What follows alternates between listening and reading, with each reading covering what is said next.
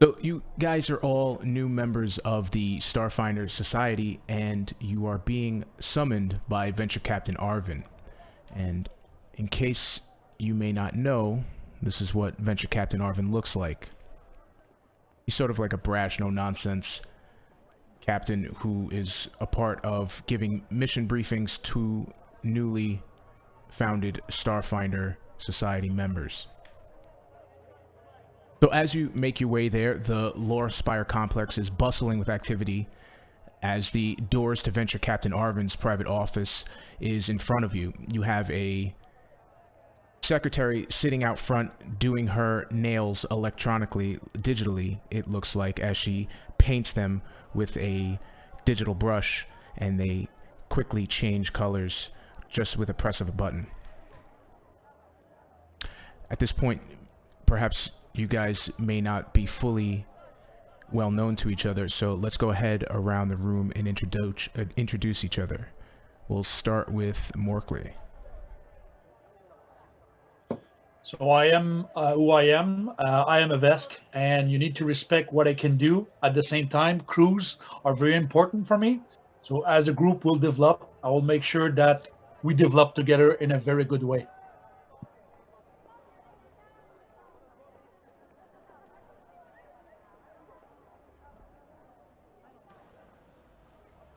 All right. That's it for Morkley. Helen.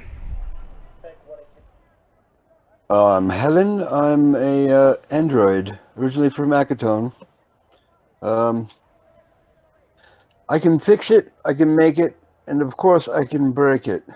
But if we get into it, I can be of some help. Always willing to participate.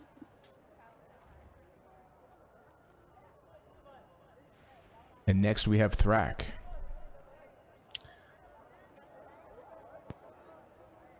Thrak is a Sheeran, a mystic, star shaman, and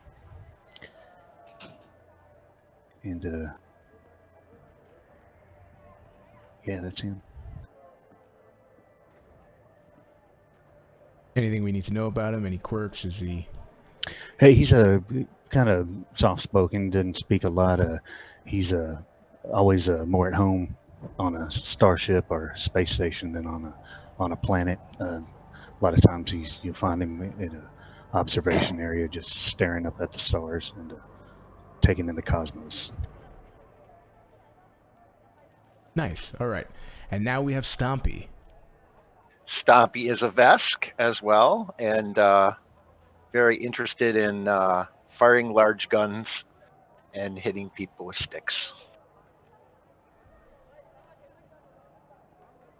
Nice. And next we have a Lashunta envoy. I was not given the pronunciation of his name. Rajik. Rajik. All right. Yeah, he's arriving on an nanocycle. You see this handsome young Lashunta. Well, my name is Rajik. Maybe you know me from one of my videos from the Infosphere. I'm here to help you stuff done. I get stuff done. I look out that you don't get distracted by some mean tricks by enemies. You know, they always do that. But don't worry. Nice. And finally, we have Tim. Tim the Space Rat. Yes, Tim is a Yashiki, or whatever you call him. He's a space rat, Yosoki. He wears a, you first notice him with a, he's got like a fatigue jacket on. Over the left breast pocket, you see a rather strange patch. You may or may not have seen it before. It's reminiscent of the old NASA world patch, except that there's a rocket ship going over that, and on the rocket ship is a rat riding on it, or a space rat. And above the underneath the patch, it says Space Rats. He's very quick, hyper, starts sentences. Sometimes he looks around. He's not flighty, but he is strange, I guess. He's a rat. All right. So you all standing in front of this office nod to each other, sort of give your little greetings and introductions rather. And the secretary looks at Morkley as he towers over her, and she has this weird smirk on her face, and she scoffs as she continues to do her nails, and as she doesn't look at you, she says, he's ready for you, and the doors just automatically slide open. Workley turn and just ignore her and goes through the door. Alright. So the doors to Venture Captain Arvin's private office, they slide open quickly, and you see this Lashunta man jotting down some quick notes on his data pad, and he glances up and motions you all to sit down on the various chairs and couches among his office. Welcome, Starfinders. We have just finished compiling some intriguing news. The Society's magical archive for divining potential new finds, the Communion Vaults, houses a perpetually sleeping Lavarian dreamer named the Whisperer of Solar Winds. This dreamer rarely rouses from its torpor, but when it does, it spins interwoven dream stories that point us to promising finds. It awoke earlier this week and has given us an elegant story about a fractured sandstone tablet that could point the Society to a great treasure. Unfortunately, the 3 fragments of the tablet appear to be in very different locales based on the tablets we've recorded. Luckily, each of these locations appear to be within the Pack Worlds. It is your job to track each piece down and report back here so we can get everything pieced together and figure this dream out. Your first destination is the machine-driven world of Avalon. Based on the details of the first dream-spun tale, you're likely to be looking for an android in a less than reputable city. We're sending you via shuttle to Tower Shadow, where you'll have to figure out for yourselves what awaits. Time is of the essence, as things can change quite quickly. Do you have any questions before you depart?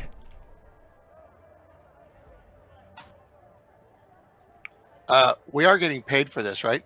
Says Tim. Yes. Believe me, you'll be given the normal stipend. How large is this tablet or piece of the tablet? Yes, from what we know, the tablet is probably about 2 feet in length and broken into 3 parts. How broken they are, I am not sure. I believe that they are intact well enough to be put back together. Any other insight that you have? I'm sorry, what did you say? Any other insight that you have before we go there? Yes, I'm drafting up a set of notes to send to your data pads as you leave. It'll be finished before you get to your shuttle. It has what the Lavarian Dreamer had spoken to us and what we could decipher from it.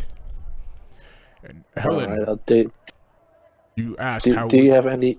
I'm sorry. Do you have a name and or description of this android we're looking for? Well, I couldn't tell you you that. I assume it's in the notes? You'll have to... Well, the Lavarian Dreamer was pretty cryptic, and what we could decipher is something... Here, hold on a second, and he clicks through his data pad and he tries to send this out to you all.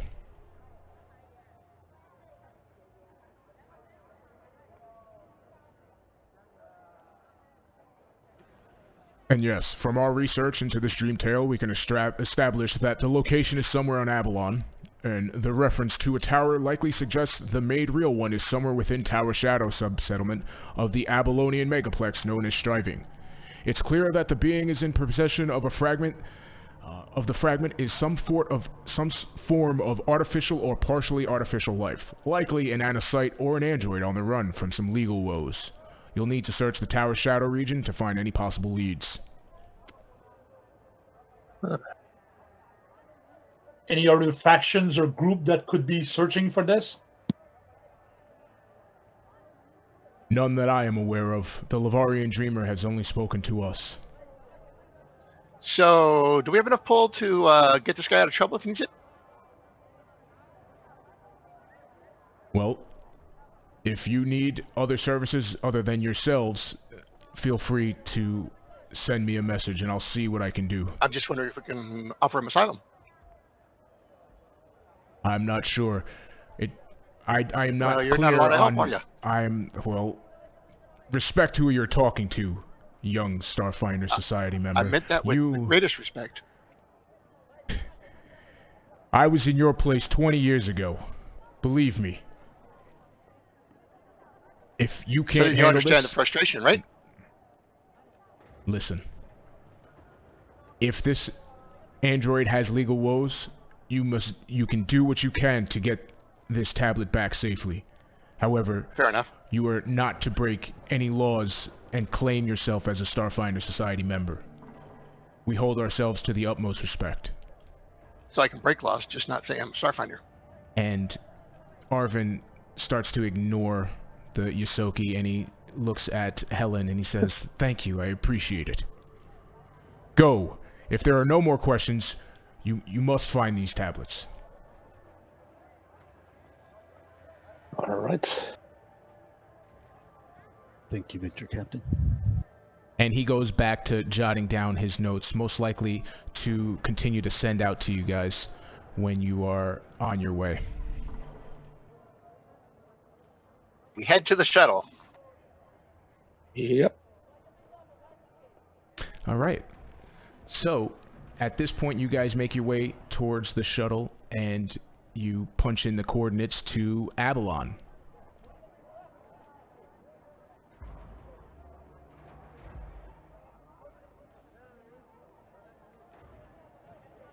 So, after a few days, the shuttle reaches a blasted wasteland of a planet that, despite its dark and barren appearance, quickly shows itself to be covered in glittering metal cities under the full brightness of the packed world sun. The shuttle goes through a set of blast doors into a city built inside and around what was clearly once a massive silver tower.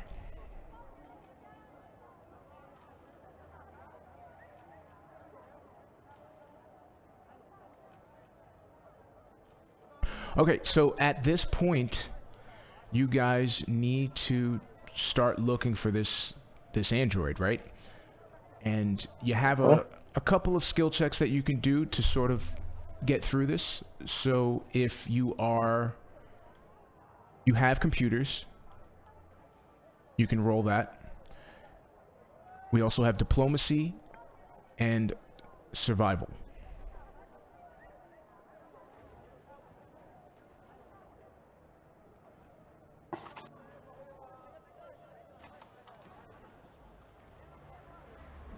Nice.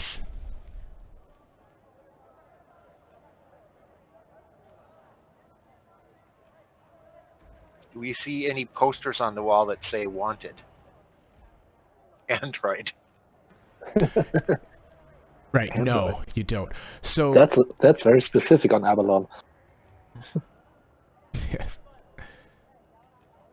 So I'm sorry. Your name is Raji. Rajik. Rajik, there we go. Right, so Rajik wanders in the spaceport looking and talking to random people as Helen pulls up his data pad and he's looking at his computer. And you all seem to notice that you do sort of have a whereabouts of where this guy may be at. His name is Larry, and he is an android. And he seemed to have some problems off-world, and it's being settled in court over here in Avalon. Alright, so what you guys are going to do is I will allow you to have a +4 to any sort of skill check in regards to talking with Larry, since you did so well.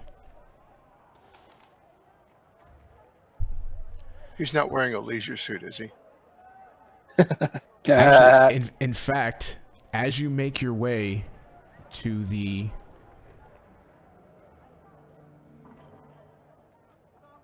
area in which you think he may be hanging out in,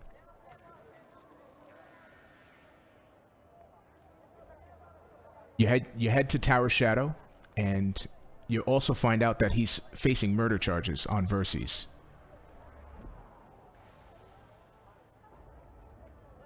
As you make your way towards what looks like a convenience store, you see a man in a leisure suit standing up against the corner of the convenience store, just looking around wildly.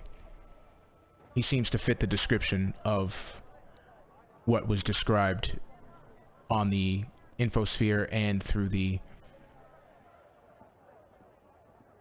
talkings of the spaceport.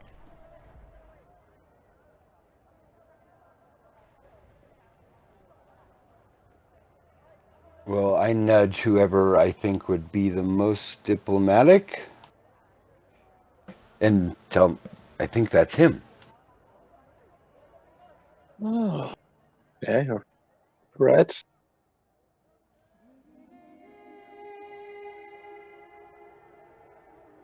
He apparently is charged for murder, but there's this cryptic message from the streamers, something about truth, right? So there might be something going on against him. Sphere of truths.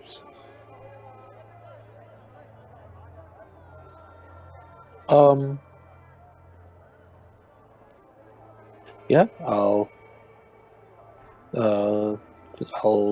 casually walk over to him.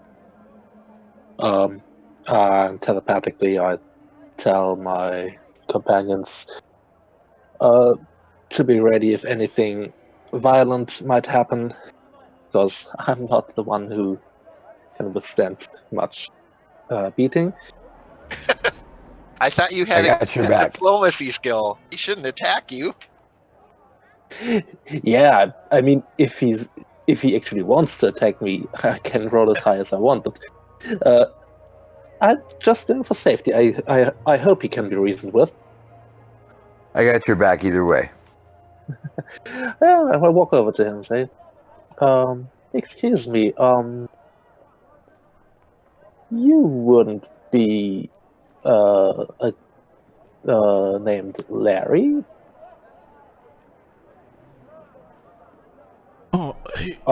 Hey, man, just take it easy, man. Listen, man, I don't want any trouble. Oh, I'm not here to give you any trouble. Believe me. Well, I heard some rumors about you being in possession of some kind of piece of a tablet, which, let's say, me and my friends would find very interesting. Maybe if that's true, maybe we can come to some kind of agreement here. Listen, man, I'm already in enough trouble, alright? So, I don't know what to tell you. Are you trying to... Is this a mugging? Oh, no. Well, we are just... Roll me a diplomacy check. We're just interested in this. Don't forget your +4. Oh, yeah, right. I didn't put in the +4, but just calculated in. Yeah, you're good. Alright, man, I don't know how you heard about the sandstone tablet, but, like, I kinda have it. Like, not right now, but, you know, I'm trying to hide it while I wait for my trial. Sure, yeah, I heard something about that, but... Yeah, man, I was framed for murder on my homeworld, man. It's crazy. What's up with that? Tell me. Maybe we can get into some kind of agreement on that part. Maybe. Yeah, listen. If we help you out, you could help us out. Yeah, man, I've been trying to let you know, but, you know, I was framed for murder on my homeworld in Verces, man. For finding out that some scumbag of a club owner was engaging in android trafficking. You know, my cousin was kidnapped and I found her on the market. You know, you can't be selling androids, dude. We're people too. You know, so I had to come here to get a proper trial from the Anacytes. If only I had my evidence, though. Oh, you do. What kind of evidence do you need there, buddy? And Larry looks down at you and he says, "Oh man, some thug stole it from a coworker. I don't want to risk making a bad name for myself while trying to clear my name already. You know what I mean? Although, listen, if you want that sandstone thing so bad, like, I'd be happy to give it to you, and, you know, if you can go and get that evidence back for me." The evidence is on a data pad with a red sticker that says "totally" on it, and, you know, some Verthani thugs took it to the slums. You gotta be careful, though. They were mean. Rats and slums, you know. Yeah, Helen pulls up the slums on her data pad.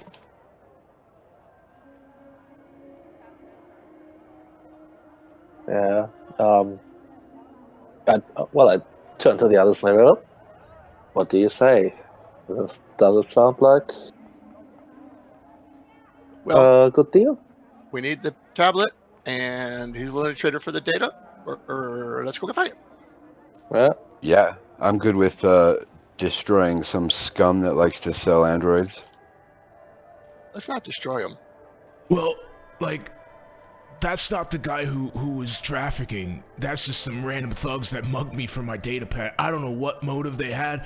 I don't even know that they knew that I was here, but they sort of knew what was going on with my trial. Right, and so if you could get your evidence to light, then maybe this would help your case. What do these guys look like? Oh man, one of them is like, he's like really small. It's like a lizard. I don't know what they call, like a Kesties or something like that, man. And then there were these two really, really long dudes. Big eyes. Culture check? You have culture? I don't. Do? I mean, I do, but...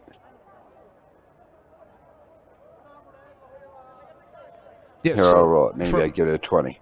Yeah, so Thrak, from what you can tell, the way he's describing it, they're probably Verthanis. Okay, I'll telepathically relay that to the rest of the group. All right. So, like, you guys are gonna do this for me? If you hold up your end of the bargain. Oh man, listen, I'm not trying to cause no trouble. I just want to be, you know, clear to this murder charge, you know? Like, I'd never kill anybody, man. That's gnarly. Yep, so. Does anyone have a sense motive? Oh, yeah. Yeah, I can. I could try. Mine's not good, but I'll try. Alright, so, Rajik, you seem to think he's telling the truth. All right. I will telepathically relay that information. I trust him, and well, as far as I'm concerned, man, we're in, and just between us, if you like, and after your trial, which hopefully will end well, just get in touch with me. You can relay your story on my blog if you like. Let other people know, right? Okay, guys. Oh man, that's cool. I think like, yeah. If you get me my data pad back, I'd be able to put your contact information in it. Obviously I don't have anything to write this down or anything, you know. Yeah. But I'll definitely like and subscribe to your channel.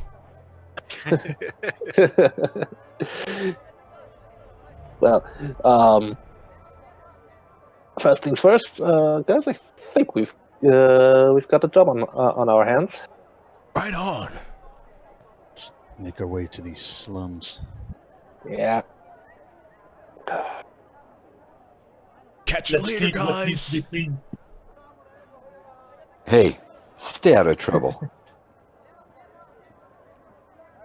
All right, man. Whatever you say. All right, so you all start to make your way towards the Tower Shadow slums. You bet. Yep. We are looking for a quiche tea and I believe he said 2 Verthani. Under the shadow of a false-made tower.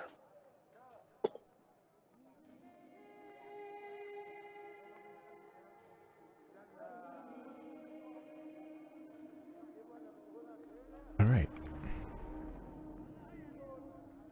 So as you guys did pretty well,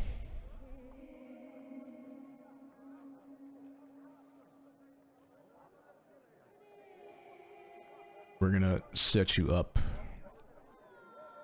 right around here. Now,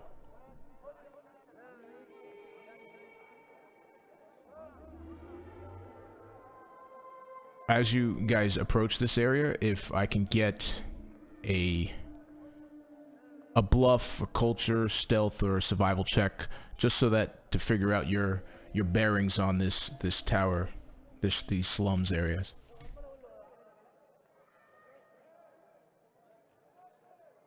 Just one each.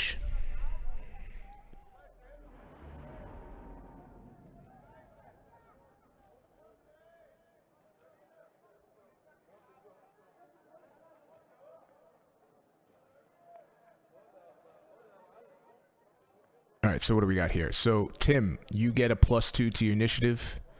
Thrak, you get a +2. Rajik, you get a +2. Helen, you get a +2.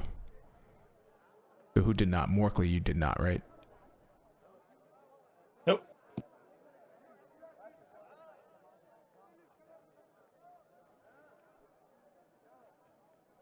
So are we in an area that is occupied more by organic type beings rather than the machine? What do they call it, anacytes or whatever? Right. So yeah. So the information Larry gave to you is pretty much has led you to this grungy section of the Tower Shadow's interior slums. The ground here is a grimy mix of soot and dirt, and created from the runoff of various industries on Avalon, and entirely unnatural to the normally sterile planet.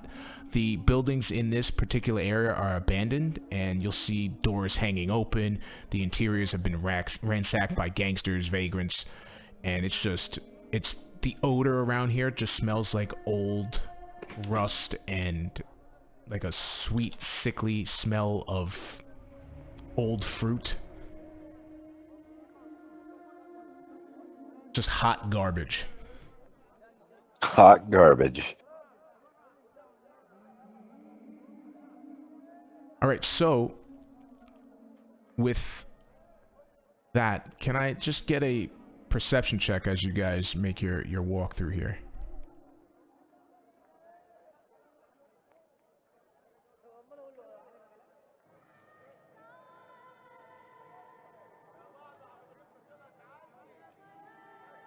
I think mine may have accidentally added a +2. That's alright. Yeah, I had to remove my modifier. I figured that was the next roll. Alright, so yeah, what you guys do notice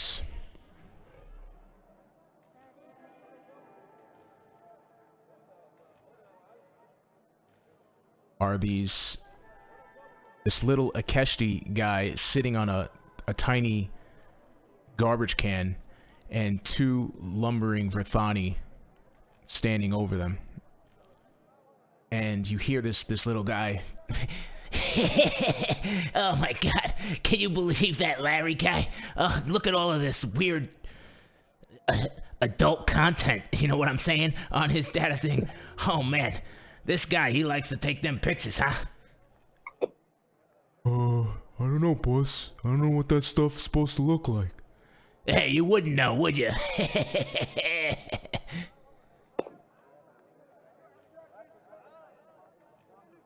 I'm gonna try and roll a stealth check.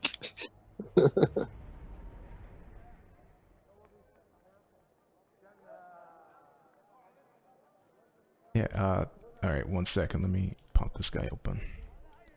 Tim would also like to go into stealth or try. Alright, so... Yeah, I'm joining in that.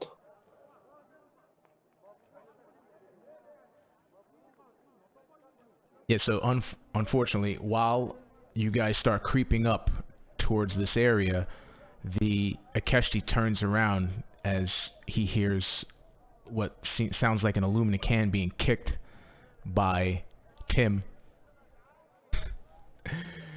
What? Hey, what's going on? Guys, look alive, look alive. Oh, I see him, boss, I see him. Roll for initiative, gentlemen. Let's do. Give us that data pad right now.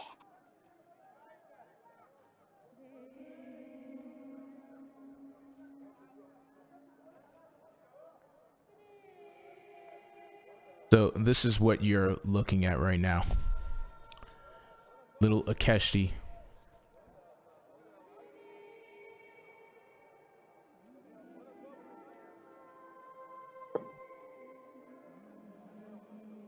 Your color is very pleasing. Your attitude, however, needs work. Yeah, we'll see about that. Get 'em, boys. And as he says that, Stompy, your turn is first. So let's start this off. All right. So you're not going to give us that data pad? Absolutely not. All right. Then we're going to have to take it from you.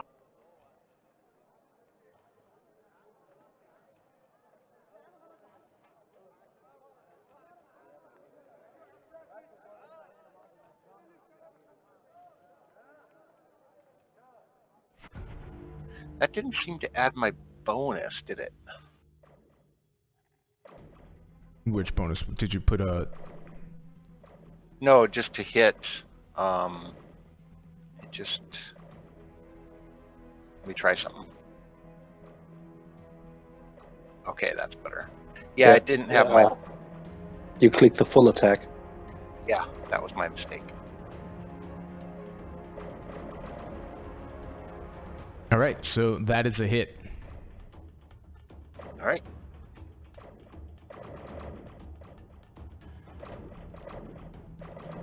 And can I shoot this twice? What you... That would be the full attack. That would have been the full attack, which you did miss. So. Oh, which was no mine. Okay, yeah, I just want to do it that way. Yep. Alright, Because so... otherwise you... Bonus. Okay, you raise your reaction cannon towards this tiny little Akeshi, and as you do so, you squeeze the trigger and you hear a... And it hits the Akeshi square in the chest. It feels so good!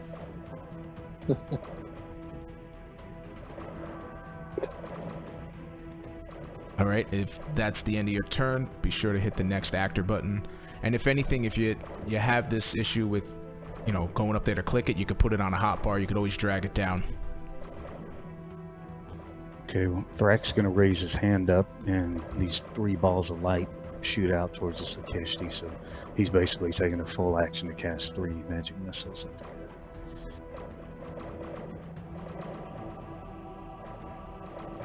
Oh my gosh. Hey, keep some for me. And, right, so as these balls of light shoot streaming out of your hands, they crackle past the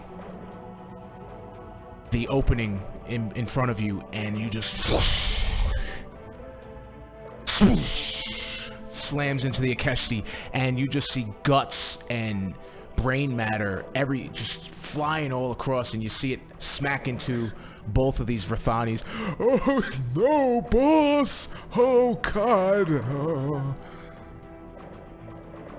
Oh, and yeah, I'll advance. All right, so this first Vrathani is going to come running to this corner right here, and at this point he does have some cover on him for, I believe it's going to be partial cover, and he's to the corner of the building. Yeah. Yes, he's going to aim at you, Stompy, and he draws his semi-automatic pistol, and he looks down the barrel, and he squeezes a round off. And for some reason, some woman just screamed. That was actually the Vrathani. As he squeezed the trigger, he screams like a high-pitched whine. And he aims wildly, still having brain matter on it and blood on his face from his Akeshi boss. You'll have to do better than that. And he ends his turn. The other Vrathani goes behind these boxes, and as the other Vrathani starts screaming like a woman, he aims again at you, Stompy.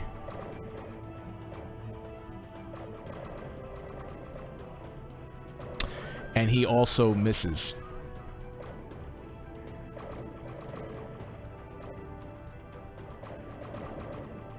Tim the Space Rat. So Tim yells, "Throw down your weapons, leave all your stuff, and run away!" While he points his fingers at the guy behind the boxes and casts a energy ray at him.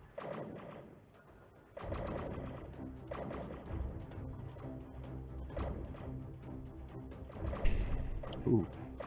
Well, the first one was a miss. Were they multiple casts?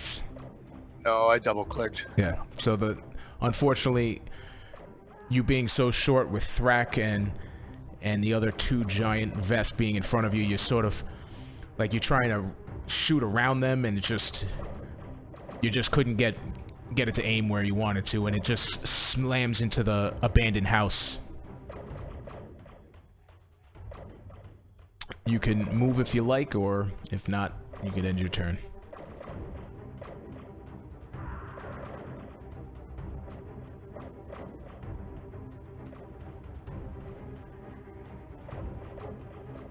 Got to lock. Okay, so tokens are now locked, by the way, guys, so you can plan out your movements if you like.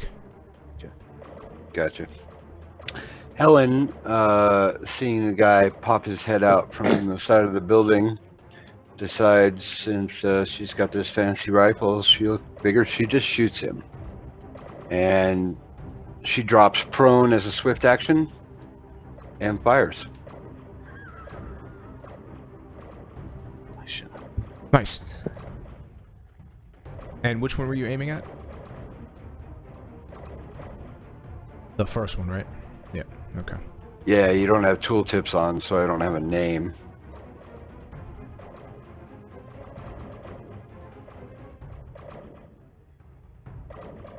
And that'll be the end of Helen's turn. Nice. All right. Yeah, I'm shouting them. Hey, get him, Rashik. You should know better than to stay here. We put your boss down within seconds. I'll go ahead and intimidate them, and then I'm going. Okay, guys. If they really want it, they should get it. Get them. And I activate get them on the one that's closer to us.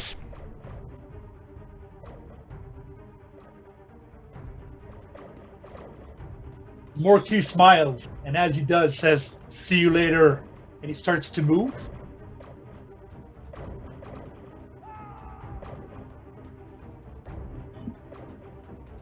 can just approve the move And you and use his come... claw to hit the creature. Yeah, you come lumbering forward, stomp, stomp, stomp, stomp, and you just crush onto the remnants of the Akeshi that lays before your feet. And a big swipe, boom, hits him. Right across his stomach. Beautiful. Still smiling. He says, he's looking at the other one and says, "You're next."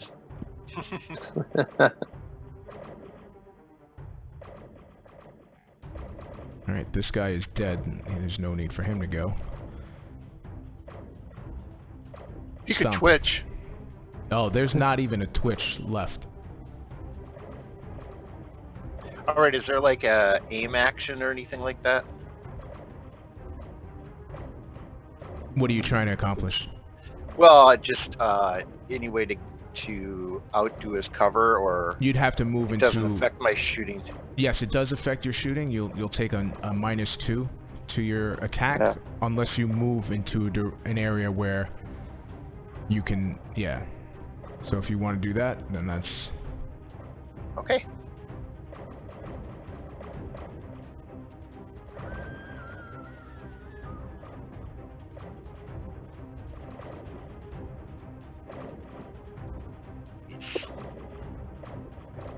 Yeah, so as you raise your reaction cannon again, you don't come to a full stop as you're making sure not to hit your comrade next to him, and the shot again just slams into this abandoned house. This house is just not looking good.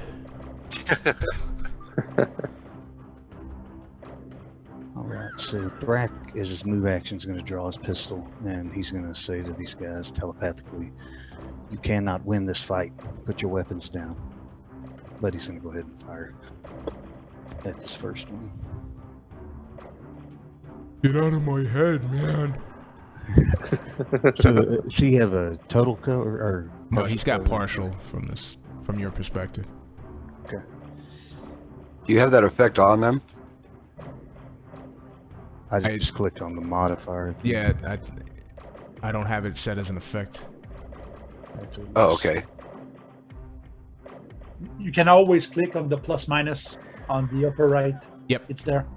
Yeah, I can put it on. I just didn't know whether he had it on. So the shot I made didn't have cover. Yeah, I was figured. Yeah, I was looking at it anyway. You were good. All right, so this for Thani Thug looks at Morkley, and he pulls out his battle glove, and he tries to land a hook straight to the side of your dome.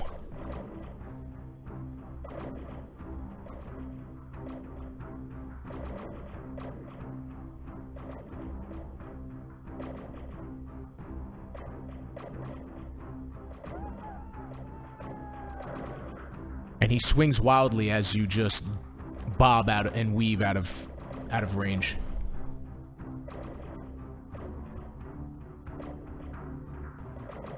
And he ends his turn there.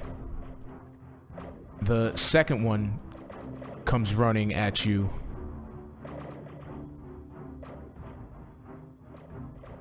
And he also attempts... Oops, he's just flying around in a circle. Off kilter. Spinning on himself. And he will get a flanking bonus as he aims his battle glove at you. And that bonus is what, a +2? +4? Yeah. Yep, +2. +2. Yep.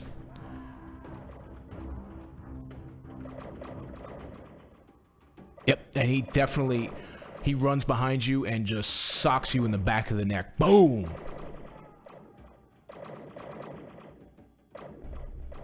Oops, and... I think well, you just that targeted was- the wrong that was the token. wrong person.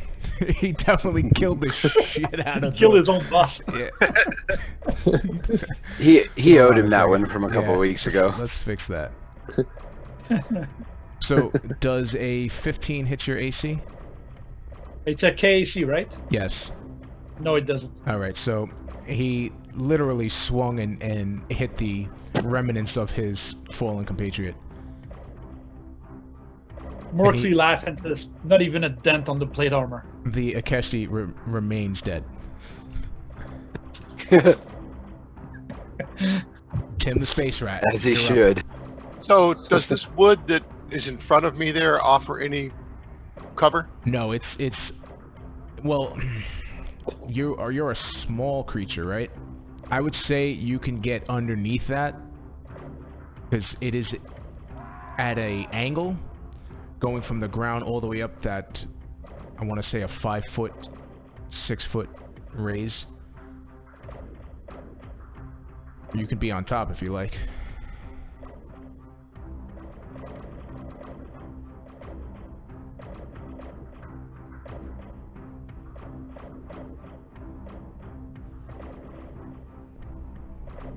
And as you scamper up... And it whistles over his head. Yeah, as you scamper up and you aim your hands and you blast them forward, the little sparkles come out and fall shy of this Rathani.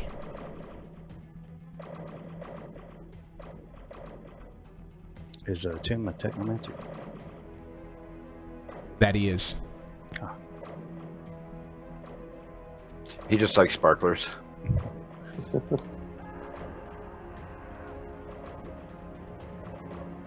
Okay, Helen is prone, and looks like these guys are in melee, so she's just going to take another shot.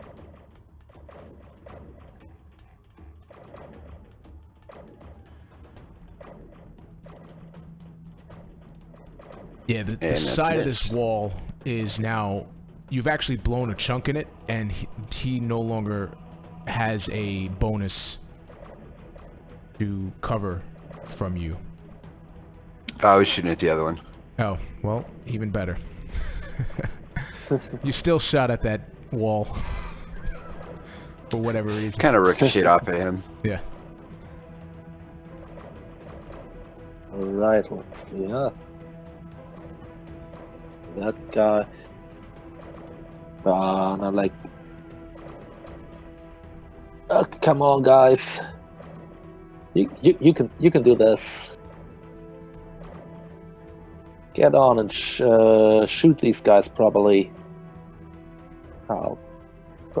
Get him on him, and I will draw my laser pistol.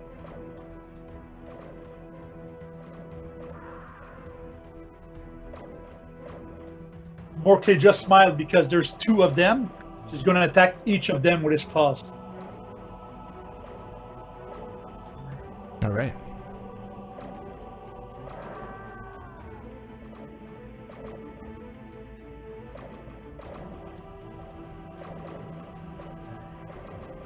The Verthani bats it away.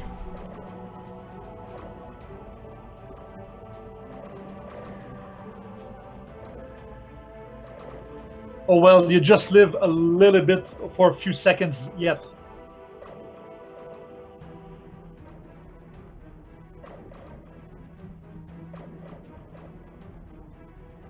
All right, Stompy.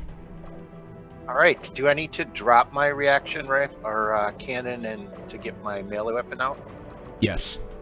Okay, so I drop it. I get my melee weapon out, and I move up.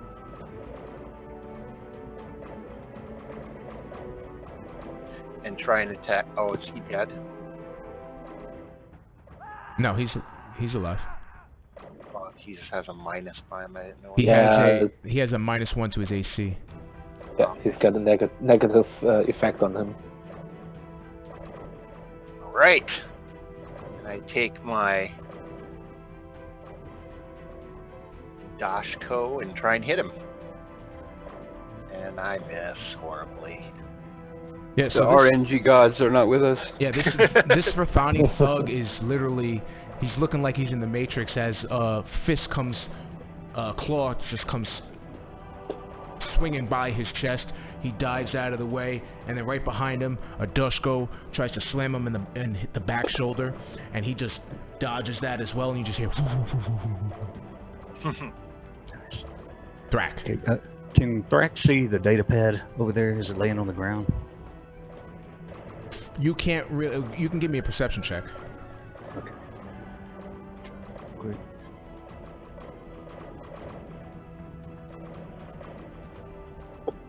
Yeah, Morkley is standing on top of what looks like a data pad, and his foot is literally trampling on it. Okay, so Thrax is going to cast Psychokinetic Hand and try to pull the data pad to him before it gets damaged in the fray over there. Okay. So that doesn't require a skill check, right? That's just a... No, it's a... Right. Just a yeah, so... Morkley, below you, you feel a tugging sensation by your boot, and you look down and you see a data pad being sort of pulled by this weirdly apparition that is reminiscent of Thrax's hand. Are you going to lift your boot? Yes, I am. Alright, so Morkley lifts his boot, and the hand outstretched grabs the data pad and pulls it very quickly as it tauts towards Thrak. Okay. And then I will, for my move action, move over to there.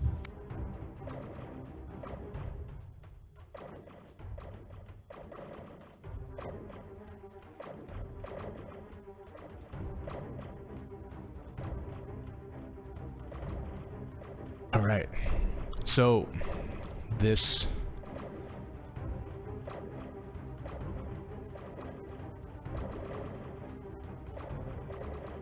thug, again, looks at you, and hopefully he can target you properly this time.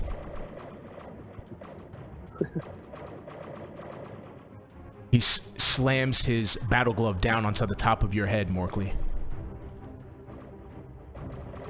And he does hit you. And it's sort of like a old school Looney Tunes clunk as his sideways fist just batters your head, and you start to see stars and little birdies.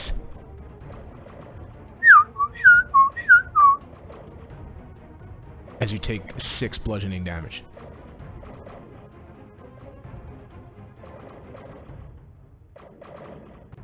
Alright, so at this point, as he felt that Doshko swing wildly behind his back, this Verthani thug turns towards you, Stompy.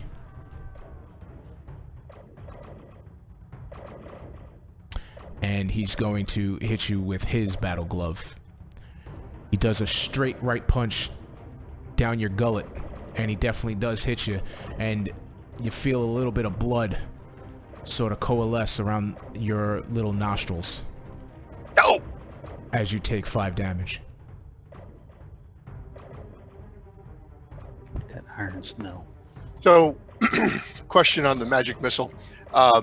It can be aimed at 2 separate targets, right? Yes. So I'm going to roll just damage in the combat or in the chat window. The first missile will go at the Verthai thug that's wounded the most, and the second one will go with the at the other one. So right to left, basically. Okay.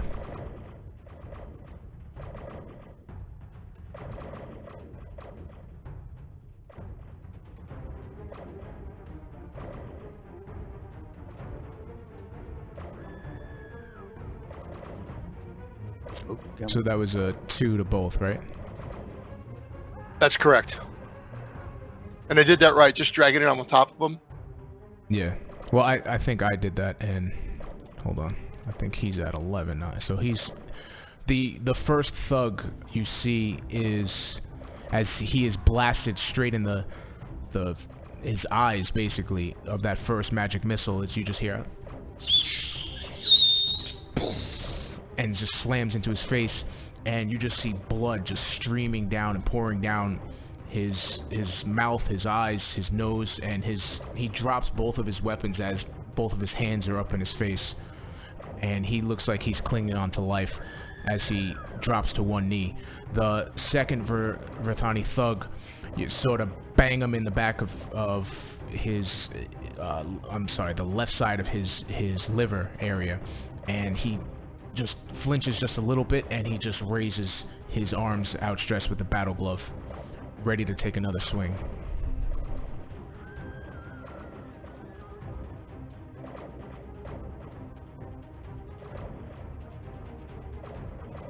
You gonna move, Tim? Nope, sorry.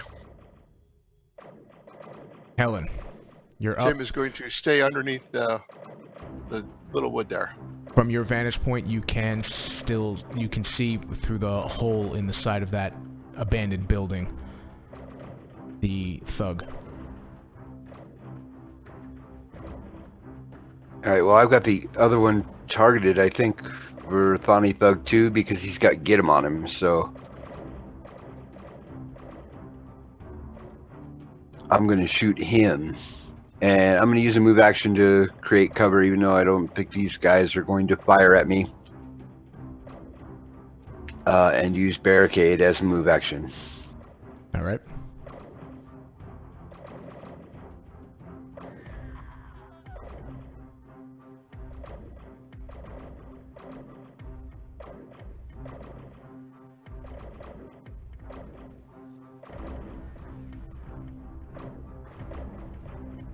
Yep, that's definitely a hit.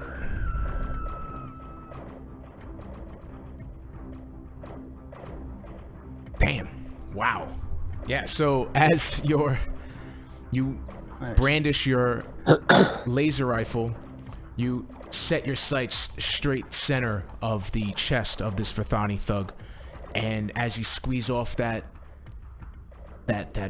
laser just shoots straight into the chest, and a hole appears behind it, and its eyes sort of widen, and you could see the whites of the tips of the thug, where normally there is black, and he collapses right in front of Stompy.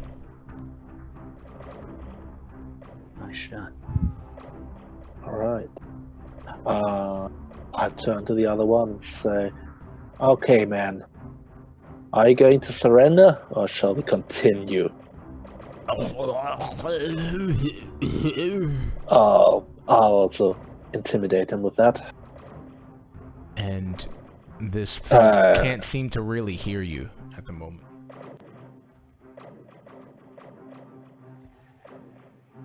Less talking, more hitting. He just got punched by Tyson, so. Morky looks at you and says, "You're next."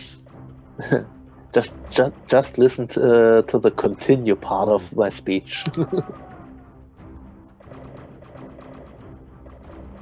Yeah, so as he was clinging onto life, you literally take this big, wide scrape along his face, and it literally tears off what is left of the bloodied head of his. And while his head is not fully severed from his body, it is hanging to the side as you rip him, and he flies across towards this area.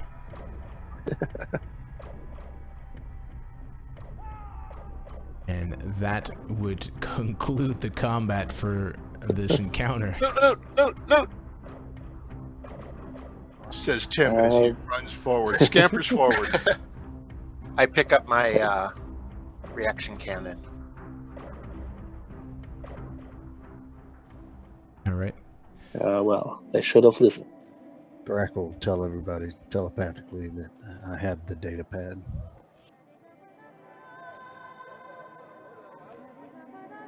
Excellent. Alright. Helen will kip up off the ground and stow her rifle.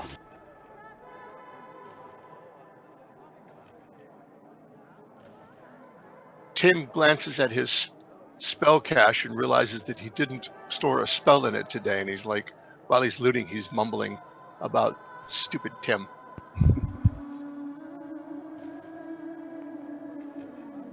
And I would start then searching them.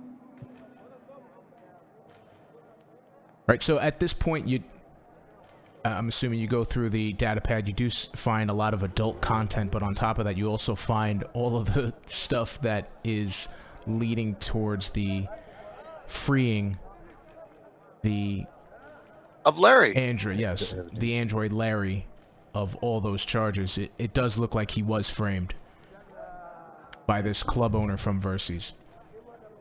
Now, you guys are gonna head back towards. Yeah, get back towards to him. to the Tower Shadow. Yeah. And Can I take one battle glove before we leave? Sure. In Starfinder Society, you'll know that all of the loot is distributed at the end of the perfect scenario. Yeah, you can't keep it, but you can use it for the... Yeah, you could definitely use it for this. Hold on, let me see if I have that information for you guys on what they did have. Throw them in your...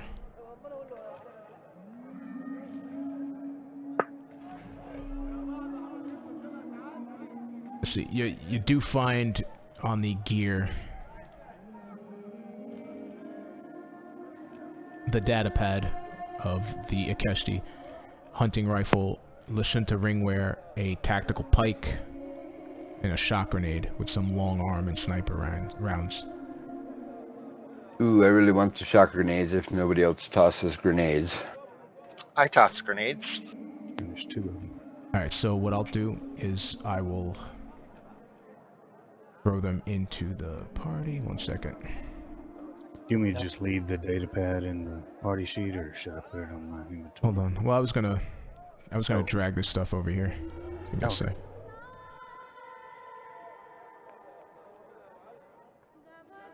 Shock grenades. Who was asking for them? Stompy wants one. And I would take the pike.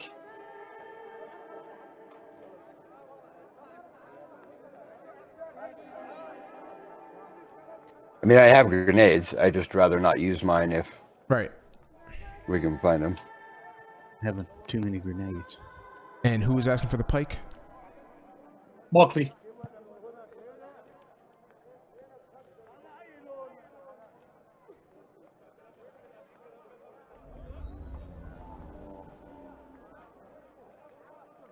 And then who wanted the other grenade? 2 people wanted grenades, right? One was... Yeah, I wanted one, and Stumpy wanted the other one. And that's Helen? Yeah, I dropped it on there. Oh, you did? Oh, it didn't pull it out of the party sheet. Here, now it did.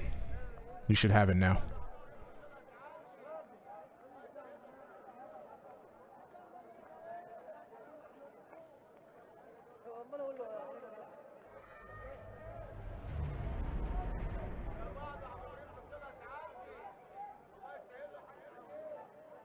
Hold on a sec. I don't think... Stompy, did you get a grenade or no?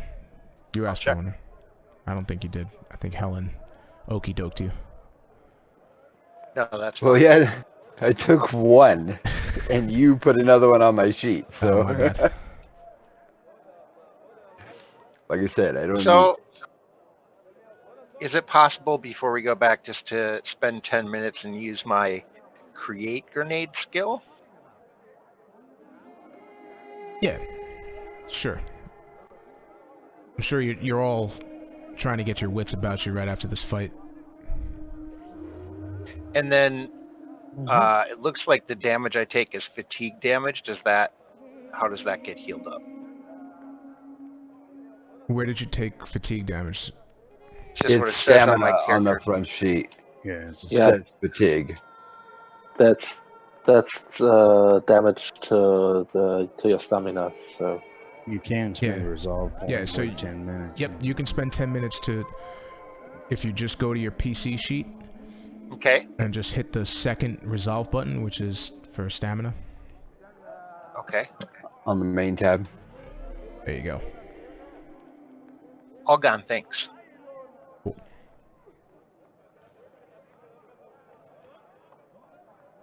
Alright, so you guys go ahead and make your way back to the Tower Shadow convenience area, and you do see Larry in his leisure suit, where you can definitely tell that he's wearing this leisure suit because he was trying to hide from people, and that's not something that you can tell that he normally wears.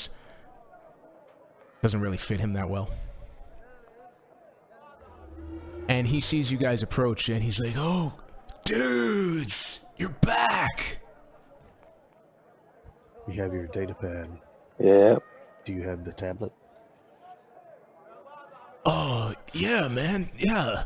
And you notice that he actually had the tablet on him the entire time, and he like opens his waistband and he just pulls it out. He's like, "Here, guys, like, do you got my evidence?" I take his data pad and hand it to him. And, You guys here's didn't. The evidence is all here. You guys didn't go through my data pad, did you? Yep, and I deleted all your, All your Oh, space man. porn. Dang, man. I don't know what's gonna get me through this trial. download some more. All right, like, I get it. That's smart of me. All right, well, you know, I just want to thank you all for doing this for me, man. Like, I can't believe, like, you guys are Starfinders, aren't you? Like, I could tell. Yes, we are. Oh man, that's rad. But listen, you know, I just want to wish you guys well for your future endeavors.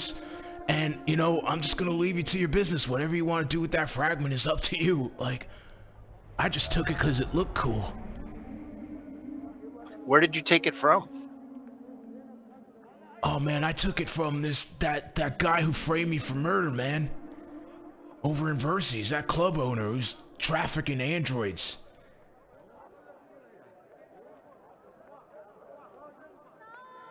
And honestly, like, I would just be careful. And if I were you, I'd avoid him. His name is well, I mean, I don't know if it's a woman, but I try not to assume gender, you know what I'm saying? But Carolite Bogdan, I'd be careful if you ever head to Verses. But thank you guys, and catch you later. And he just runs off. And you notice as he runs off, he's clip-clopping, and you could tell the shoes from his little leisure suit getup are not entirely fitting him properly. They're just a little bit too big, and you just hear click, click, click. I guess we should contact Venture Captain Arvind. Yeah. Yes. Yeah, and you guys do so. Yes, hello. Starfinders, what is going on? Did you find the first fragment? Hey man, we got your fragment. We're gonna take it. Yeah, we sure did. So, any update on the rest of the messages from the Dreamer? Yes, I'm sorry I didn't share them ahead of time, but here you go. Here's the next one. And what you could see is the Lavarian Dreamer had said, "Bandits stalk the fields. Two sisters long since past. Allies feast upon stone." And you'll see that this narration of the handout in your datapad says, "We believe the two sisters represent the shattered worlds of Damiar and Lovo that now make up the Diaspora asteroid field, or the Diaspora. After following that lead, I found a local group of dwarven miners from the Silver Blue clan. It appears they happened upon 3 fragments of the tablet, but lately they have been having problems with smugglers. They say the smugglers have uncovered and sold off the other 2 pieces, but the Silver Brew leader has promised us the fragment they were able to hold on to in exchange for dealing with these criminals."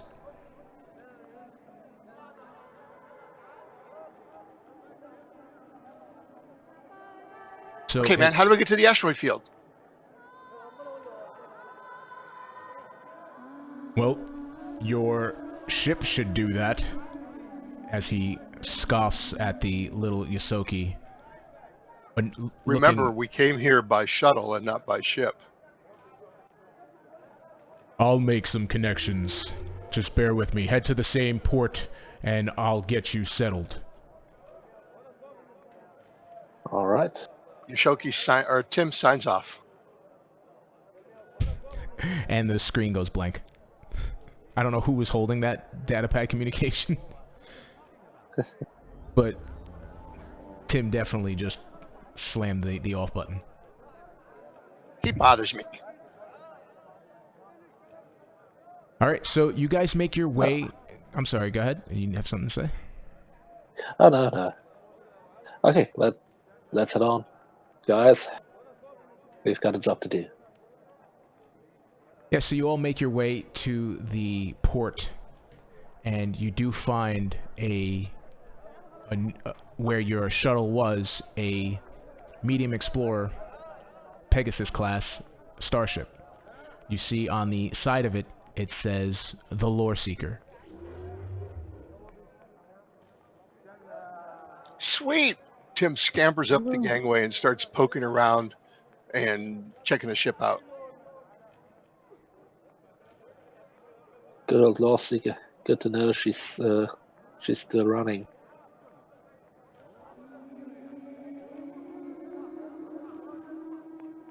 I board the ship. All right. Check out the guns.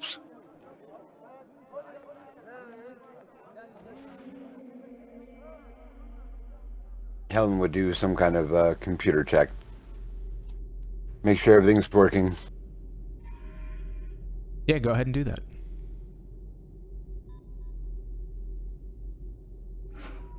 As will Tim. Yeah, so you all board this ship, and you guys go to your respective areas. The hum as I'm assuming somebody's starting her up. Yeah, most likely. Yeah. Yeah, Thrak just jumps into the seat. He looks like he's at home right now. And I'm assuming you're from the male Sharon? Yes. Yeah, okay. Yeah, I apologize for assuming again. Let's not assume these genders, people, especially with Sharon. Right. Yeah, so the hum of the drive just clicks on, and you feel at home. And as you power everything up, you see Tim slamming into the engineering bay. You hear him tinkering around. Yeah. Already getting to work at changing things, apparently. Yeah, I'll make a few quick checks. Check if Fitch actually put in the new drift engine model. Yeah, so you're going to spend that time to do that. And I apologize. I think I forgot to tell you all to slot your boons. If you have not slotted them, slot them. If you do not have any boons, I apologize. Nothing you can do. I don't think you get boons to start with this one. Gotcha. All right, so when we're ready, Thrak will contact departure control or whatever they have at the spaceport. Lift off. Yep.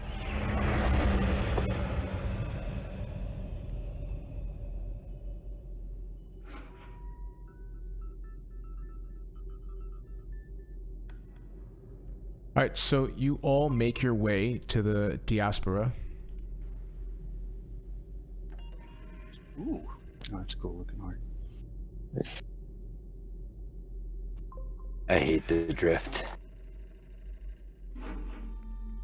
So from what it looks like, the location on that second map fragment in which you saw was this dwarven mining station formerly owned by the Silverbrew clan. Okay, I'll contact the station and ask for permission to dock. So as you make your way towards there, and they're good with... I'm sorry, Morkley, can you do a long rest to reset? Yes, we can do that.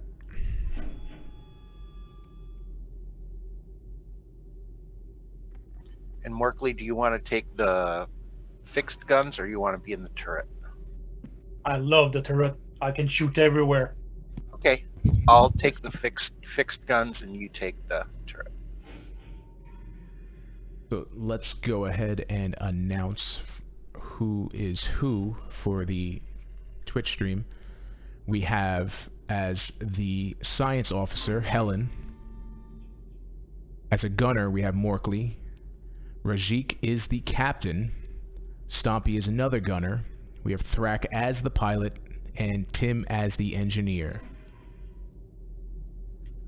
Tim looks up and his cheek pouches are full of socket wrenches.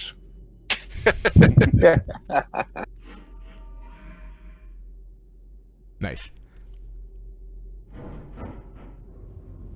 Alright, you guys are cruising along towards the Diaspora. It took you guys, actually, let's go ahead and do this, +2. Took you guys 4 days to get here, towards this facility. You do see that, and let me lower that a little bit, that you guys are cruising way too fast. He's back on the pro. Jeez, Thrak, take it easy. Sorry. Alright, so you do find that this facility that you're going by is inactive, and it's surrounded by a field of varying sized asteroids. Thankfully, the rocks are in a relatively stable orbit, making this approach simple enough to not require you guys to do anything drastic evasively. You see the facility resting atop a particularly large asteroid, and a telltale yellow hazard striping of dwarven architecture can be seen from the cursory visual scans. And Tim went AFK, apparently. Too bad, Tim. You said the facility looks unoccupied and yeah, non-functioning? Okay. Helen would want to run scanners, see what information she can get. Yeah, so go ahead and give me a computer check.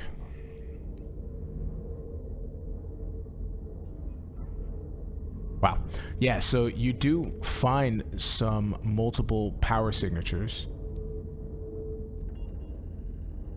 And let's throw this up there for you guys.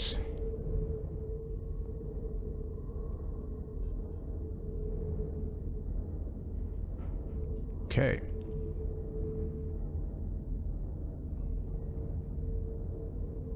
And I've made something separate for... I'm going to test this out. This is the first time, the first time I'm doing Starship Combat in Fantasy Grounds. So bear with me.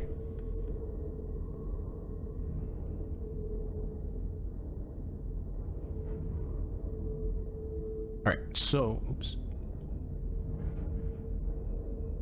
Can you guys see that? In the combat tracker? Yes, and should be on the map as well. Yeah. Alright. And Thrak, can you move that token? Yeah, looks like it. Nice. Awesome. Alright. Klingons on the starboard bow. Wipe them off, Jim. Alright, so we got you guys moving, which is great. Now I don't have to do that for you. All right. Okay, so that's where the scenario puts us? That is where the scenario puts you. Okay. Luckily we can adjust our position by 6 hexes with my improved drift engine and choose any facing we want. Well, so one moment, let me, before you go ahead and do that, I just wanted to let you know, with that computer check, as you are heading towards this space, right? Especially since you hit a 30. So one of those signatures you do see as a spacefaring vessel, and you should see that on the opposite side of that map, directly on your forward. And then on top of that, what you also see, besides these several craterous rocks, are signatures, energy signatures, hiding behind them. Okay? And What you see is Captain, we got company. you see a gunnery turret attached and mounted to this asteroid over here. And from what you could see with that very good roll is another one mounted back here. Alright. And they look like short-range defense turrets, by the way.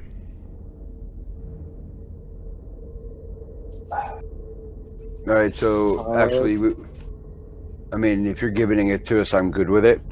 But aren't medium-range scanners like 10 hexes? That is true, but I believe don't you get a penalty for every increment after that? That's what I mean. You gave me, that's way more than 10 hexes. Yeah.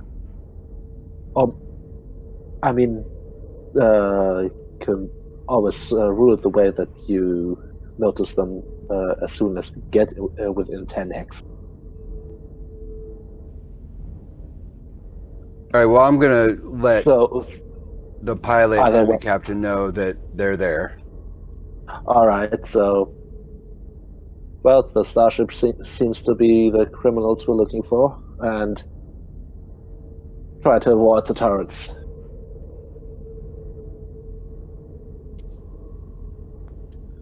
All right, so Okay. Oh, go ahead.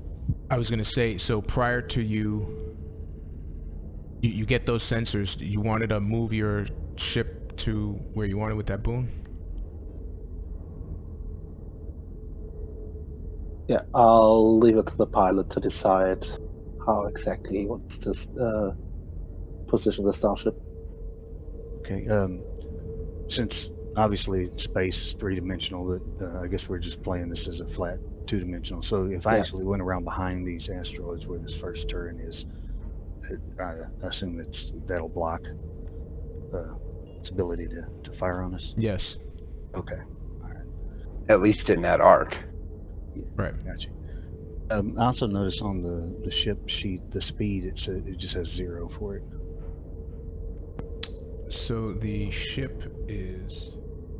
Pull it up. But that boon, how many does that let me move? Is that what It just adjusts starting position by up to 6 hexes, and you can pick whatever direction you want. Yeah, basically the boon says 1d6, and I roll a 6 on Gotcha. 36.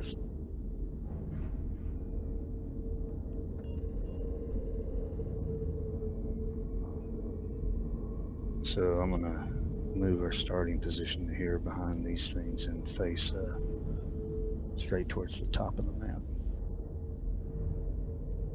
So your speed is 10. Okay, good. With a turn 1. Nice.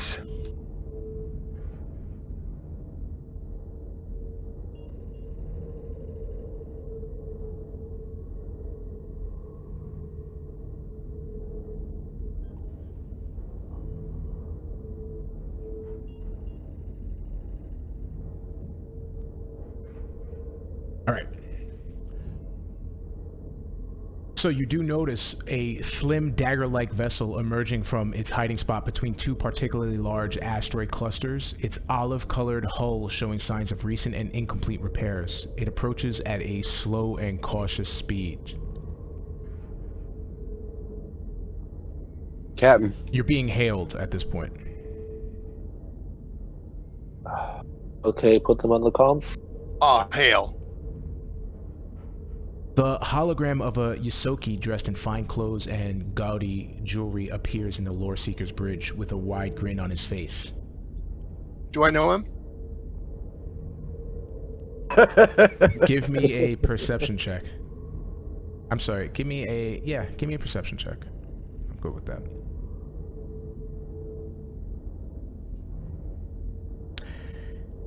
No, not at all.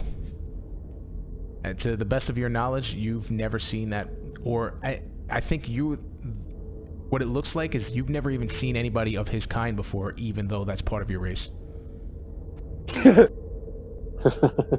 Rolling bad rolls since the mid-'80s. So with a Adds flavor. wide grin on his face, You've come a long way, travelers. You could call me Mr. Smiles. I'm everyone's best friend around these parts.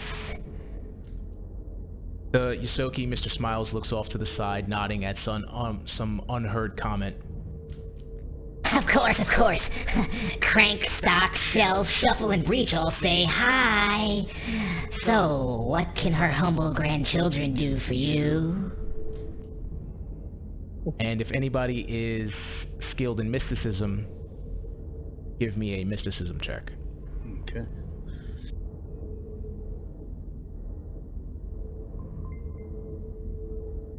Alright, Tim, you still have no idea what's going on, but Thrak, you recognize her humble grandchildren is a saying sometimes used by the followers of Lao Supo, neutral evil goddess of assassins, rats, and thieves. Okay, I'll pass that on to the rest of the crew. So, what it looks like, these guys seem to be some sort of pirates or smugglers or something. Yeah, the Alright. Silverbrew clan had been having a problem with smugglers, so perhaps these are... Yeah. So I'll reply. You're asking what you can do for us? You can surrender. Surrender what? This ship? Good luck with that.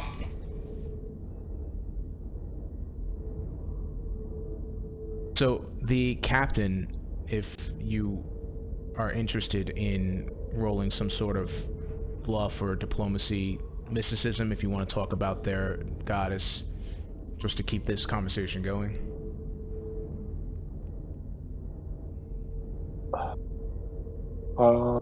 Let's say bluff, diplomacy, or mysticism. Yes. I'm not brilliant in mysticism, but I'm good at diplomacy. Alright, so you definitely have the opportunity to keep this conversation going. What would you like to... They seem to be okay with collaborating with you at this moment.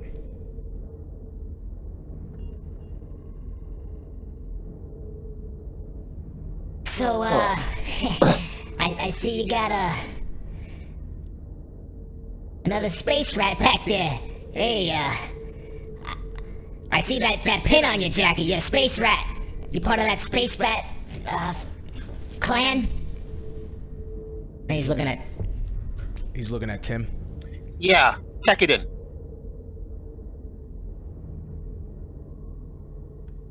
Hey, why don't you bugger off with those guys and come over here? We could use some more Yosoki, especially somebody from the Space Rats clan. I got a better idea. Why don't you give us all your stuff, and we won't kill you too bad?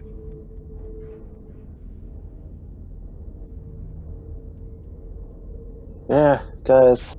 Fact is, you're getting on the nerves of some people we know, and sooner or later you will regret it.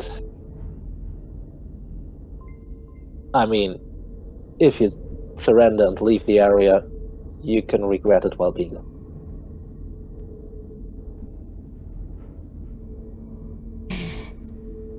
The only thing I'll regret is having to repair the damage of the hull that I'm going to put into your ship. And the screen goes off. And let's get into some combat, folks.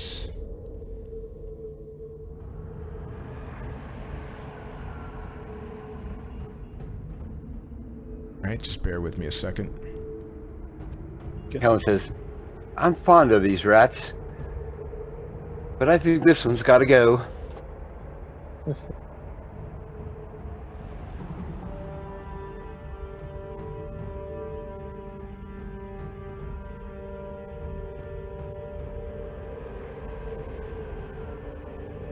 Alright, so we're going to start with the engineering phase. Alright, so captains and engineers can go in this round. Tim will divert power to the shields. Okay. So that would be a 13 DC.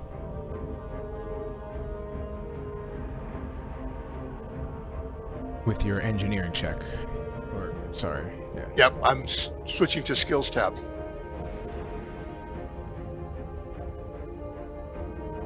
No bonus? So you get you can add a bonus from one of your, you have a +1 modifier to any 2 checks. So you can use one of those checks in this round if you like. Alright, so that is a success. So I have no idea what's going on, but I can do my job.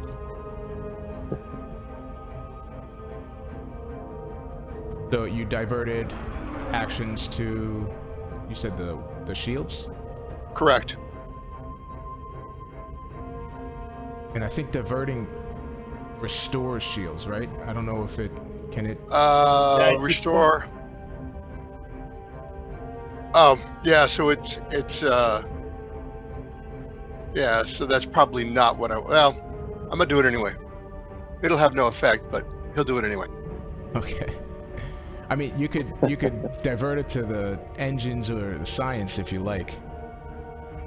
Yeah, you can divert to science, give science officers a +2, or you can increase to speed by 2 for the round also. Yeah, I'll add it to the engines.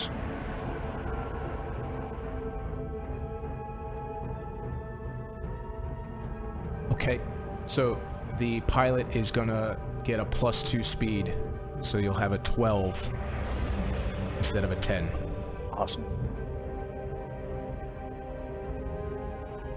Alright, so we're in the helm phase.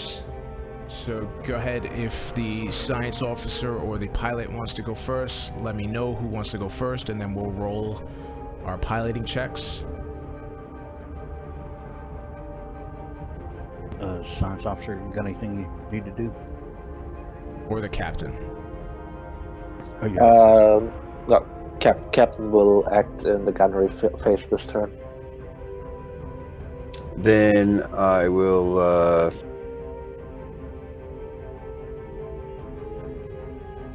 try and target a system so that the weapons we fire, if we crit, will critical that system, and I will pick life support.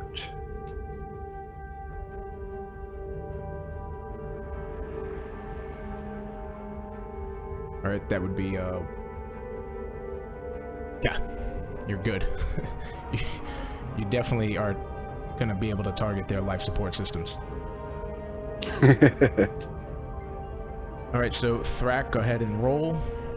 Okay, and I'm adding the +1 piloting to this. Oh, God. Alright, so you get to go first. Yeah.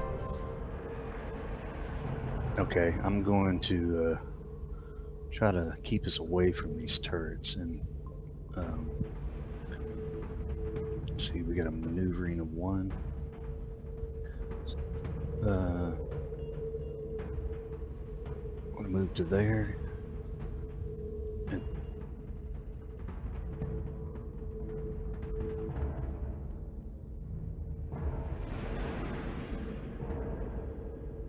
You got 6 more.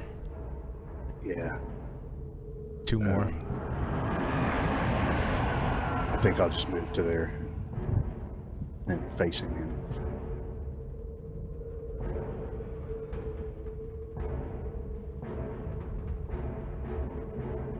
Alright.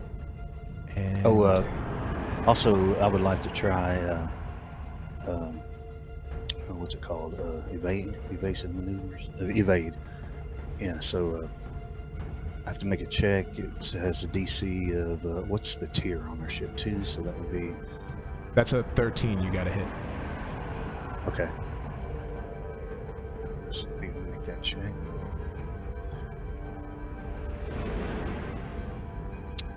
Okay. So that's going to give us a +2 to armor class and the target lock or whatever TL is. Awesome. Alright, so This guy is going to go where?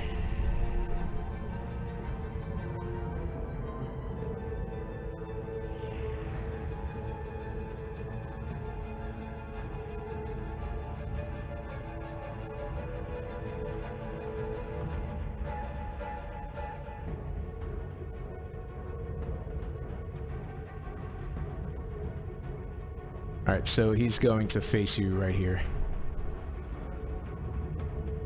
And he's just outside of our forward arc, it looks like.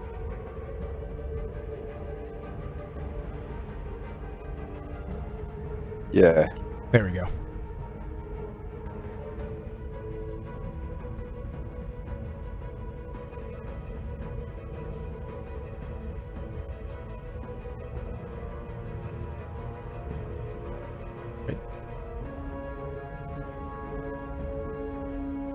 Alright, so we're done with that phase, right? We'll get into the gunnery phase, so we have the captain. Alright. Yep, I'm going to taunt them. And well, I don't know why you're doing this. You're not going to hit us anyway. You fools. There's intimidate check on that. So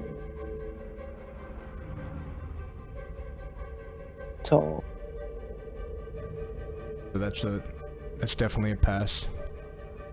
Alright, so they're going to take the penalty for 4 rounds, nice. yeah, 4 rounds, nice.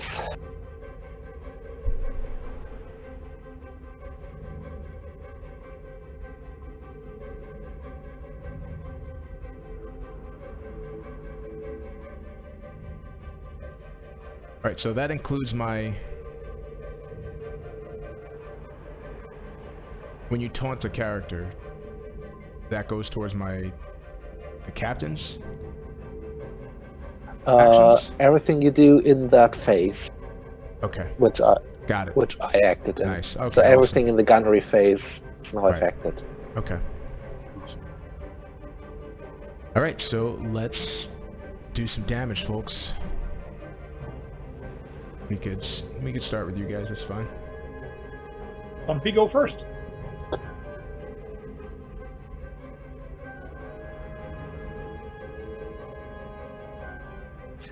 All right. So, is it your? What do you roll? What's the modifiers again? Is it your? It's your base attack bonus.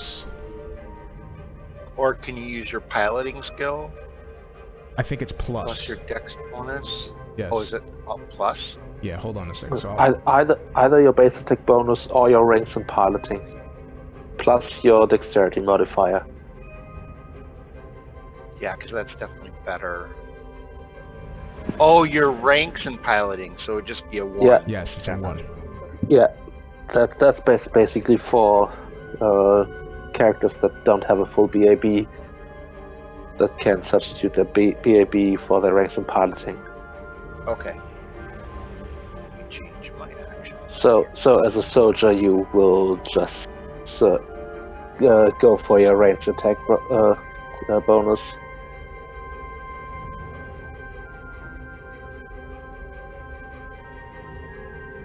Okay, that makes sense.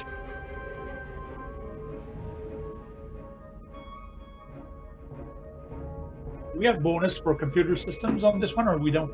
Yes, you get a +2.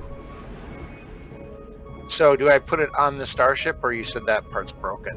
Yeah, that part is broken. You're going to have to roll this manually. I like to put a modifier up, and then I'll drag that into a hotkey, and then rename that hotkey.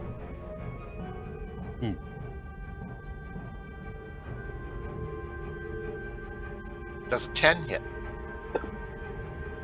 With the port light laser cannon. Unfortunately, your laser cannon does not hit. Okay. Oh, the other question I just had was range. It says it's short range, but what That's does that 5 mean? hexes. Short is 5, medium Okay. is 10, and long is 20. And then for All each increment you get a -2 up to 10 increments. So you could shoot a short range thing up to 10 increments, but you'll have a -2 to each increment. Yeah, probably never hit. Okay, thank you. That's it Right. for me. Let's go with the turret. No! No! All right. We gotta get All the right. feel of this ship. Yeah, so the river rat actually hits you guys. So as We have a Amateur. 15 AC. Yep, and I actually rolled a 15. Awesome. Oh, It's a That's plus just a 2 for his pilot check. Oh, that's right. Don't I get with the taunt I get a minus, don't I? yeah, you get the Yeah. -2. Yep, so that is actually a miss. So as these ships come barreling around towards each other, everybody seems to be firing recklessly, and there are no hits. It makes for a good backdrop in space to see all the lasers. Yep. Alright, so we're moving on to the next round. Back in the helm, we have the captain and the engineer. So there's no damage to the shields. Negative. At this point, I will divert. Captain, do you have any preference? Let's see, we're close enough. Let's go for the weapons. You got it. We're close enough to we don't need the speed.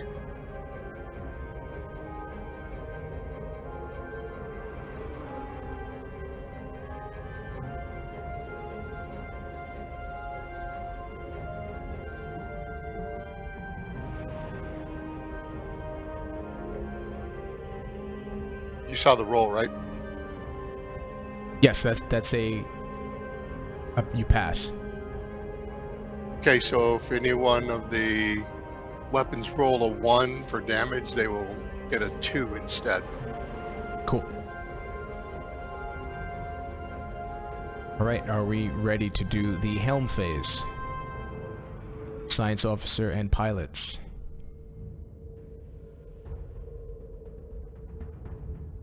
Pilot? Ready? Yeah, I'm ready.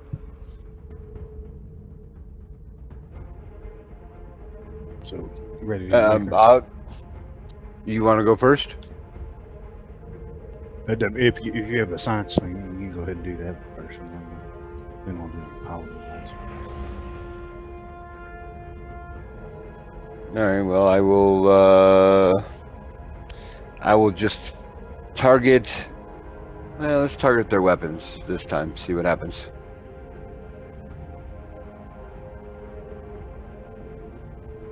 Yeah, you definitely target them.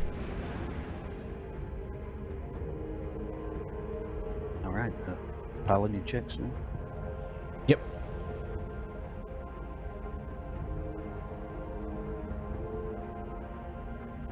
You go first again, unfortunately. Ooh. Okay. And then some of these windows, let me see. I gotta stay out of this firing arc of this turret out here still, so I'm gonna move up here.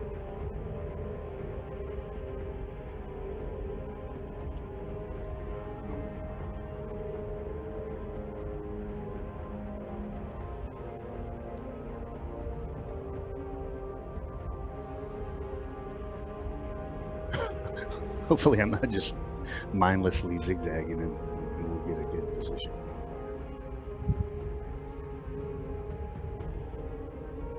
Okay, that's as far as I'm going to go, and I'm going to try the evade thing again. So I got a DC 13. Alright. So Beautiful. Yeah, You're definitely evading. 15 again.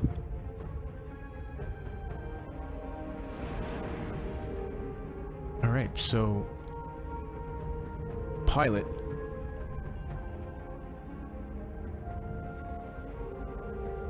is going to attempt to do a No, never mind. He's not.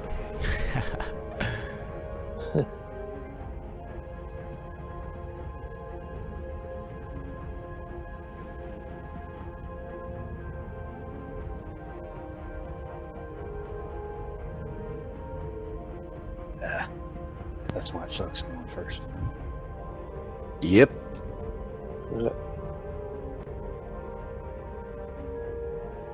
But we got a turret, which is good, so we can shoot from any direction.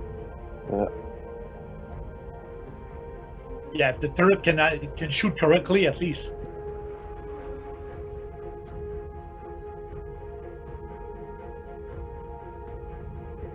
All right. So we're actually facing. That's not what I want to do. In that direction. All right. Still on your aft, though, right?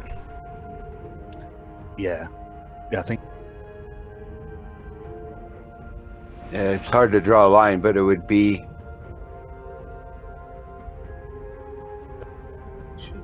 the center line right there would be our aft.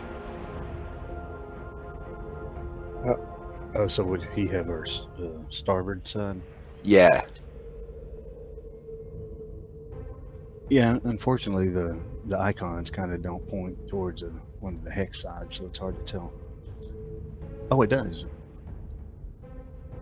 I just didn't do it correct. If that messes up your what you're planning, Nah, don't worry put about it. back like it was. Don't worry about it. I don't want Starship Combat to last 4 hours. Let's just go with what we're going with, guys. Yeah. Okay. I will encourage Mowgli on the turret. Nosy, yep. So turret gets a +2 on the gunnery check. Cool.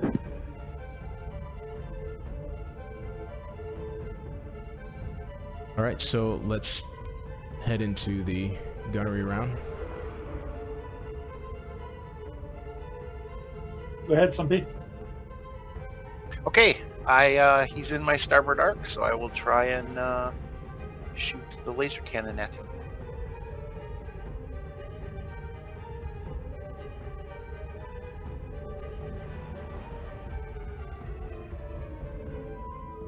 That's better. Yeah, that's definitely a hit.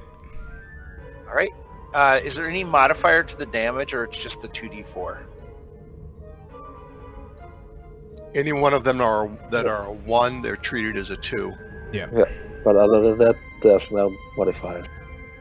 So you actually have a 4. Okay. Nice. Cool. All done.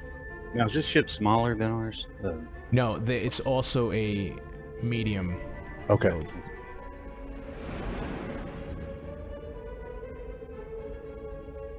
Yeah, that's a hit. This one is Big guns.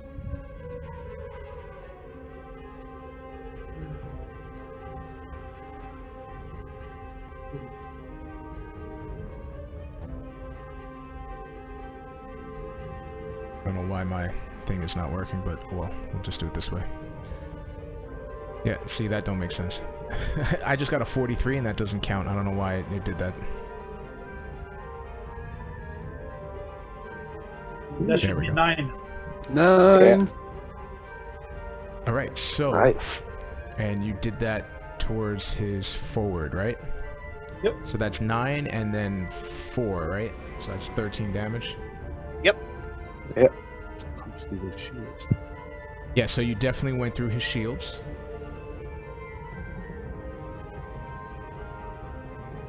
I think we're targeting his weapon, right? Yeah. Well, doesn't the targeting on the weapon only on a critical? Yeah. Yeah, that's on a 19 or 20. Oh, you did get it. Yes. Oh, okay. You're right. No, you didn't. You did not. No, It has to be on a natural 19 or 20. Yeah. Am I right or wrong? Yeah, that's right. Right. Yeah. Okay. So you blasted through his forward shields, and then he has taken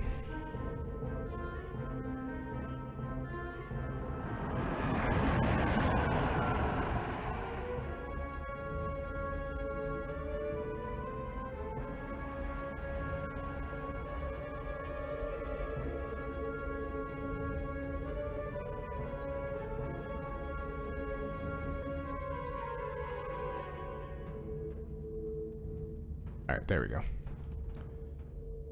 Alright. Almost hit a critical threshold. Almost. Alright, so he does hit you guys. He is going to roll which gun was it? Turret.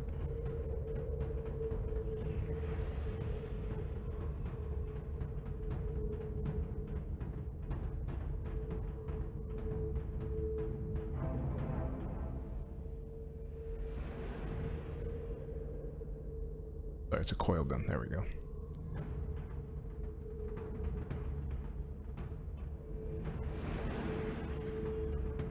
He hits you for 6 damage on your, I guess that's your starboard side. Yeah, it should be.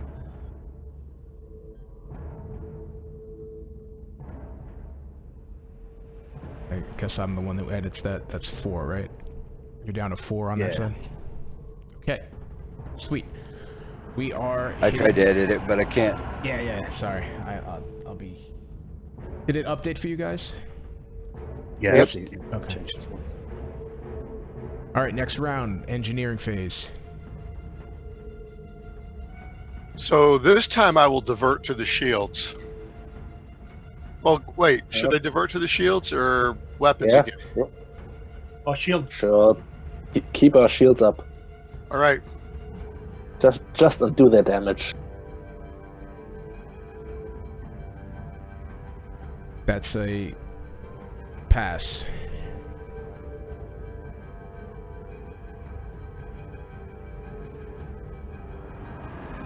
And I'm talking and nobody can hear me. Hang on a second. I'm looking to see what... Now we hear you. Your store amount of shield points equal to 5% of the PC rating. Yeah. Right. 7 points. So it So brings it shield. back up to normal. Yep. Yay! I wish we could get temporary shield points.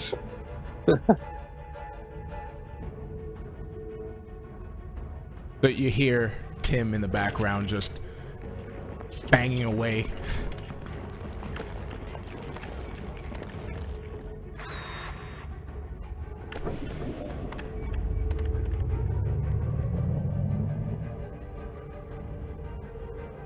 And this guy, I'm going to roll.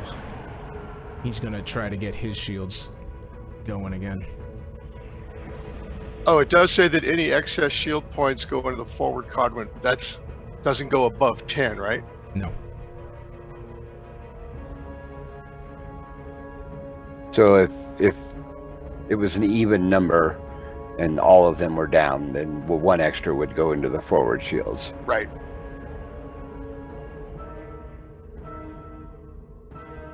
Alright, so you see the shields of the river rat sort of flicker and coalesce back to a full amount. Get into the helm phase, gentlemen.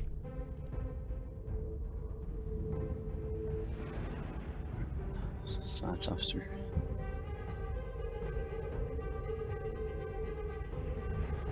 I'm just going to scan his ship since we're in good shape, and I don't know how we're going to get a critical hit. And we're close enough to get some info. Cool. Alright, so the DC on that was 13 plus countermeasures.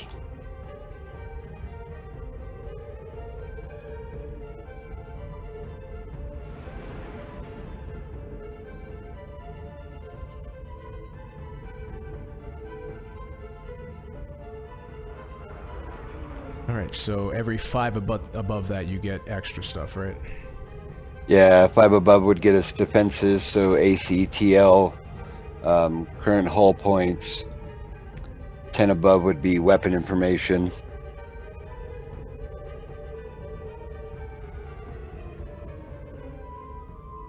Including the weapon that uses the most PCU. Okay. Okay, so what you do know is that this is a medium explorer like yours, It's heavily modified, and it looks very old and beaten up. A lot of dents and dings on it. It seems to fly the same speed as you guys, and it has the same armor class and target lock as you, both at 12. It has a critical threshold of 10 and a hit points of 55. It does seem like you have inflicted about 8 damage onto its hull points at this moment.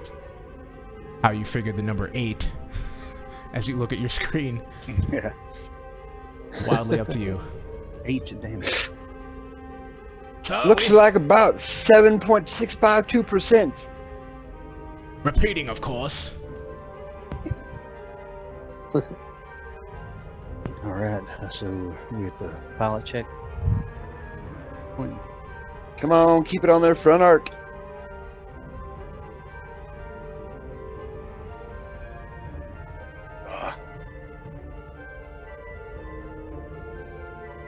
Alright, you guys go first again. Brack is like, the pilot is quite competent. And he is going They're pirates. What did you expect? Yeah. All right, chumps, let's do this.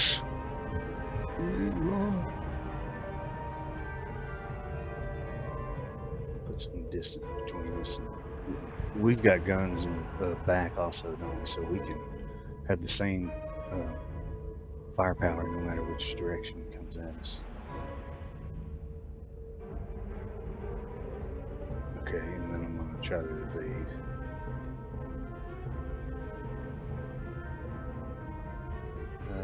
Success. Yep. So, where are you guys facing? I was facing straight down, so he'll be able to target our rear. Alright. We do have a rear weapon, don't we? No, you don't. No. we Oh, don't. no. That's- Crap. I thought we did. Yeah. I'm sorry. That was my bad. So, do you want No to guns back there. do you want to go back a little bit? Yeah, if you don't And- mind. I was, for some reason, thought it had. So you'd be facing this way. Yeah. So you could come here and be that way. make one more turn, right? Yeah. So now you have your starboard side open again, right? Yeah. Thanks.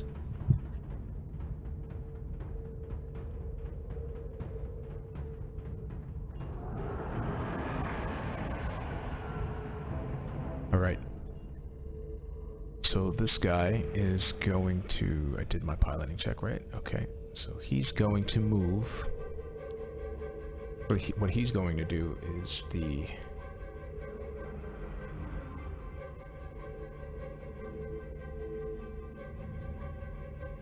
Captain is going to intimidate his pilot.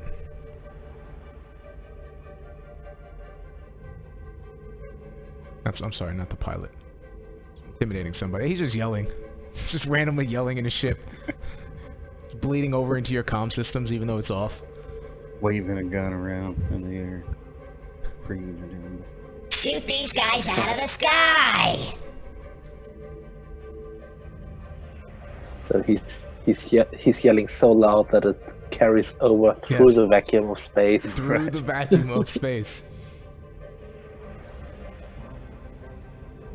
Right. He's going to come flying at you.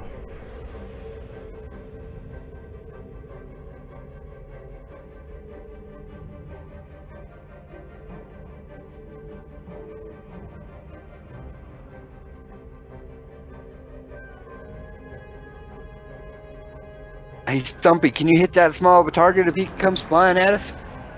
I hope so. Yeah. Okay, Mowgli, give me another one of those shots like you did just now. Oh yeah. Oh, +2 to your roll. roll some 4s on there.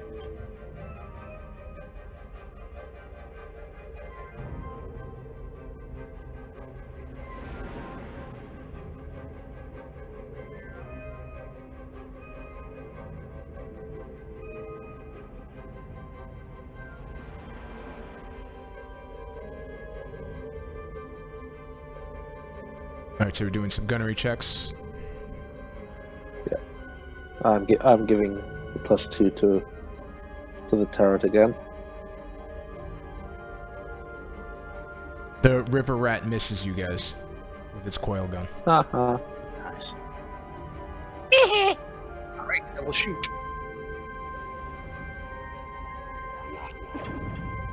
Oh yeah. Now that's Yeah, you critical. definitely hit. Yes. 19. 7 damage. Alright, 7 damage to its forward still? Yes. Isn't it the critical at 19?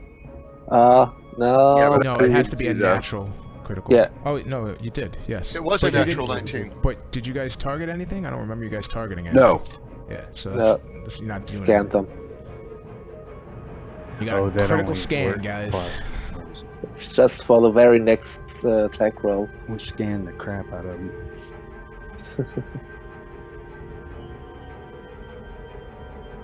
Right, let's shoot. Alright, so at this point, you guys...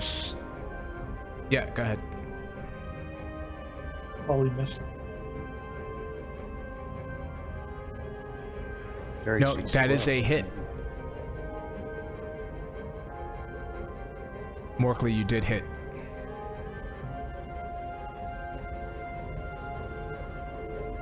Oh, man. Nice. Wow. Oh, Way to man. go. That's a lot. I'm starting to love that ship. Alright, so as you fire your weapons, and let's get some of that going.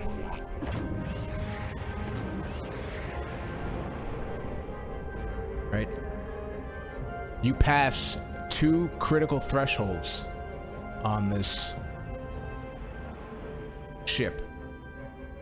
So he's gonna have to roll some stuff, right?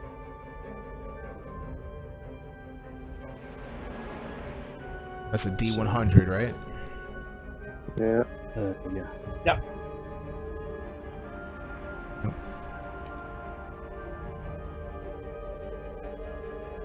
And he rolls a 5, so that's life support.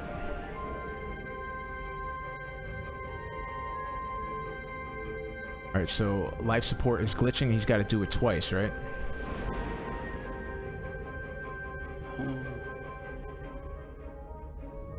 And then an 82, which is the power core. Very good.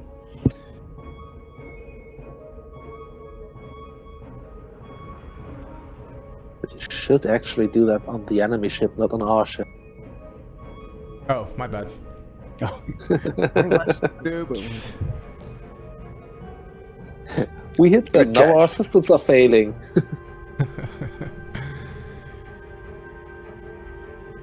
Alright, awesome. Real damage being done here. Alright, so the next phase, we are in the engineering phase. Engines or weapons, guys?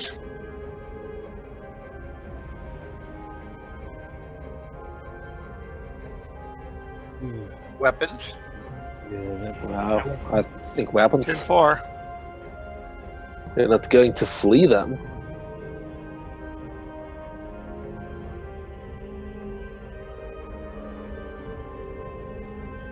I am doing that in a tower, right? I shouldn't be. No, I mean, it doesn't matter. All right. Next time No I'll worries. throw it out. Yeah, it was out a so we can see 23, it. and it is a success.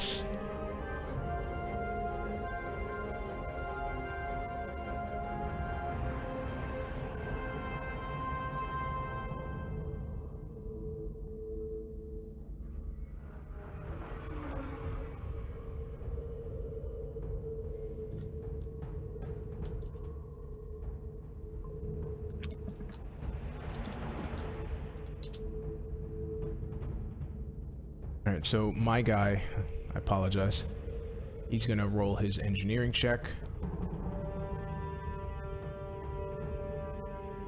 +6. And he definitely does not repair any of the critical damage done to his. Focus fire. Alright, helm phase, folks.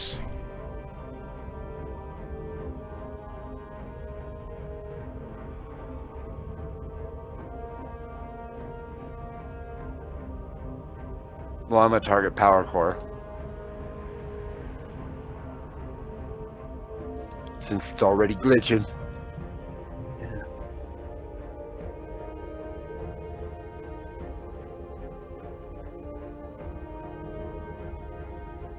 Beep, beep, beep, beep, beep, beep, beep, beep, beep, beep, beep.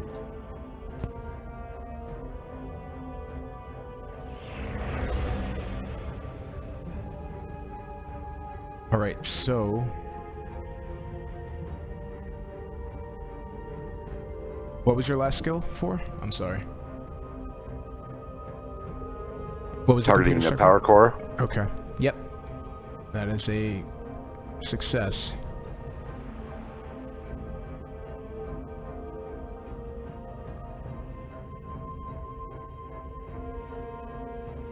You can do your pilot checks. Okay. You go second. Look at that. Alright, so... Yay! Yay.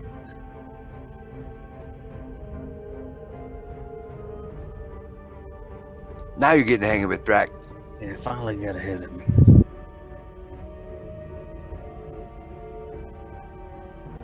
He's been running on your head like Tony Jaa. Alright, so he's going to move here, and then he's also going to attempt to... gonna do something. What is he gonna do? He's trying to draw us Yep. into that turret's fire.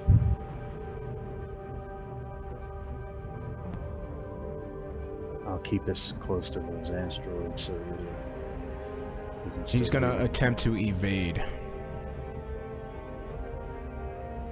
He's running, boys. Oh, and he actually scores a 27. A natural 20. And he successfully does, allowing a +2 to his AC. He'll have to succeed out of 14 now. So, I'm trying to remember which way out. Were we facing that way? Yes. I could always do a cone, so... Yes, you're facing that way, so you're gonna have to turn. Okay, so... Pull something weird.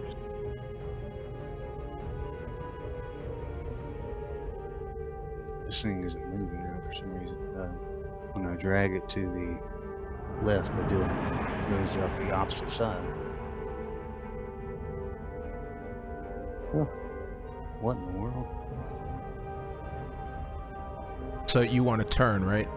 Yeah, I want to go the straight ahead one, turn, and then Why isn't it doing it? Go this way. it's acting crazy. Hey, what's up with that? I think it's some edge of the of the map stuff. Nah. Alright, so... It's hex crap. Boom, boom. Yeah, so he would kind of end up. Yeah. Yeah, like that. And that was 1, 2, 3.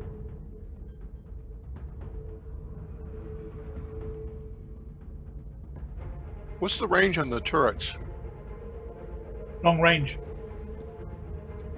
And it's 5 on the other ones, right? So the... Yeah, so Yep.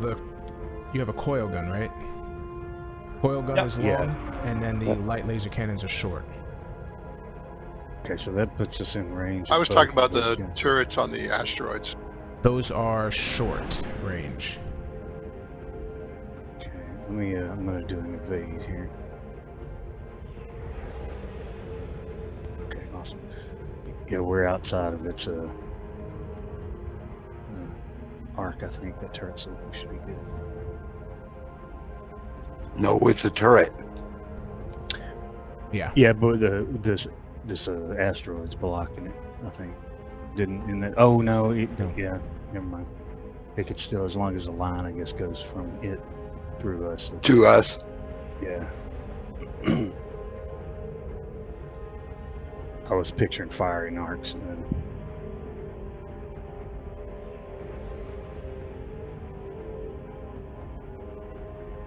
Alright, so we're moving into the gunnery phase. Woohoo! Right. Blast him.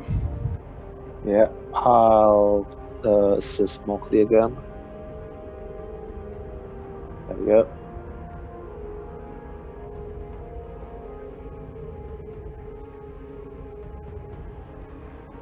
Yep, that's definitely a hit.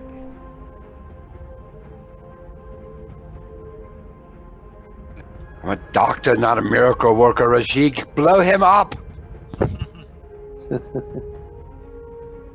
All right, I'll shoot.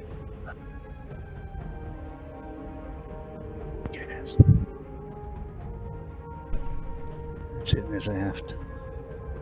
Yeah. Here comes the turret. 7 damage. Woo! Yeah, got the crit.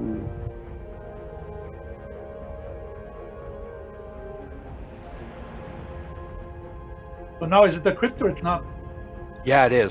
Yeah, Yeah, because that was a 19. targeted. Is it double damage or no? No, just normal damage, Normal damage, but you target the but weapons. you get to apply critical effect.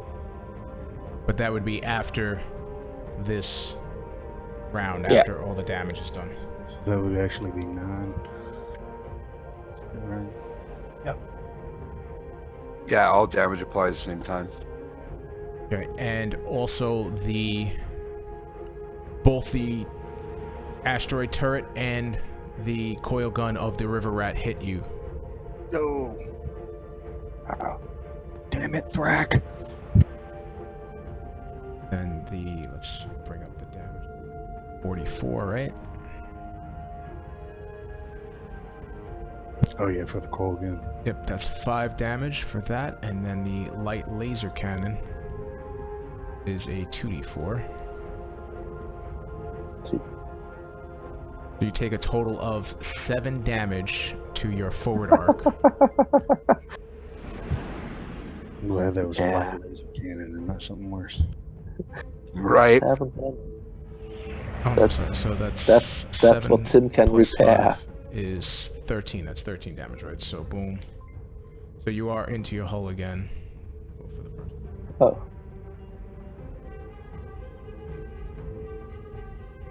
Because that was 2 guns. yeah. One. Oh well. I'm sorry, 12 damage.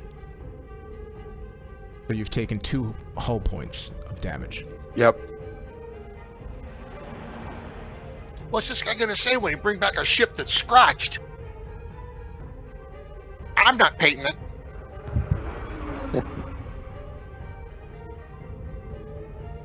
Alright, so you targeted his weapons, right? And that's glitching? No. No, it was a power. Targeted his power core. Oh, his power core. So now he's malfunctioning. Yep. Alright. Also, we might have hit another critical threshold, I suppose. I'm taking a -4 to the engineer actions.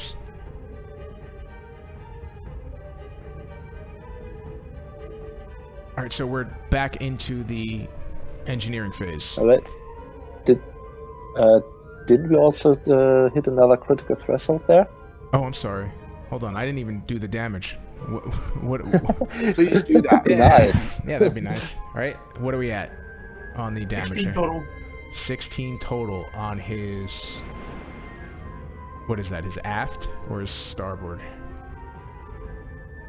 That would be Starboard. Starboard, yeah. Well, no, it'd be aft Yeah, because he's pointing towards Yeah. the line, not towards the center. Yeah.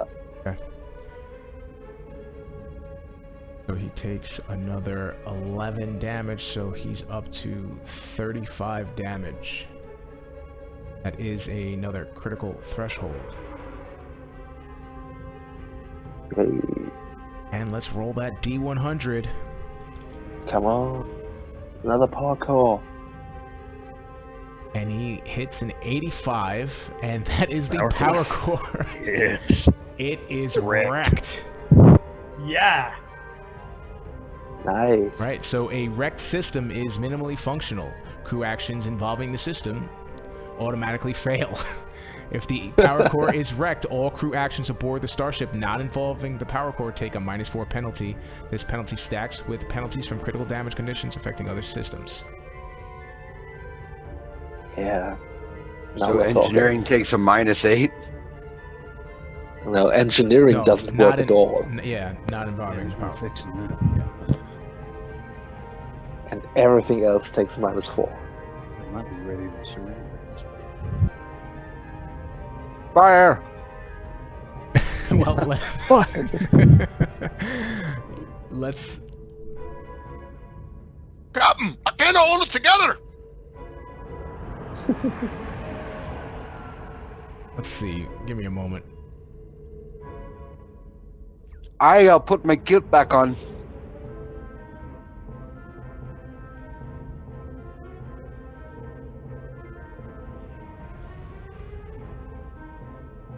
No, so I'm gonna go ahead and say that Mr. Smiles is going to open up a channel. Hey, Captain. Yeah. All right, enough.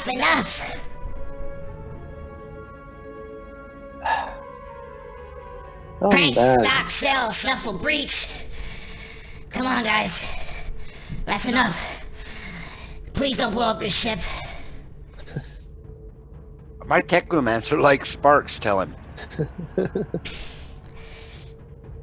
What is it you guys You want? should've.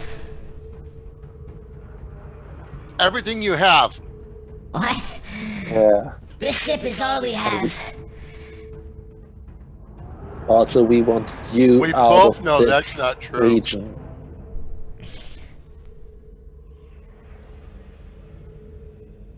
So you see the Yosoki power down the turrets that are mounted on the asteroids.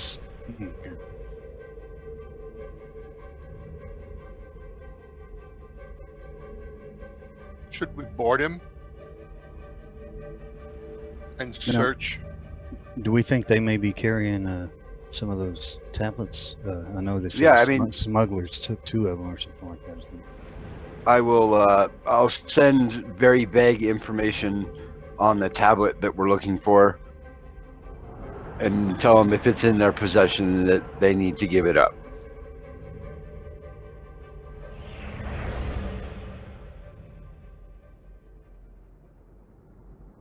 Yeah.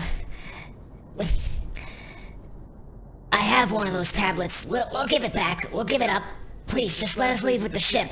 Just leave us the ship, please. It just has 1 of them. Okay, go ahead and hand over the stuff. Then get your asses out of here and never come back. There's a mining operations here that don't need disturbance by you guys. You got it. You got it, guys. And then at this point, he had transported the tablet into a readily able to shoot out into the vast of space in a capsule, and he shoots it out towards your ship.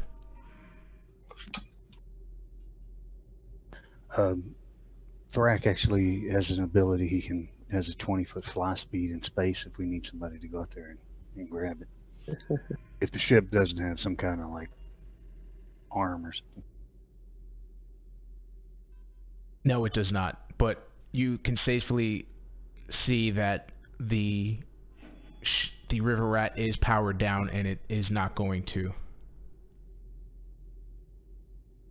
So, are we just leaving them to die, or are they going to be able to repair the ship? Yeah, so what it looks like is they will abide by their code to not attack anymore, and they sort of they're not totally useless. They're sort of drifting, and they're slowly like just continuing to drift in this direction.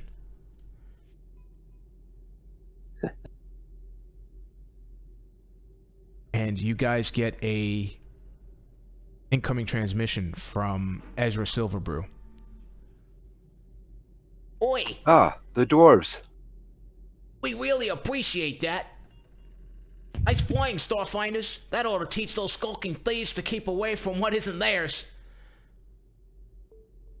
Now then, I'm glad they gave you that tablet. But after you get that, we're gonna have to sweep the station for any other surprises that these guys have left behind.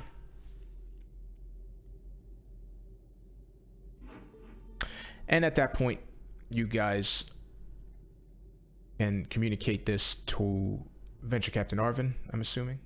Yeah, you sure will.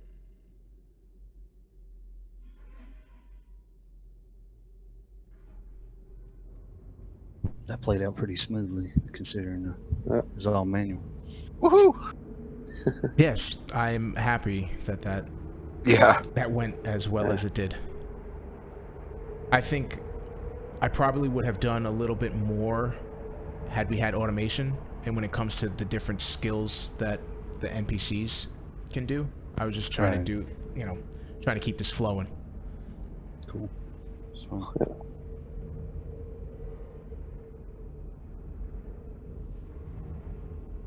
So, you guys do speak to Venture Captain Arvin, and he communicates to you the next portion of what the Lavarian Dreamer has said. And you know what? Just to let you know, in case you don't know what a Lavarian Dreamer is,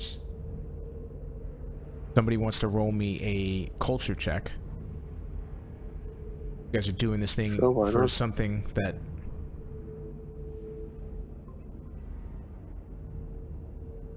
Tim, that's untrained. So, a culture check, you need to be trained in order to roll this check. It's not red. For Tim, it is. Oh.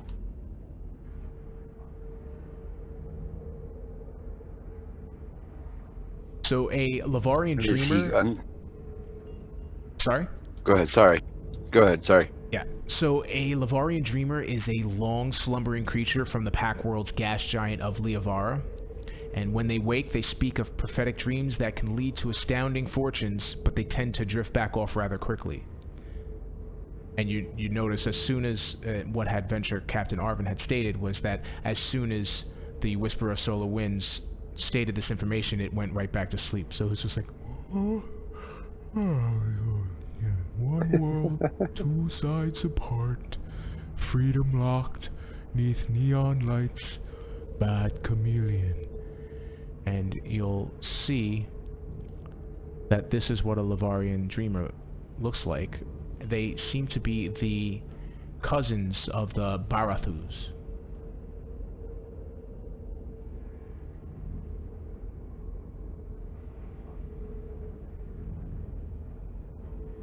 Right, so, I don't know if I shared this with you, but... The third one, no. Yeah, so the prophetic words were deciphered, and from this, Venture Captain Arvin states, I believe that one world, two sides apart tells us to inspect the pack worlds of Verces. The second portion of this dream-spun tale, plus the information gathered from previous clues, points us to the Verthani club owner, Carolite Bogdan. Ding, ding, ding. That should ring a bell. He owns a nightclub called Cosmos in the city-state of Vanos. I believe we'll find the tablet hidden among his framed art collection in the personal safe in his office. So it does sound like that the Leisure Suit Larry seems to have a run-in with the guy who has this other portion of the tablet. He won't be happy that we got Larry off. Well, I say we go back and teach him a lesson. He'll be less happy when we take his tablet.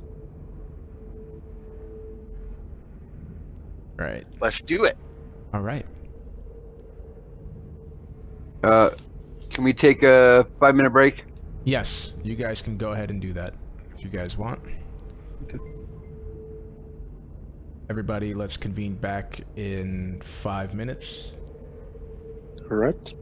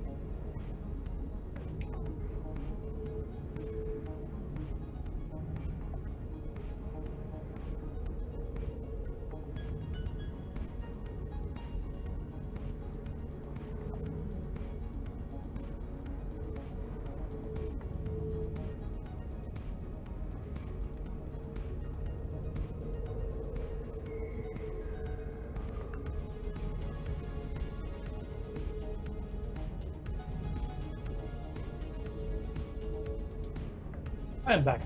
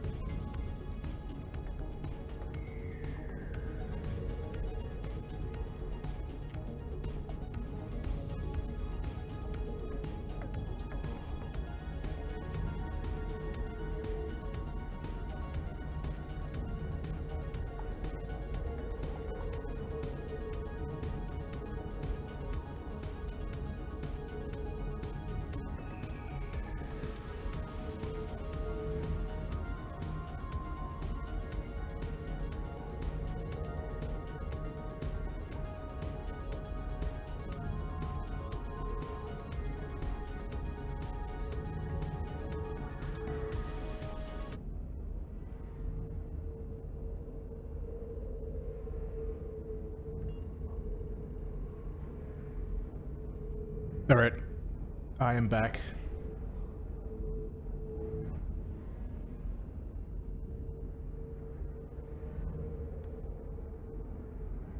Okay. Drop the music for the Twitch.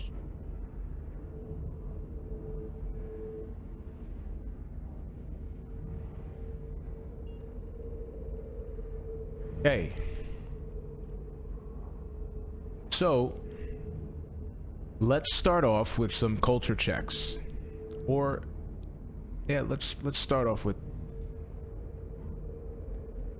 So you guys are heading to Verces, right?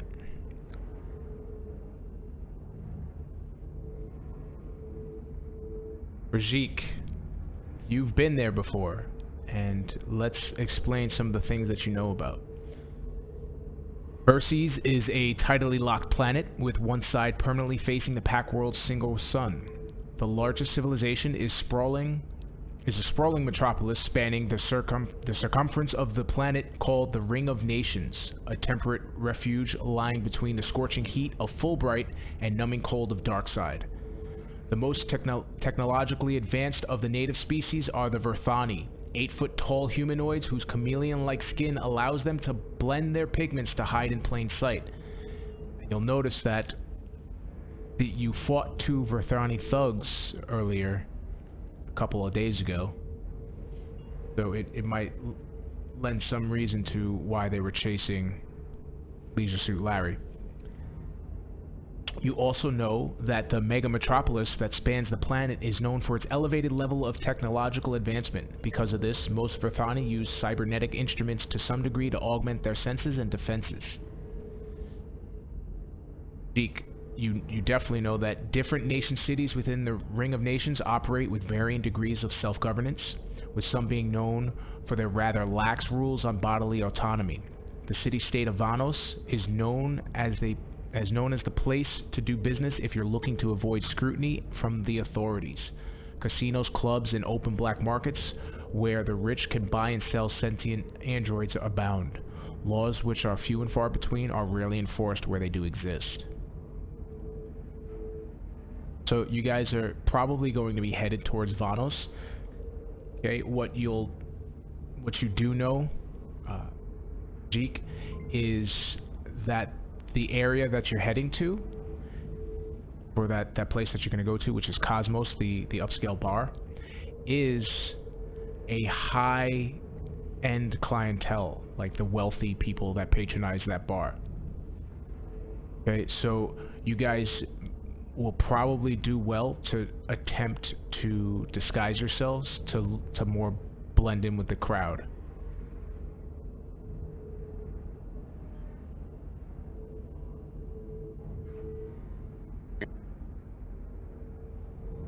Yeah, I mean, if you guys want to try doing that.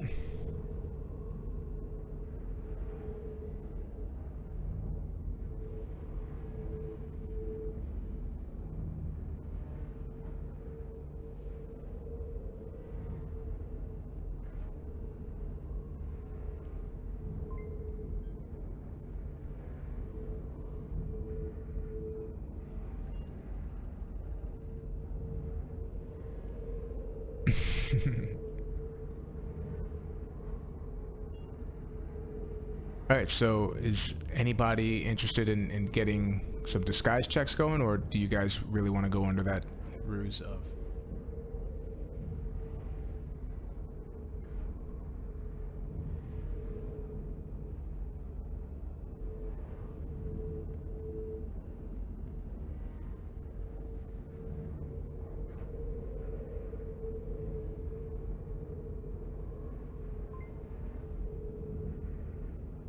I think if you look the part of a wealthy person, I think they may try to not care as much, rather.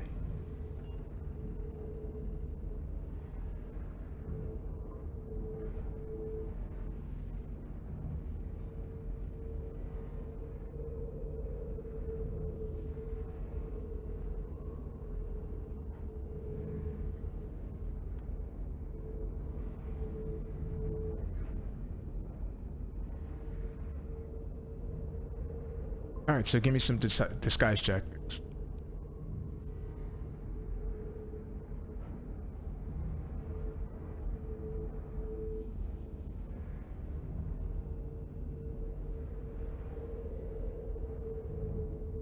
No worries.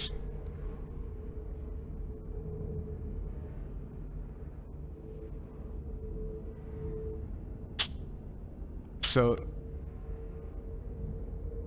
yes. Alright, so let's... with these skill numbers, let's go ahead and... I want you guys to describe what you think is well-dressed.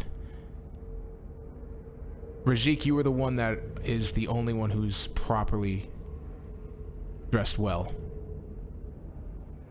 Oh, I'm sorry, Stompy as well. Stompy, you're looking pretty sassy. But let's start with Morkley. What does this guy look like?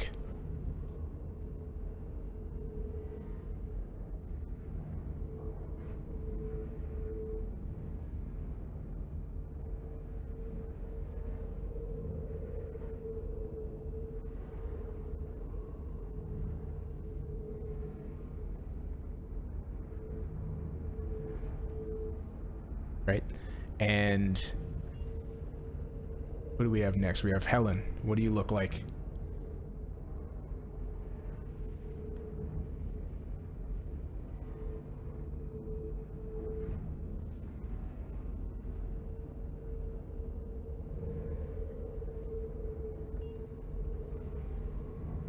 It's a lot of neon colors.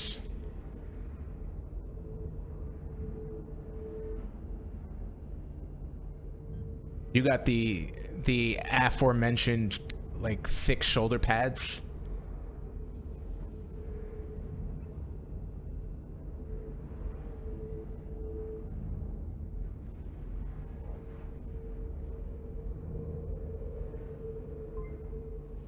Nice. Alright, Thrak, what are you wearing?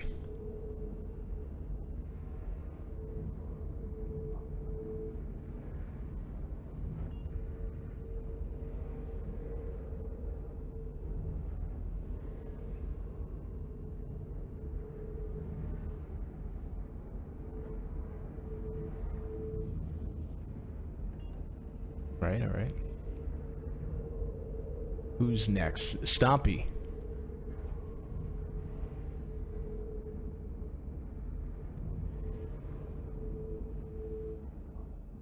Gold suit. Alright. Looking like a pimp.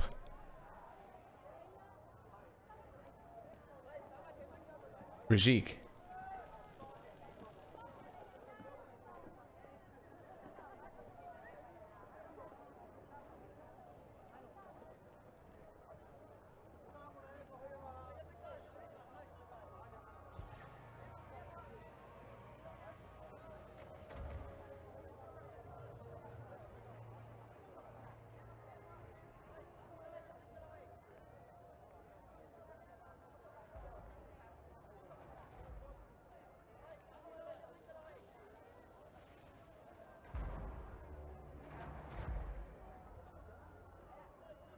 Finally.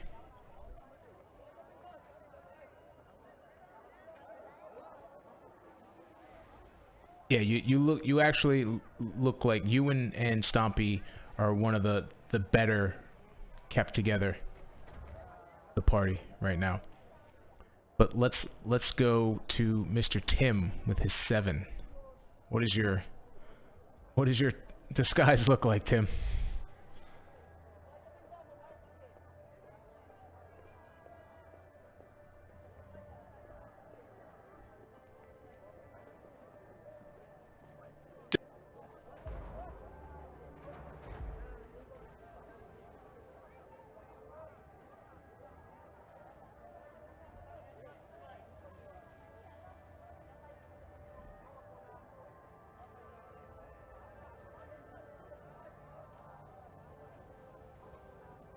But more like a, yeah, so that would be a fedora,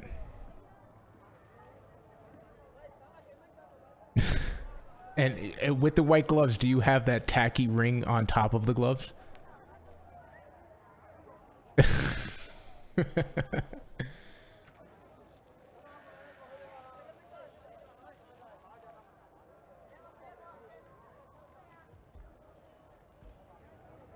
Is it checkered or striped? Yeah. Yeah, so yours is so over the top that it's not really classy. It's more sketchy than anything. All right, so you guys make your way to, and I don't know if I shared this. This is up. No, it's not. So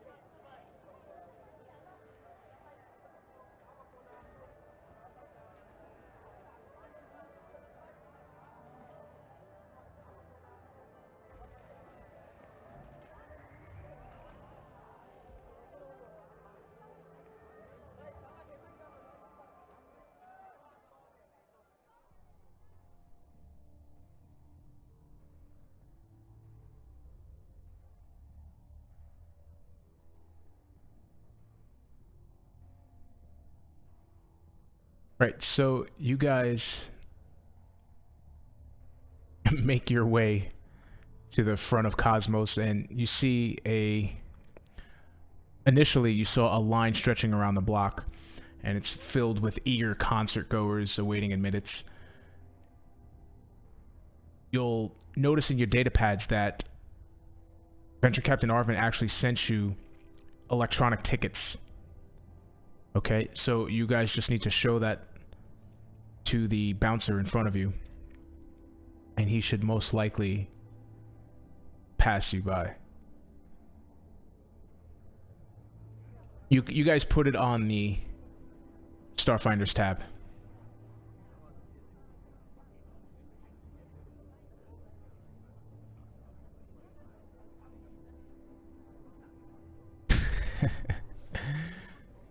So the Vesk looks at you, and he sees the reaction can, and he gives you like a raised brow, and he puts his fist up to his chest, and he goes, ugh. And he... Tickets.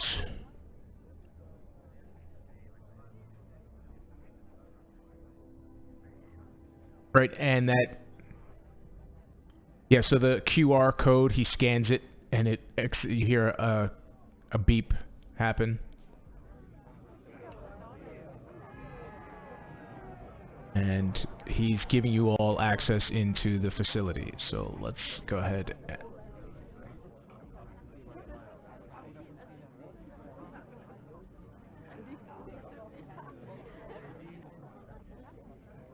Well, this is more of a club than anything.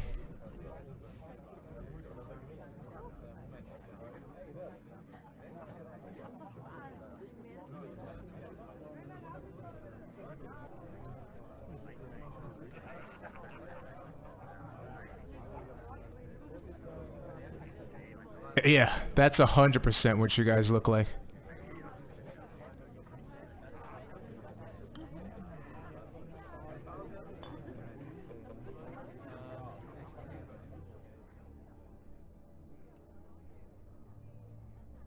You guys over here.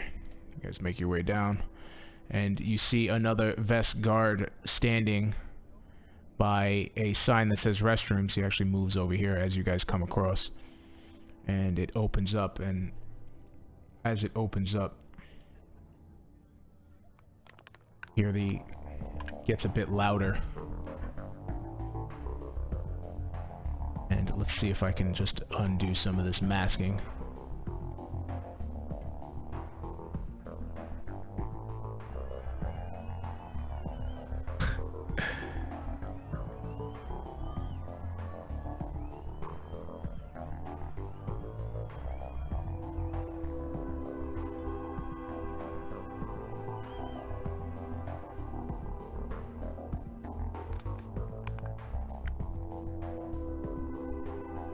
Sorry, I'm doing a terrible job at unmasking.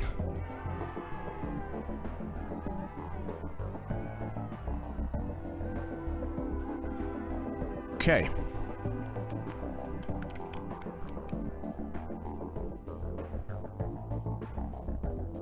Yeah. Alright, so...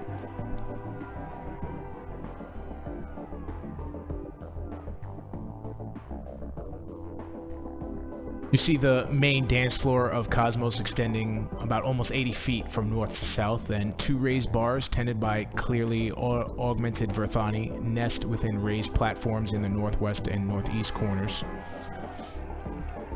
The two large vesks you noticed as you came in, they give you some weird looks, especially to the Yosoki and the Shirin. But they don't seem to be curious much along the lines of anything past your garb.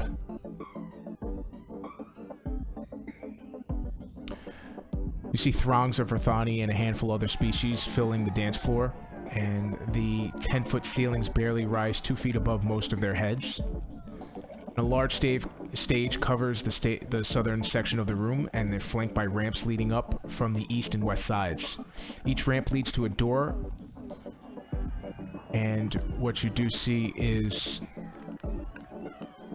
the Vesk seems to be paying attention not just to this entrance here, but that entrance over there.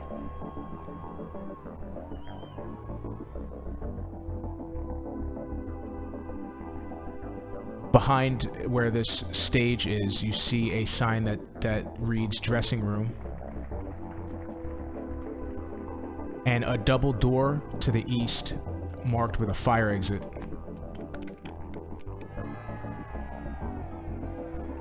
Alright, so you guys are free to, and I'll unlock the tokens. Oh, they are unlocked, so you guys are free to move them at the moment.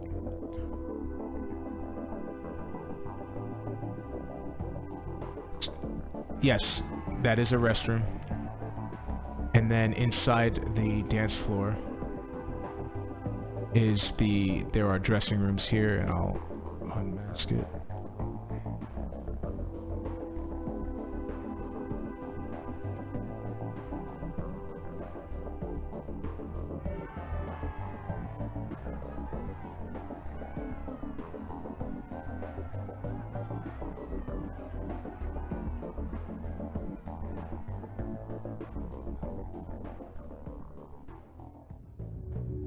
Well, at this point, the Vesk comes walking over and he goes, "No,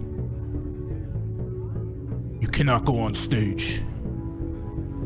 That is for performing acts only." Roll a bluff check.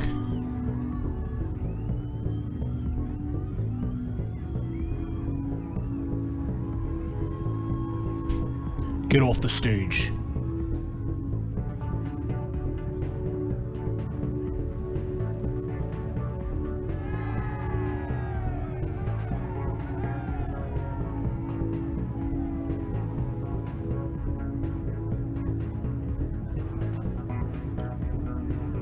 So the door to the north doesn't really have a sign over it. However, there is no door blocking it. It is an open door.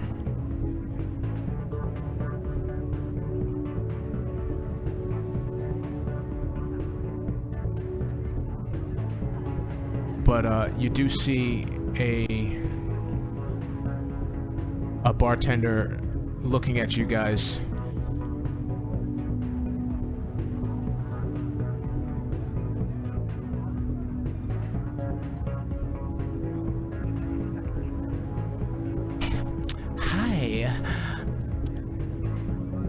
What can I get you?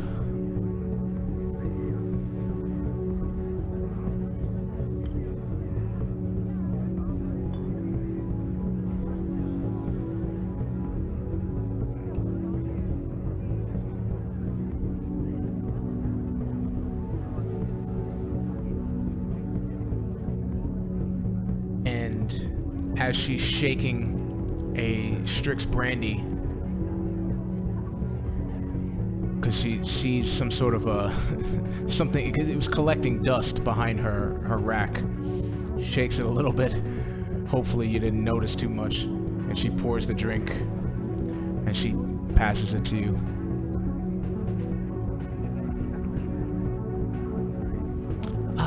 What was that about boss?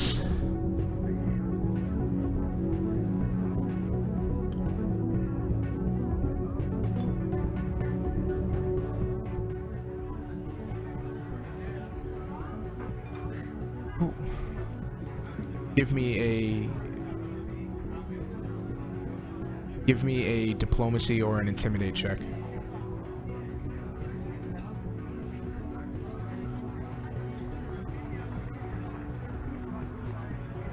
Hold on a moment.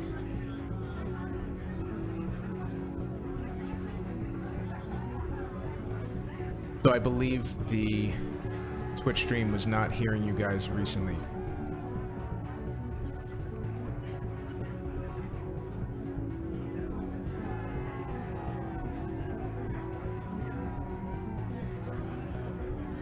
We're going to do a little mic check for a moment. It's been about 5 minutes since somebody wrote that message. I apologize, I didn't see it in time.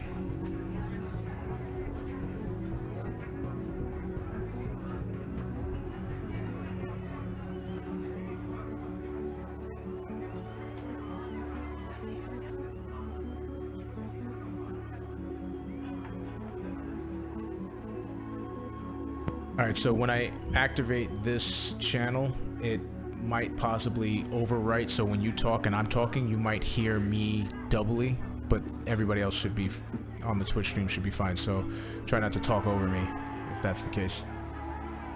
Okay. Alright. So Okay. hopefully, and just let me know, stream, if you can hear my players. I'm going to keep going though. So, you guys asked her about her boss, and she's replying to you, why do you need to speak to my boss?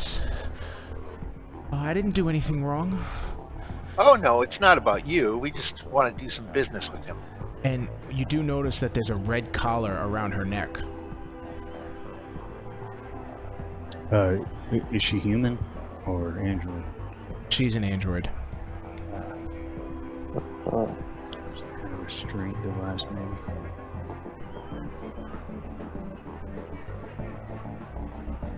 Can I do an engineering check to see if I know what it is? Sure.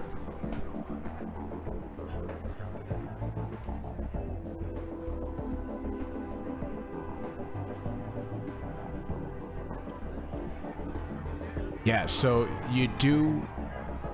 It does look like these red collars seem to ensure some sort of compliance with the wearer of Something. said necklace. Right. And it looks So- like it's probably remotely activated.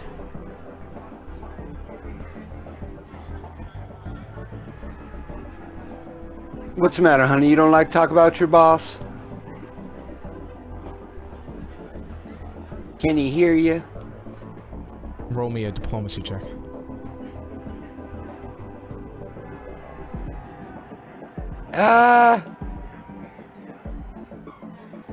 Alright, not bad. Come on, 20. Yeah,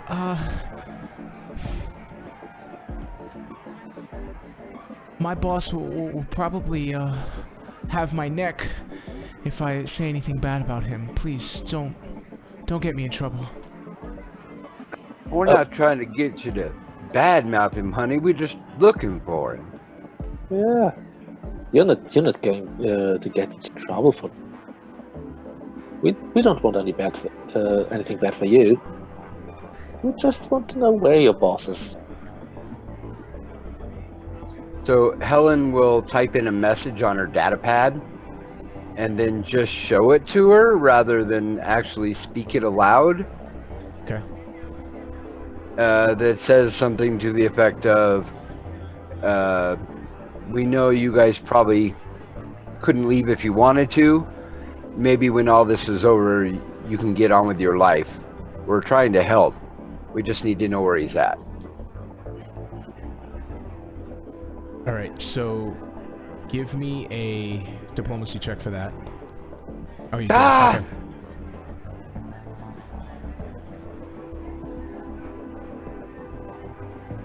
Can I do a computer's check to put it in like cool, fancy, calligraphic writing? Yes, and then if it looks really neat, I'll give you a +2 bonus. Because she's got that skill. Alright, so I'll give you a +2 bonus to your next diplomacy check.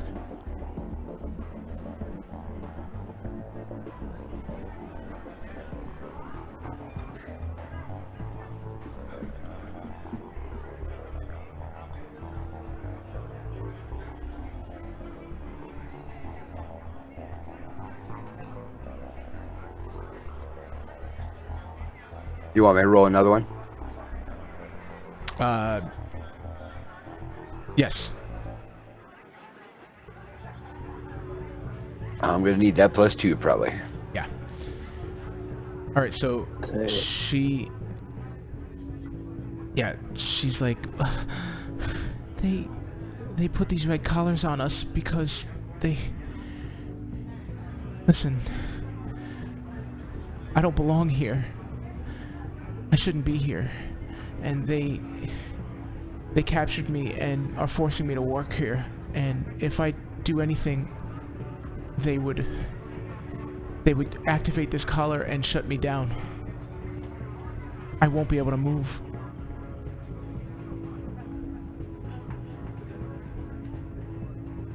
If you can help me,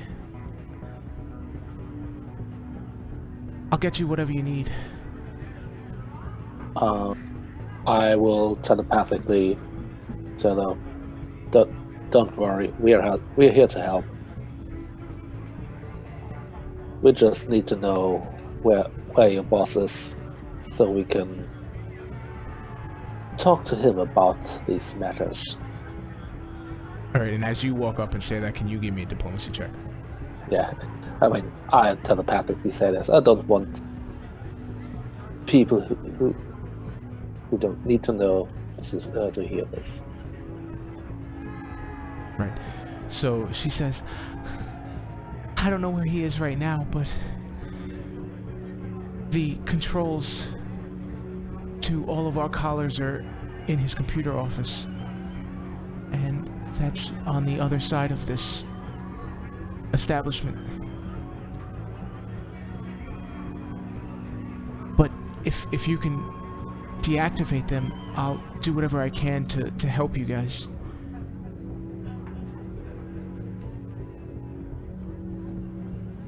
Sounds great. Yeah. Do I see any computer terminals anywhere by chance? Is there a Wi-Fi network that I could maybe hack into? There is a Wi-Fi network, yes. Do you have a remote hack? Well, my communicator's a computer, right? It's a tier 0 computer. Yes. So I can use that to try and hack into the network? Yeah, you'll have to patch Yeah, if you're it. at a workstation. Yeah, if you could. Yeah, I'll let you do it. Give me a computers check. I'll probably roll a real crappy one, but what the heck? All right, so you do get access to the Wi-Fi, but now you need to get into it. So give me another computers check. Can I aid? Yes, you can.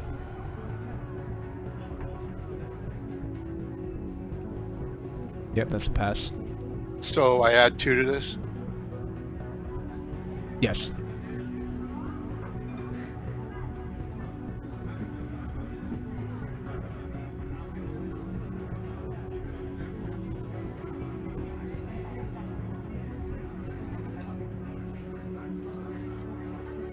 Yeah, unfortunately that was not enough to hack into their Wi-Fi.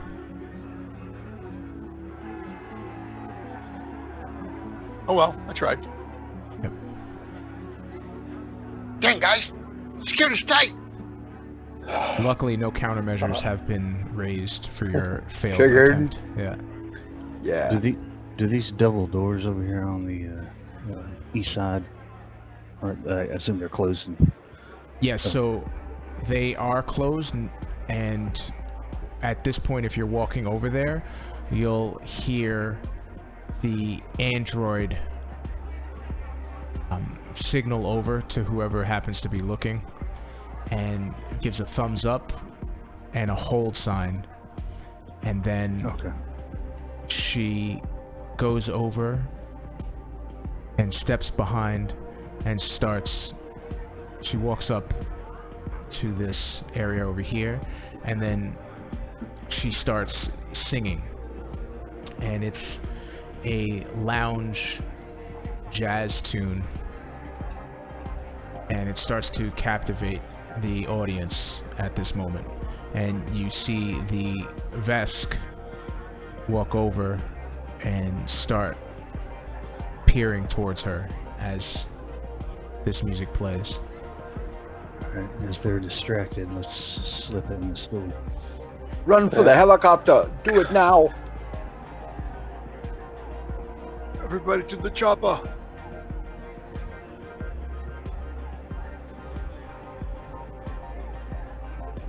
Is the door locked? Nope, it was actually open. Oh, let's sneak in. Quickly, quickly!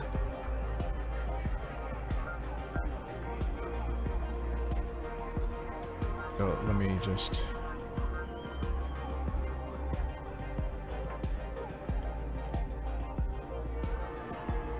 Closes the door behind her.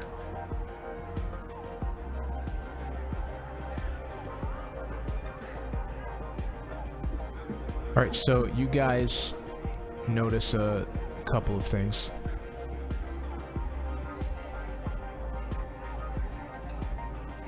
To the south, where Thrak seems to be walking,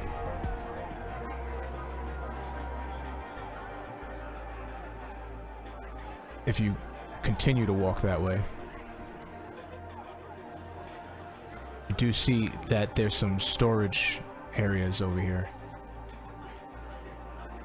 and they seem to contain pods.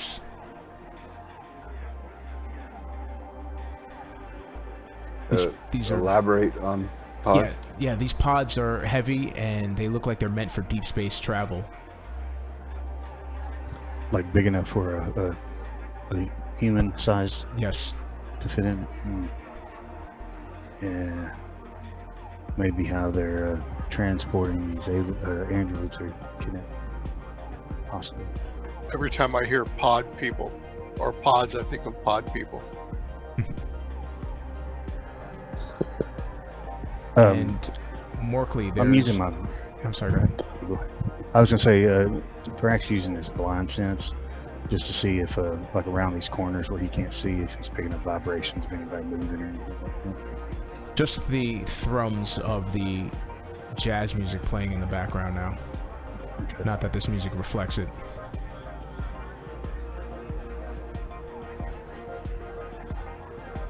Let's try not to open all the doors. We need to figure out where we want to go.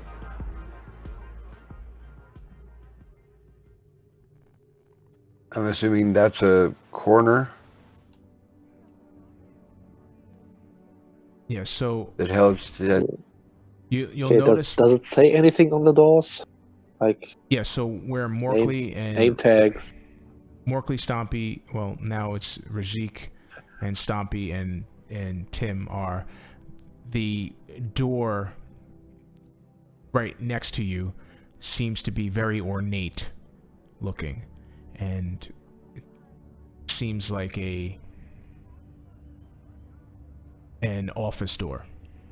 The one by Rashik or the one by me, or both? Rajik. Well, both, actually. Do we want to knock or do we want to open them?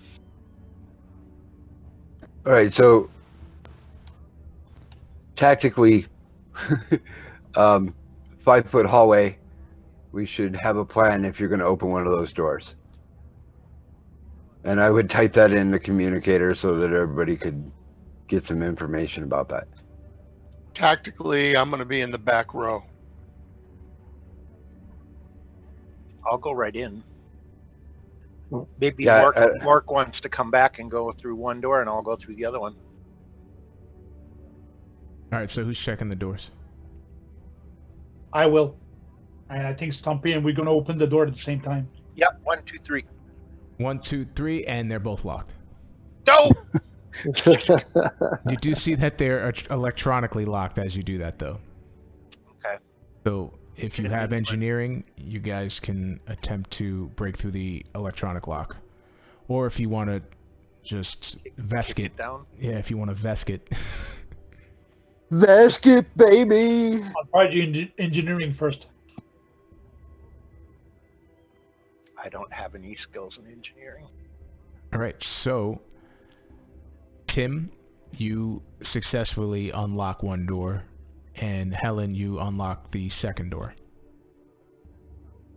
So both click to a green light. Now we can go 3, 2, 1 and open them. There you go. All right, so on 3, 2, 1. Yep. 3, 2, 1. The doors swing open, and you see an office. Ha! And the restroom? What you notice is this office contains several small workstations, a desk, and a well-stocked bar. 2 doors lie on the western wall, which is where you came through. Mm-hmm.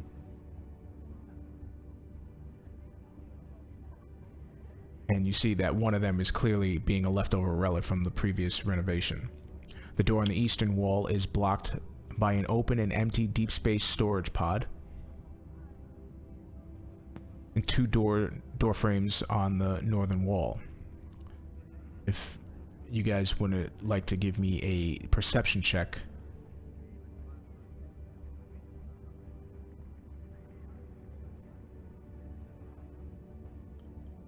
Oh, where'd my tower go? Oh, there it is.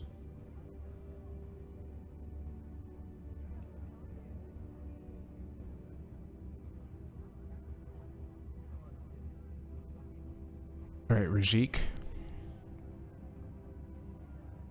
and Stompy. You do notice that there is a painting set a little too far off on the wall, and it's unhooking by a small latch. Look behind it.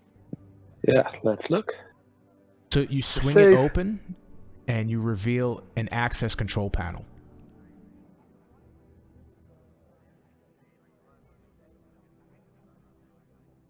All right. I think we found something. Does it look like it shuts off all the callers? Does it have a big sign that says, "Let my people go"?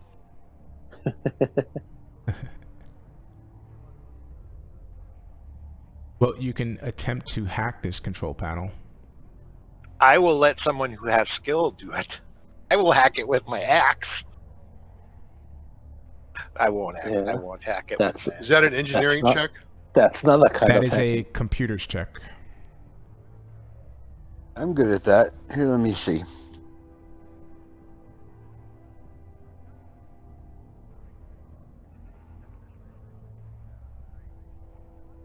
I can still roll a 1, but... You can do it! All right, Helen, you definitely open that computer. That control panel, rather. There is a computer over here as well, by the way.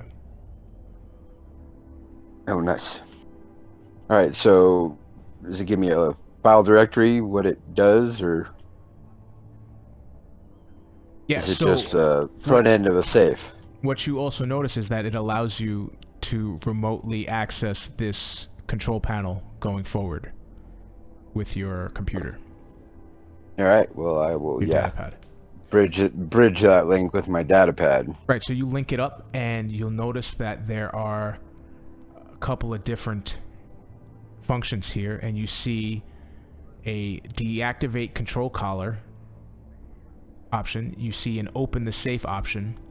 You see the theatrical smoke and fog option, and you'll also see the strobe lights for the dance floor. Okay, I got it. I got an idea.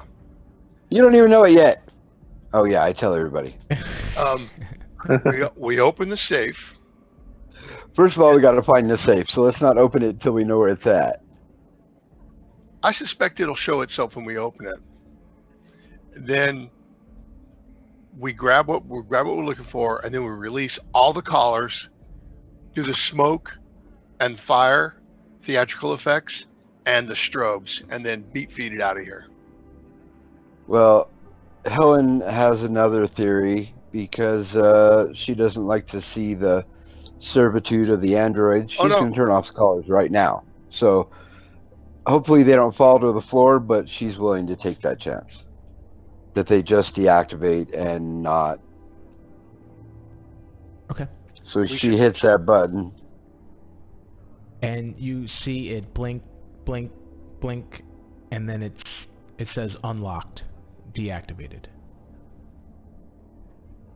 All right, let's find his office so we can get to the safe. So sounds great. With your perception check, you do notice there is a safe underneath the painting.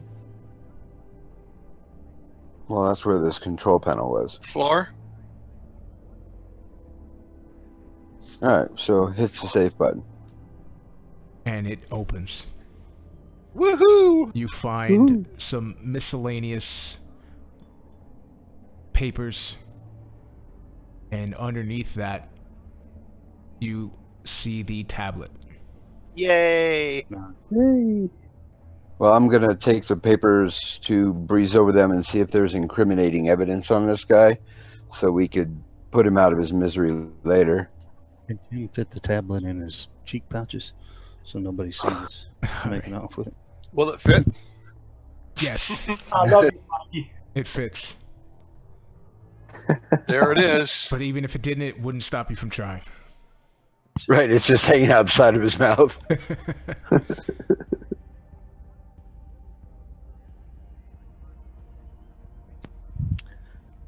Yes.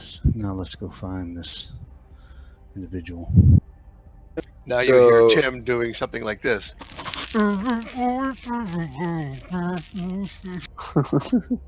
So, question. If we hit the smoke and lights and then go through a door, it may be a distraction, or we could go through a door and maybe if there's somebody waiting for us, we have hey, door, right here, on my left, on my right. That's being blocked by a giant pod. We can move the pod, people. You're big. Well, and we would probably realize that we're close to the outside. We need to take care of this guy first. No, no. We need to get the tablet back first. No. We got the tablet. Nowhere in our contract does it say take care of the slaver. Well, you know that he came after Larry, so unless we take care of him, he'll probably come after you two. Larry who?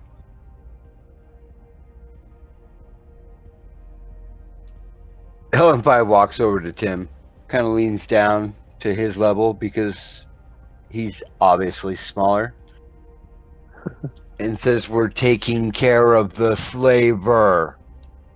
And stands back up, turns around. All right. But if I die, I'm not helping you. Just fine. That's so logic.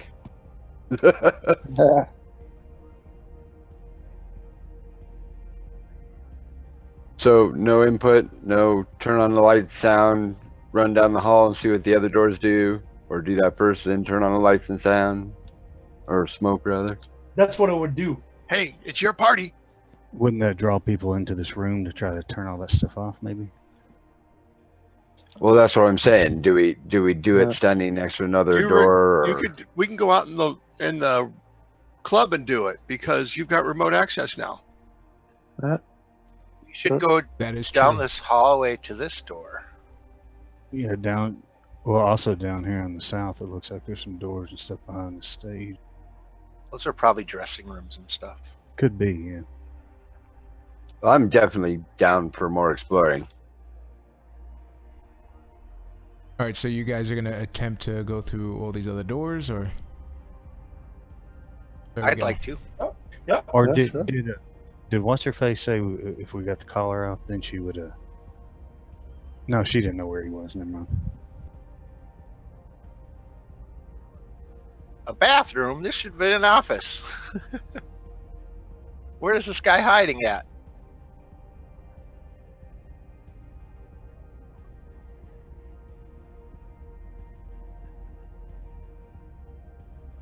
Maybe he's not here. Was there any incriminating evidence on the papers that were in the safe, by chance? Yes. We also have those doors, guys. Yeah, I'm thinking he might have an office backstage. Here. Oh, I'm horrible. I want to say casting couch. No, there's no casting couch here. However, in that room, you do notice that this is some place where they seem to do, backroom dealings. You see a half-drunken bottle of liquor in a clear crystal bottle. You see some more papers and whatnot strewn about the table. Can Thrak get up against this wall here and using the blind sense, see if he detects anything on the other side of the wall, or the door, I mean? Nope. You do, and you don't notice anything. Okay. And Morty having no idea what he's doing, I'm just opening the door.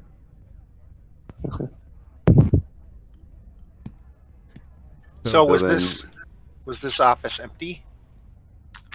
Yes, the office is empty, and right next to where you're walking into, you'll see that this is a main dressing room for the performers.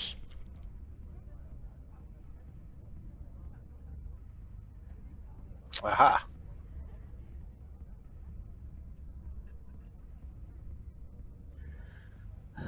Those pods that were in this other room, did they have like a clear? No. Oh, okay, they were just all right. Just curious. Where could this guy have gone? You make your way back towards the bar. Yep. Yeah, let's do that. Yeah. Yeah. Set them off. Do you want to go through the stage doors, or do you guys want to go through the side door? I'm gonna go around this way. All right, so as you walk out there, you do see the 2 Vesk bodyguards and Carolite Bogdan, and let's take a look at what he looks like.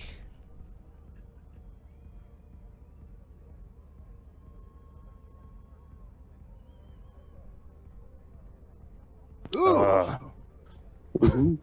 Wow. Oh, these guys are. Yeah, you said they do a lot of augmentating, right? Yeah. And they do seem ready for you.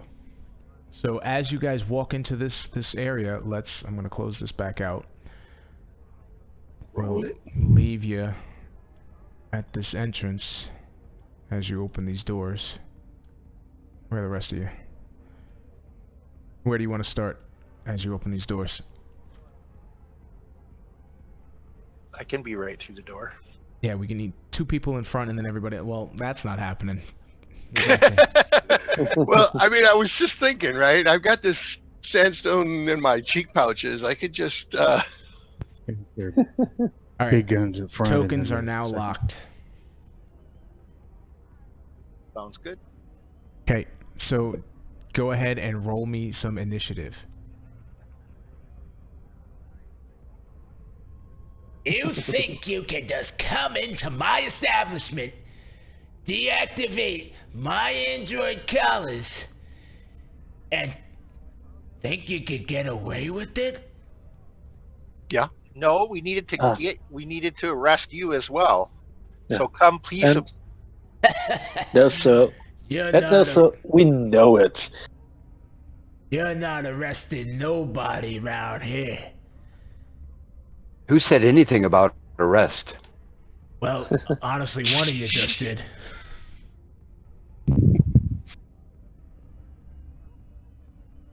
Let's let him have it. Yeah.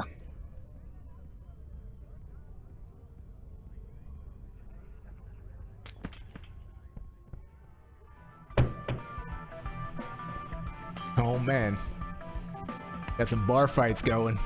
Funky battle music. Yeah.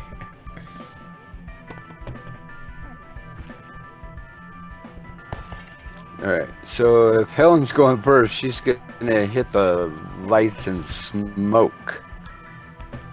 Okay, so the lights and smoke.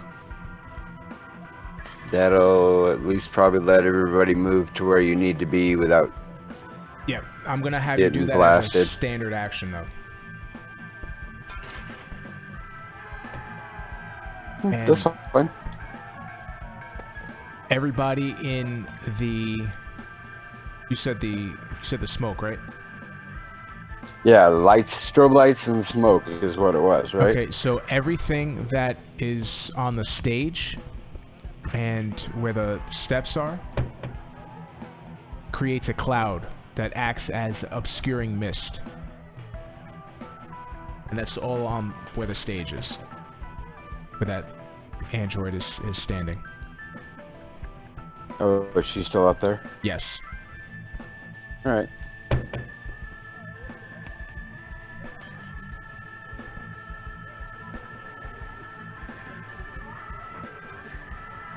Stompy's up. Right.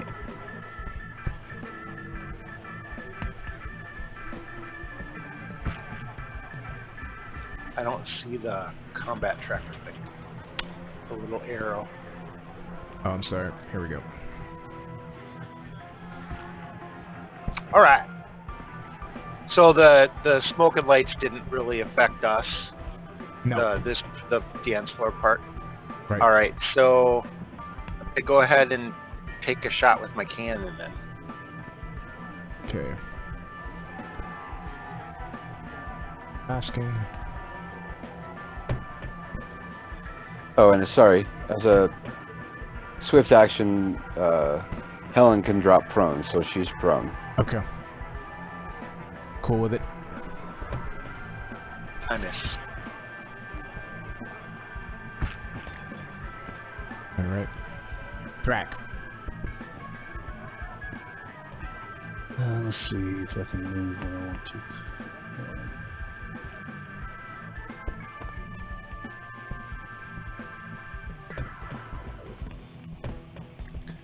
Okay, Thrack's gonna run into that area right there, and he's gonna duck down behind the stage. I don't know why it's stuck you there.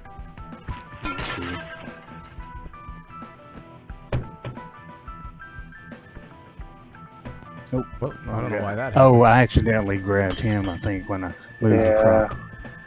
So you're here? Always happens Right. when you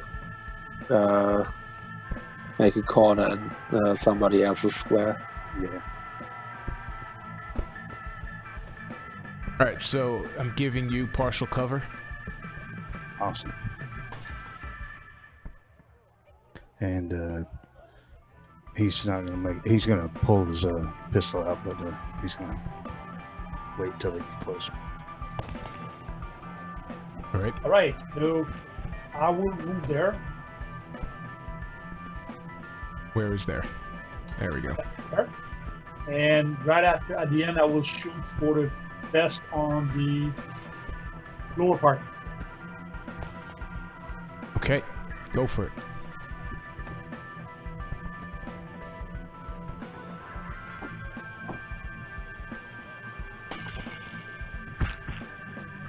That is a hit.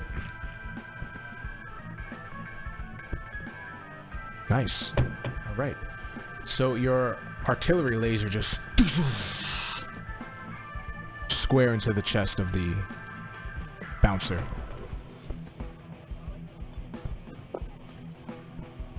Okay. So at this point, Carolite is standing right there and he yells, "Get 'em, boys!" And I don't have that effect. I don't know why. Actually, no big deal. Just add a +1 modifier, right? You can pull it off his sheet, it'll still work. Oh, yeah?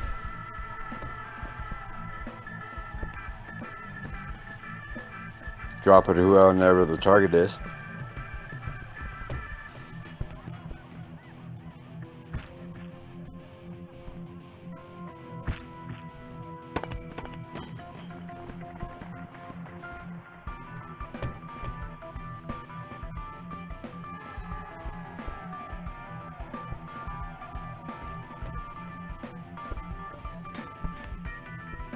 Nope, and I hit the wrong button. Of course I did.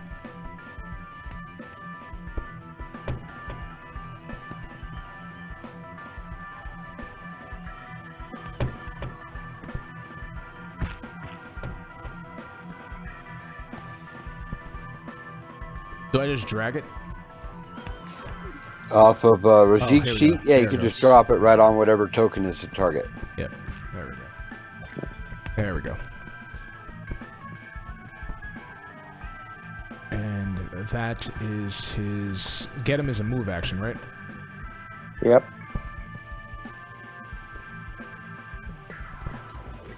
And then Carolite pulls out his... Let's see, what's the range on this?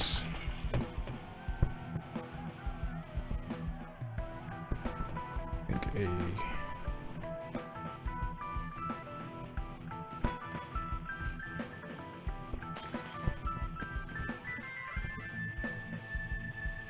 Alright, that's still a hit.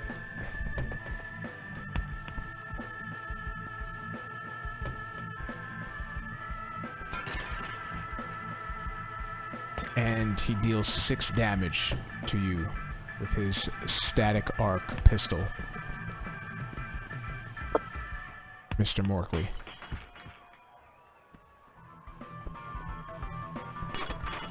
The Vesk bouncer comes jumping over the table and runs at you and tries to stab you with a survival knife.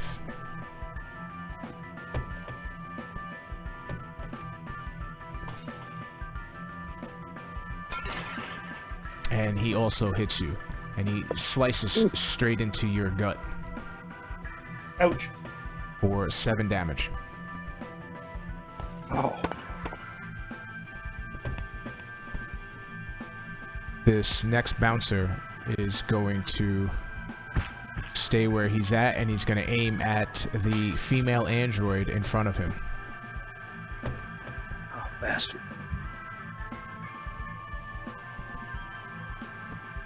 With his azimuth laser pistol, he squeezes off a round, and it aims wide and bounces off of the wall and disperses. Tim. Okay, so Tim is coming out the door.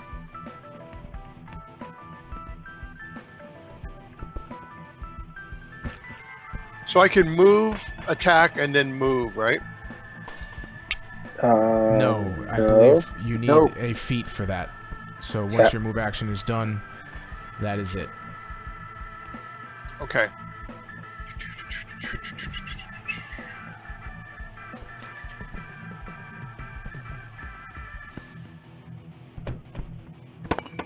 So I'm going to move to there. That's like 40 feet movement. It says 30 on mine. Yeah, it says 30.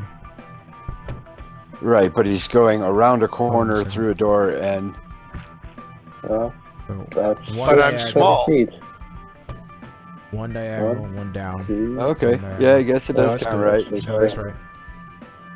Yeah, that's right. So only 2 diagonals count as 10 in a row. 2 diagonals in a row would count as 10.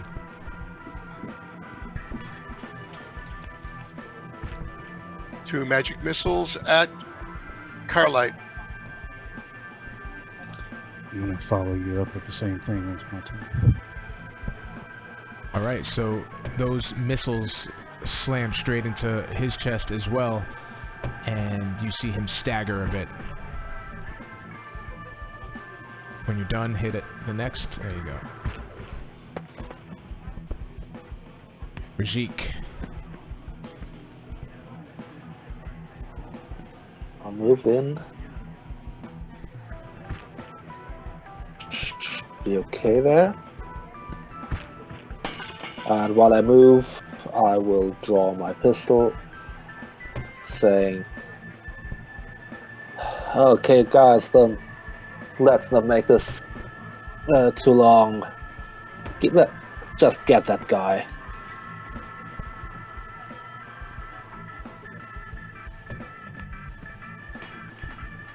Right. Alright, so...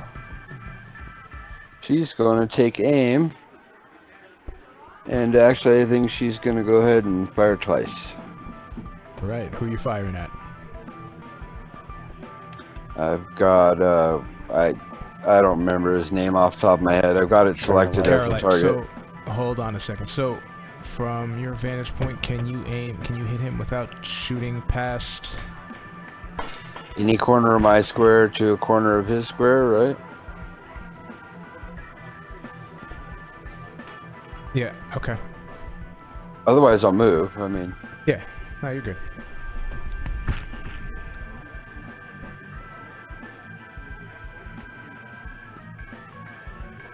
Alright, so your first attack was a miss. 4. And your laser rifle, the second one, boom, hits right in the stomach. Ah! And don't. You see Carolite hold his stomach with one hand.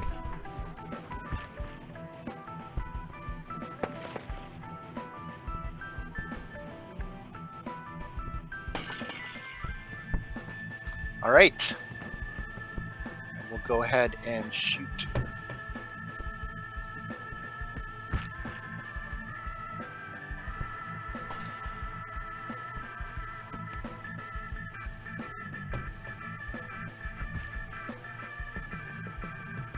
No. I need you, man. I know. Okay, Thrak's gonna stand up where he can see over the stage easily. He's gonna cast 3 magic missiles at this Carolite guy.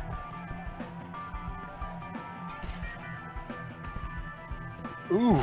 Boom. Yeah, so just missile after missile after missile. Boom, boom, boom. He just goes oof, and his shoulder goes back on one side, the other side, boom.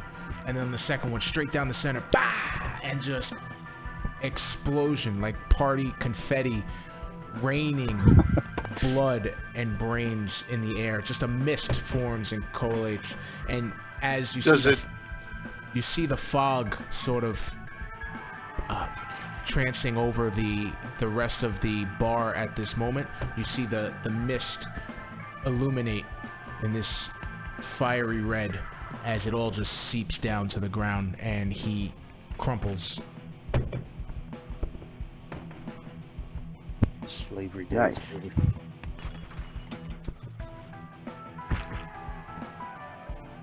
Sorry, that's the end of my turn. All right. So what I will do is I will take a guarded step, drop my gun, and draw the pike, All right, and attack the vest in front of me. go for it.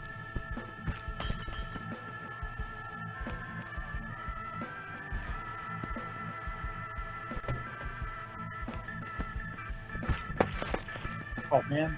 This guy's hard to hit. Yeah. So the vest just dodges out of the way.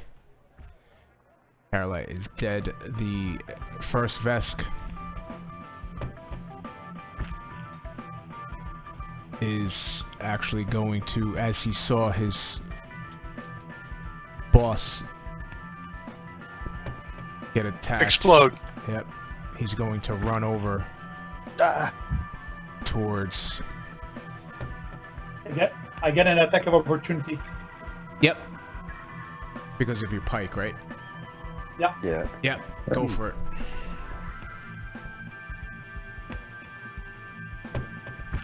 Yeah, you do hit him. So as he turns and runs towards her, you stab him in the ass for 5 damage. And he sort of limps his way over towards the Sheeran. And he attempts to stab the Sheeran in its neck. Oops, would be nice if that was not meant towards you, Morkley. That was meant towards Mr. Thrack, although that's still a hit. Let's clear this.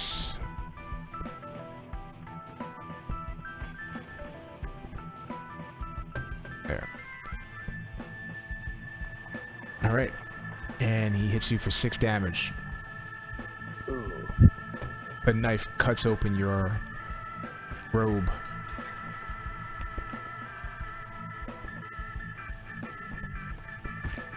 Bouncer number 2, still untouched, attempts to shoot you in the side. Morkley.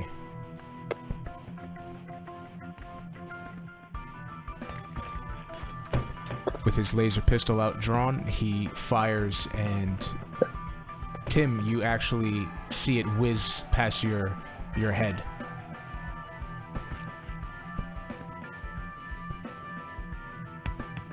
And Tim, just before you go, this android comes running up behind him, flanking, and pulls out a knife and attempts to attack.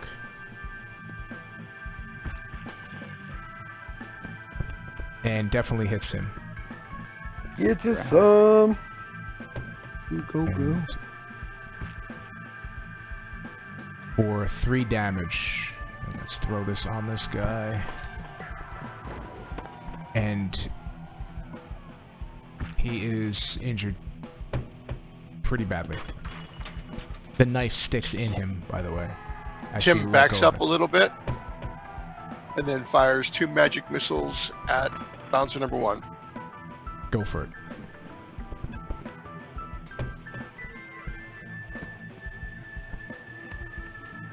Yeah, so again, go ahead and accept my move too.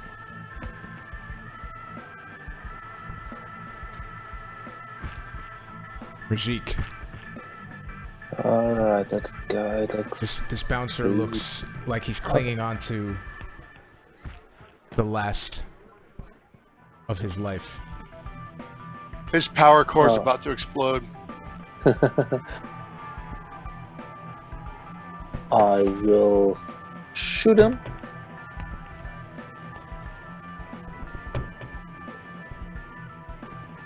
Yes. Yeah, As you shoot him with the laser pistol, he crumples into the side of the stage, so he's sort of hanging off of it, and you just see blood dripping down onto Thrak. Okay, guys. Now, go get the other one. Do you throw and get him on the other one? We will. Yeah. Cool. Hope.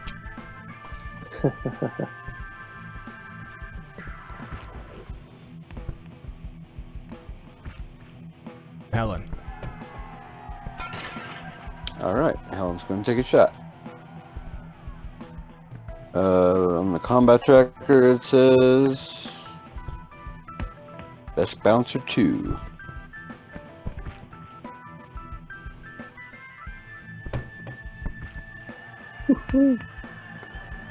Wow, is it he's 10? Not really that hard to hit. It's been rolling bad. And she will kip up as a swift action.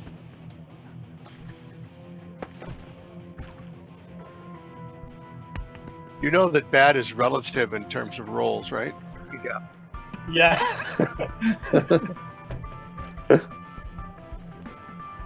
For those of us who never roll well, there's varying degrees of bad, right?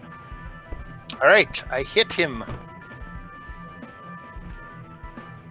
See, that's a hit. That's not bad. That's correct. All right.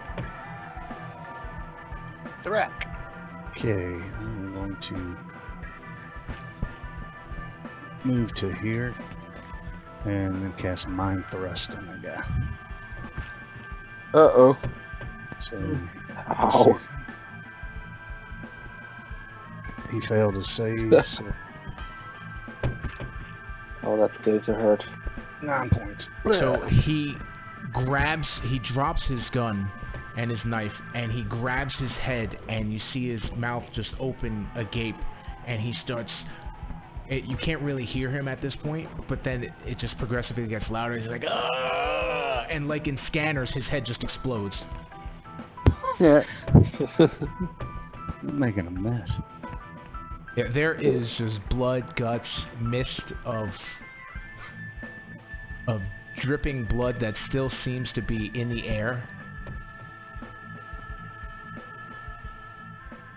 And that would be that. Yay! Cool. That was the last tablet fragment, wasn't it? That was. Okay, cool. Yeah. It's in Tim's mouth. So at this point, you guys can actually assemble this tablet. Cool. No, let's do it. And it starts off, there once was a man from Nantucket.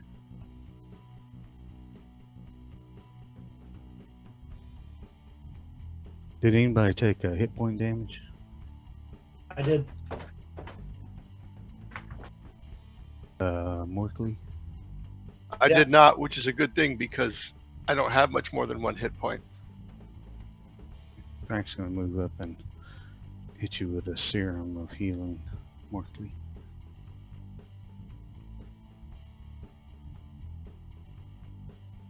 Yeah, 2 points. It's better than 0. Well, actually, I think I have 2. Thanks. Oh, I have another one, so I'm going to hit you with that too. Are you still down a good bit? Not that much. 3. Oh, there you go. Almost full. Thanks.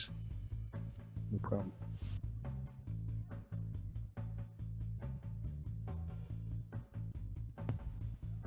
Baseline going there.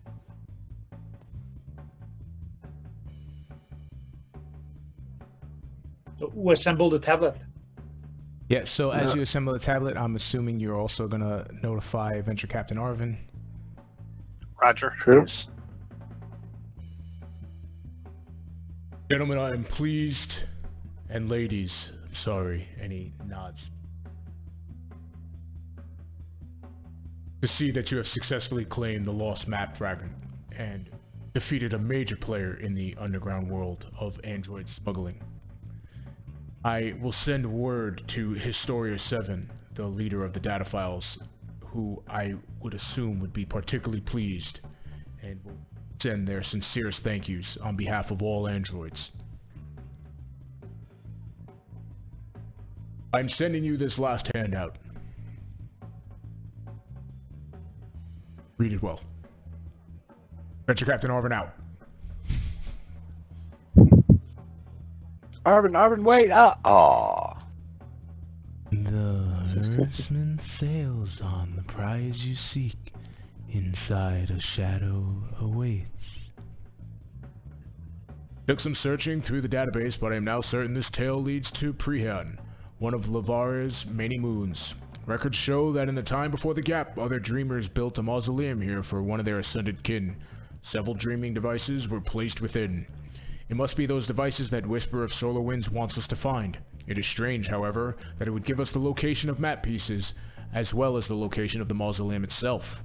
It must mean the map pieces do more than just show the way. I would advise you to gather the map pieces first to see if they have more meaning to them. I assume you guys have these map pieces, so that particular line of text means nothing.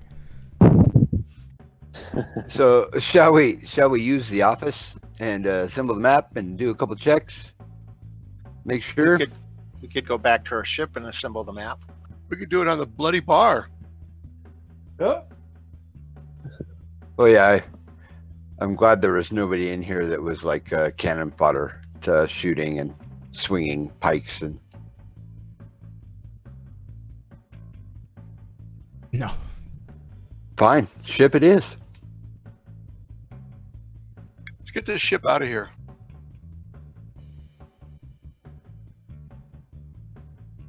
So, let's... I shipped my pants. Ho, ho, ho. Commercial. They would say that. Oh, it's 21.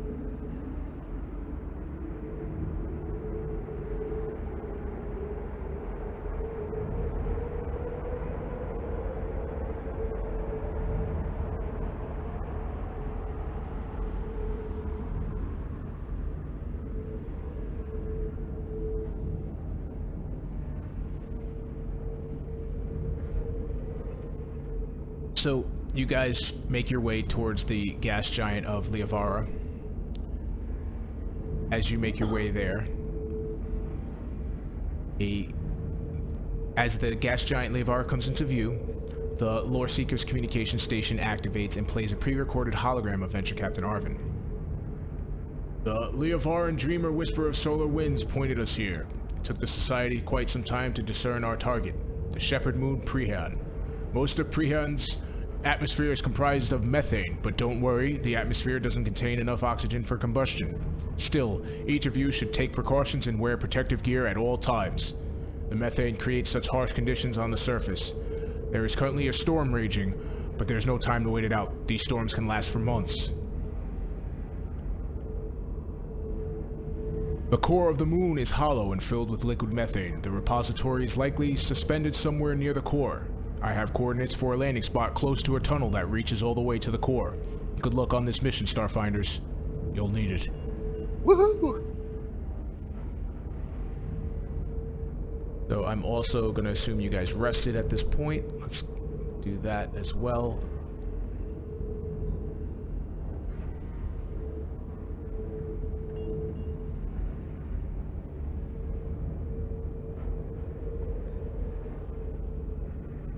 Alright, so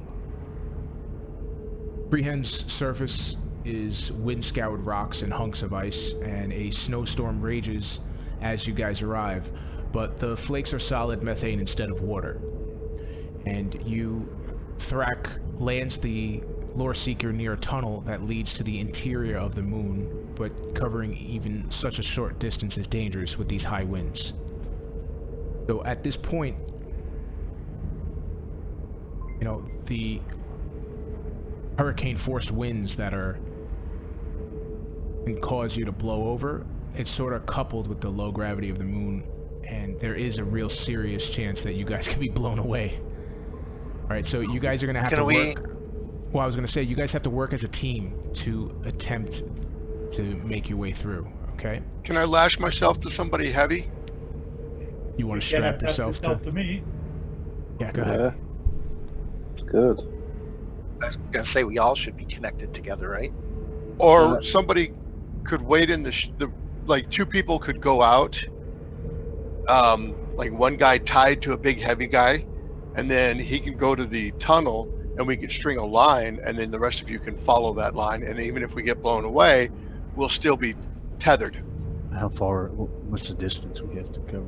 Well, so the distance you're going to have to cover, you're still going to have to roll these checks. So each one of you can pick one of these 3 different checks, and only one. All right, and this is all going to be cumulative, guys. Okay, so you can choose an athletics, an acrobatics, or a survival check to do this. Okay, I'll stay on the ship. But +5 on acrobatics and athletics, so either one of those is fine with me. How is an acrobatics?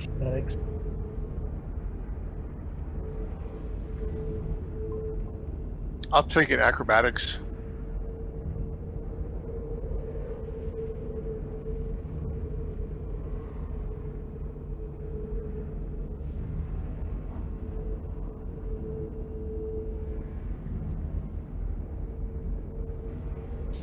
Alright, so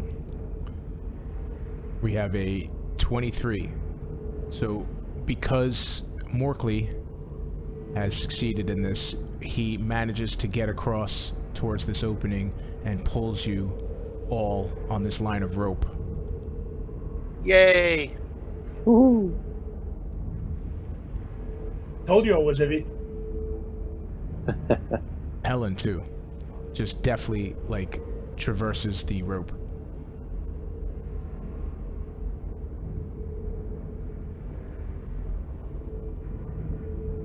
It's weird. It's my acrobat. I don't know if that might be -3, but my sheet's not updating correctly. What should be a -3?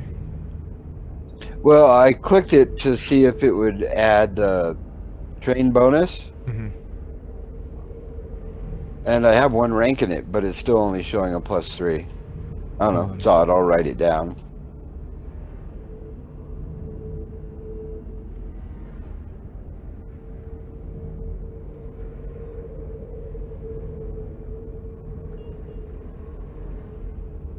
Alright, so you all...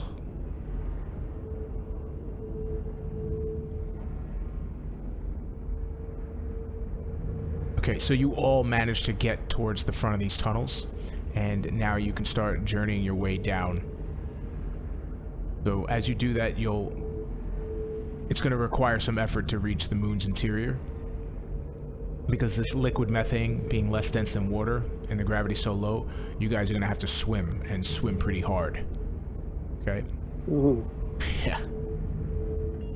I hate water. Yeah, liquid methane's probably a little worse.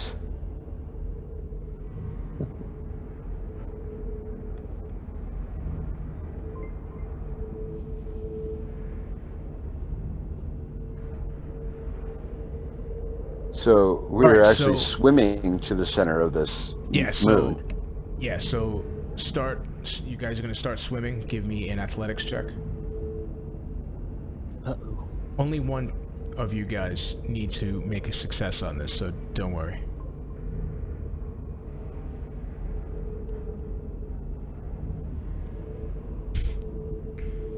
Alright. You laughed right as I rolled that.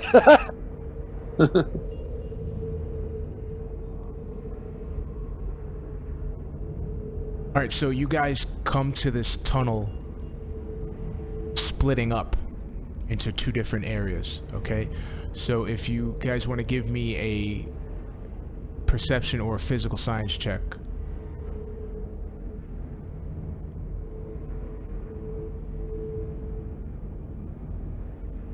Alright, Thrak, you notice that the right tunnel looks like the correct way to traverse further down. The other one seems to looks like it's splitting off and seemingly to go into a rounded upward pattern. Okay. Looks like this. We need to take this way to the right. So you guys continue to make your way and swim through this area, and you come across a partial tunnel collapse. So we're going to need either some sort of an engineering check or strength check to pass this obstruction.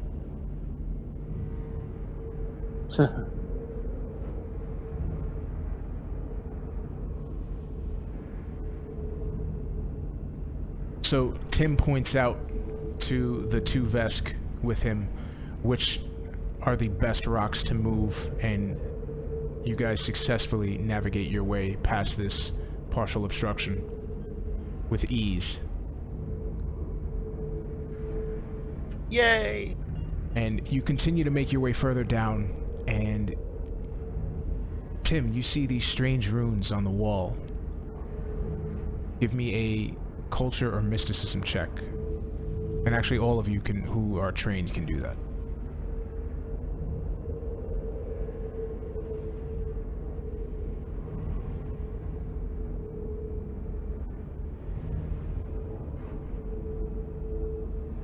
Right, sweet.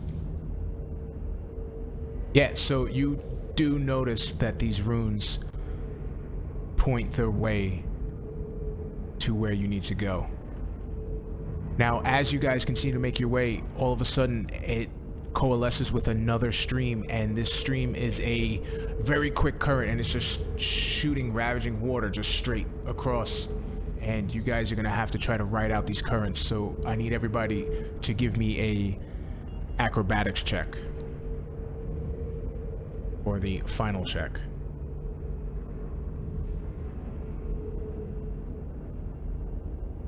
Okay, the two people, Rajik and Thrak. And Tim. You guys are going to have to give me fortitude saves to try to tough this out.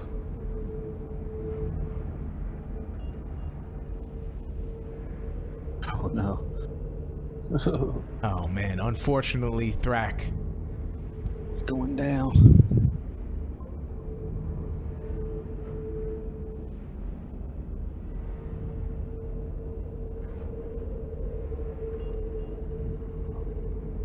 You all are spit out into a tunnel of vast liquid space, the interior of the moon. You actually see the mausoleum in the distance, and it's a structure covered in glowing purple runes. Now,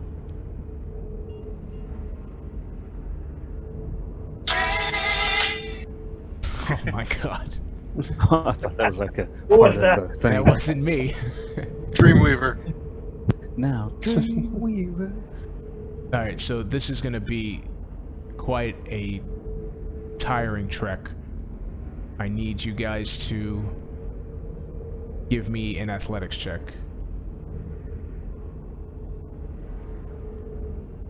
Can I do an intelligence check instead and time myself to the strongest swimmer? Yes. Right. He's going to take a -2 to his athletics check, though.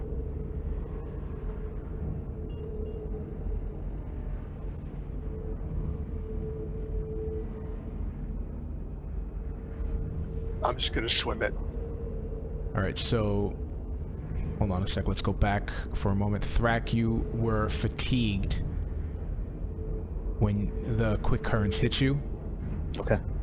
and then We really bombed on that one. unfortunately you are now exhausted. Oh, he's breathing hard. Helen, you are also fatigued, and Stompy.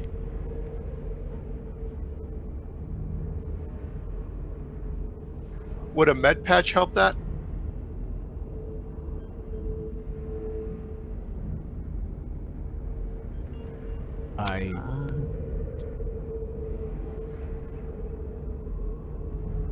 I'll look at. I'll drop the effect on him and it should apply. No, I know that, but how do you get rid of fatigue? I think you need a rest for that. Oh, you got rest. Yeah. Or magic. Amphetamines won't work? I don't believe so. Wait. I can hit him with an energy ray. I don't think that does what you think it does. Wrong kind of energy. That's not how this works. That's not how 5 hours this Here. works. Ready? I'll try it on you, Tim. Hold still.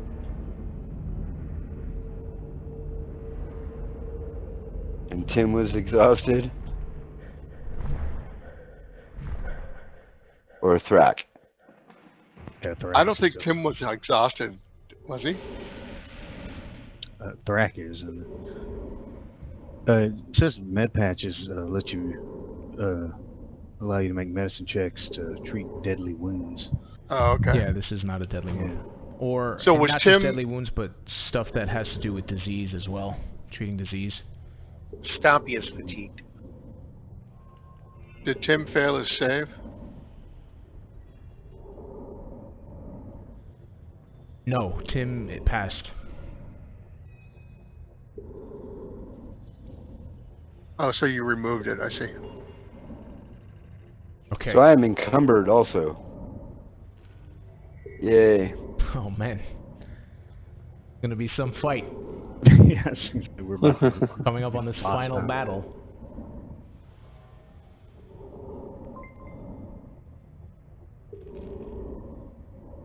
Up. The final part of your journey, gentlemen. The mausoleum, a rough sandstone structure with 15-foot ceilings, floats in the center of the moon. The runes on the walls provide dim illumination in every room. This close to the moon's core, the gravity stabilizes and is considered normal. Give me a moment. Let me drag you all. And gentlemen, this is the final rose. If you did not receive a rose, go ahead and say your goodbyes. Helen bends over stretchingly backwards and kisses her own. Okay.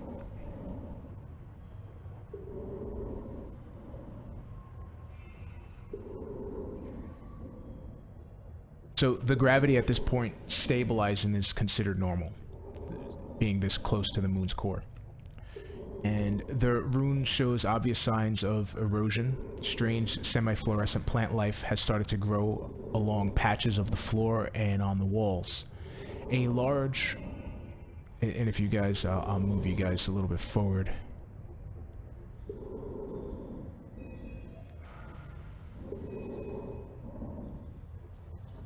Make your way up. Thrak's gonna draw his pistol. Oh yeah, I'll do that too.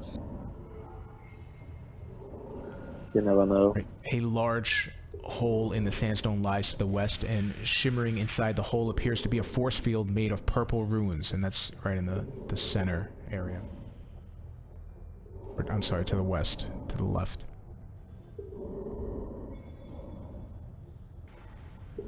To the south, a set of rough sandstone steps leads to another force field, this one holding back the liquid methane. So you guys enter this room from the liquid methane, and inside this mausoleum is made of sandstone, like I said. But somebody wants to give me a culture or physical science check.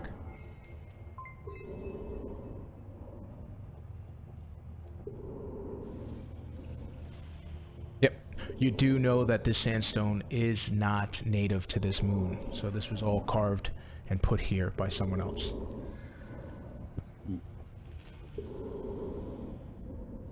So you guys could make your way forward. Is that a path right there?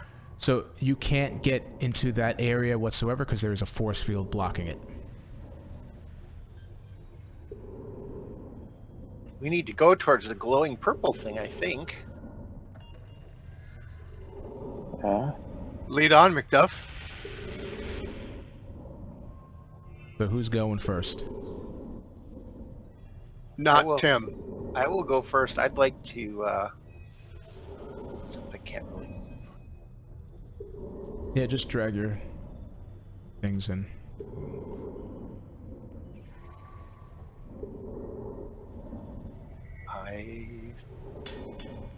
I'm ready. Right, so...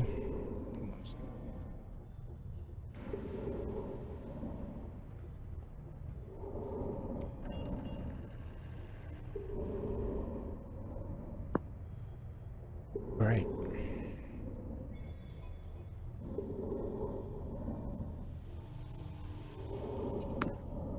So Helen, as the bearer of bad news, as you walk towards this opening, a sickening series of magic missiles attempt to strike at you.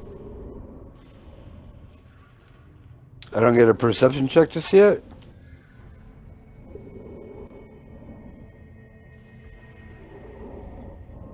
I'll give you the opportunity to roll that as you walk towards it. Well, I mean, I don't know if I do or not. I mean, I'm not. Well, I'm giving you the option, so go right ahead. I don't know, I'll try. Not that they miss, but... Just gonna see him coming.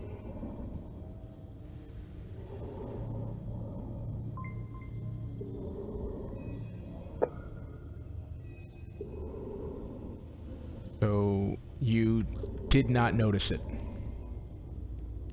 Until after they hit you, and then you definitely noticed it. Right. Surprise! Surprise, surprise, surprise. Alright, so you are going to have a... That was an old friend of mine's aunt that did that line in that Pink Floyd song. 3 damage done to you, and let me just drag that on you. Oh, that could have been worse. And give me a fortitude save. Oh boy!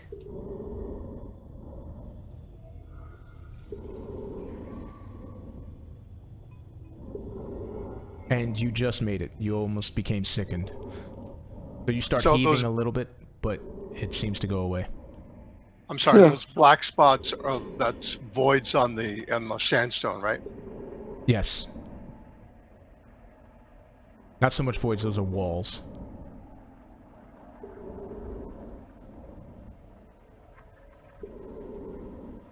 Alright, so... That's a wall there. So as you see that, does anybody want to attempt to disable that trap?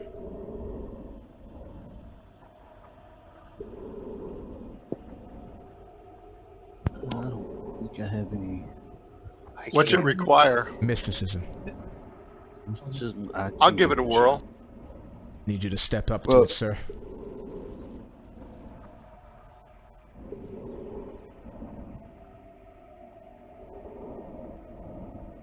Give me that mysticism check.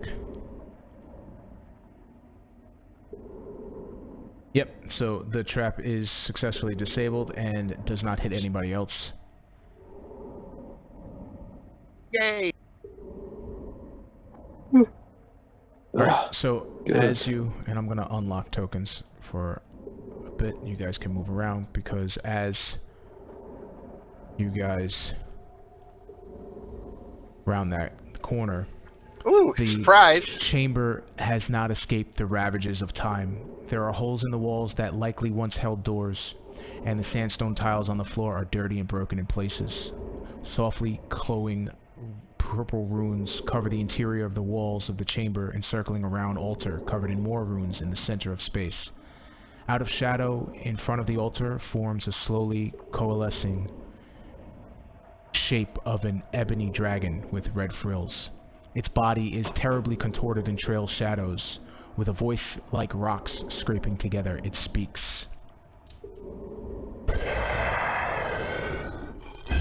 dares break the sanctity of this holy resting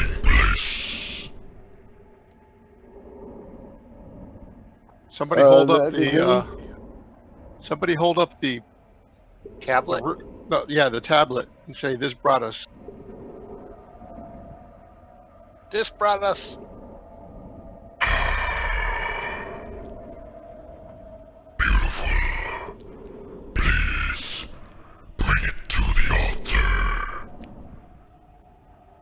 Do we see an altar? Yeah, that purple thing I think is the altar. Yes. Oh. Well, yeah. Do we trust this thing? It just Can we seems shoot kinda... him? Can we shoot him just a little bit? No. No.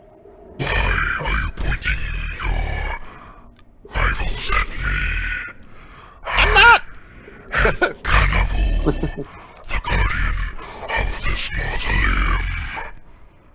I don't point my rifle at him anymore. Go ahead and roll me a sense motive. You trust them.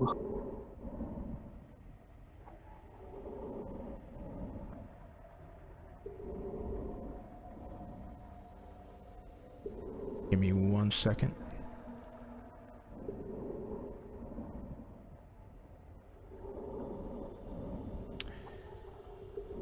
Okay, so from what you guys can tell, you don't really notice any sort of deception No from him. duplicity. He doesn't seem to be exhibiting any sort of lies. Does Tim give me a mysticism check? And who else can do mysticism? Threat. Oh yeah, Rashid can. Too bad. Alright, so Thrak, you do know that nightmare dragons or shadow dragons are actually natural enemies to the Lavarian dreamers, and something is not right about this guy claiming to be a willing guardian. Okay, I'm gonna telepathically share that with everyone. Shoot her! Shoot her! So is she trapped here? Did we ever try and read the tablet when we put it together? Yeah, but we kind of skipped over it. Maybe we should read it now. So you guys are going to attempt to read this? Yes, please. Or could you just say, kind of late. Alright, so give me a perception check.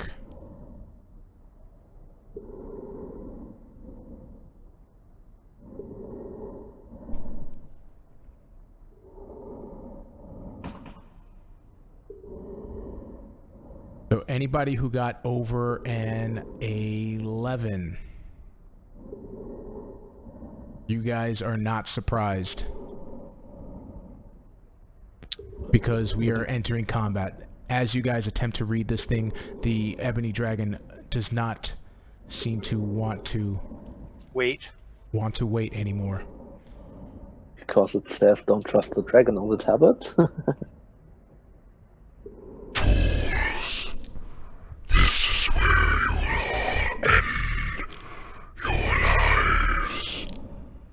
Check out that initiative, boys. Woohoo! Oh, nice.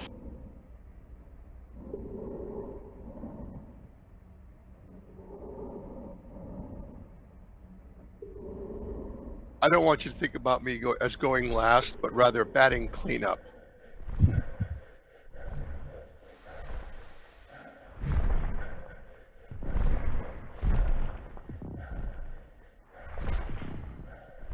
All right. So I'm looking at the. By the way, since you rolled on the tower, you will actually have to tell us who can act. Yeah, so who did not get... hold on, why are my dice are all over the place. Who did not roll... what did he roll? It said over an 11. You said 11? Right? Yes. Yeah. For the perception. Yep. I don't know, we rolled it in the tower. Oh, Yeah. okay, Yeah. so... You're the only one who knows. Yeah, I'm sorry. Stop rolling in the tower, guys. Alright, so Stompy, you are surprised. Okay. And that's it. So you were the only one not acting in this round. And that's because Stompy was trying to read the tablet. I was. Oh, It's a coupon. Yeah, How so do you go spell coupon? COUPON. Come on, let's go, guys. That would be Get coupon. this going. I know you guys got to leave soon, so let's Okay. I was start. looking at the exhausted condition, and it doesn't look like it affects spellcasting at all negatively. So Thrax's going to cast 3 magic missiles at him. Go for it.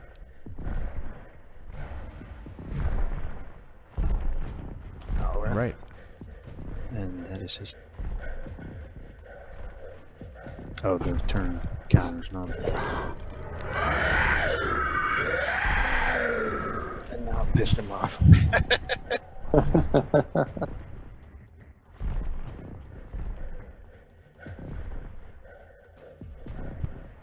I can't advance my deal because of the little pointers on combat track. What happened? There's no Combat turn track. selected Oh, I'm on sorry. the combat I tracker. apologize. There you go. There. Sorry. Stupid GM.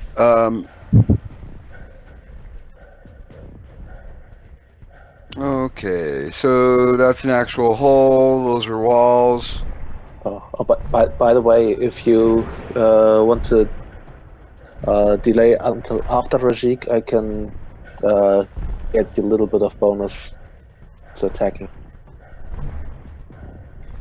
Well, I'm going to try and gather surrounding materials.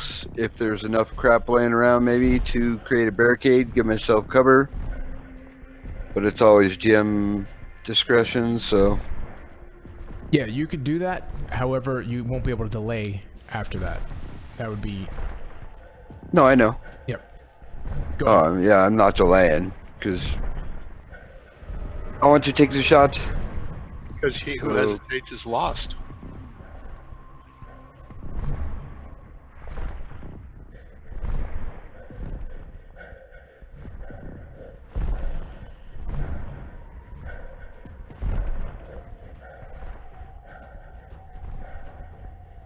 Oh, it's Nice. anyway.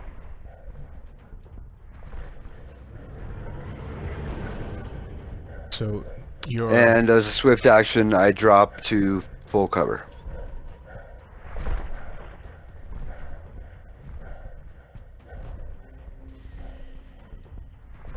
All right. I'll get him and try to shoot that guy.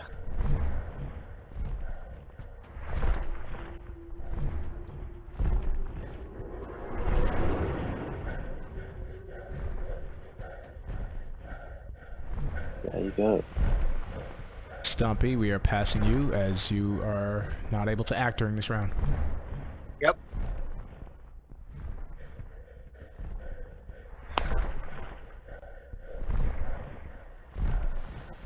Okay.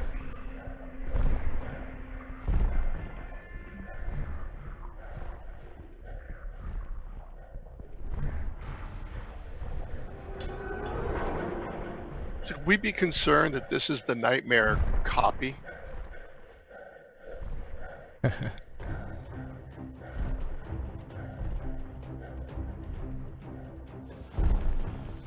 So anybody within 60 feet, which is everybody, I need you all to roll me a will saving throw. Oh no.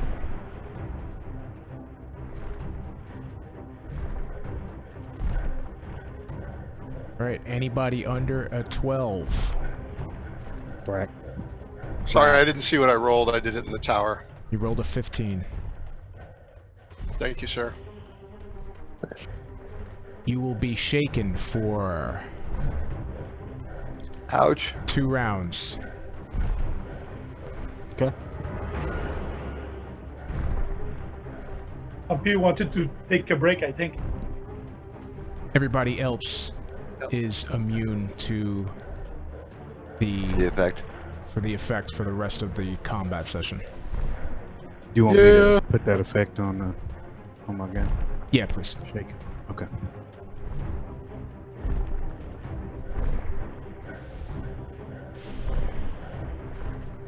So, Shaken but not stirred. how do we do cones? Is it Shift, Control, Alt?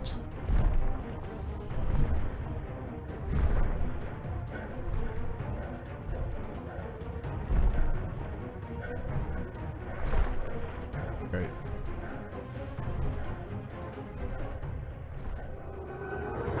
He'll stay right where he is. How do I draw a cone? If you right-click and click on the little arrow deal, it'll open up where you can choose cone, circle, square. Yeah, here you go. Oh, that's good.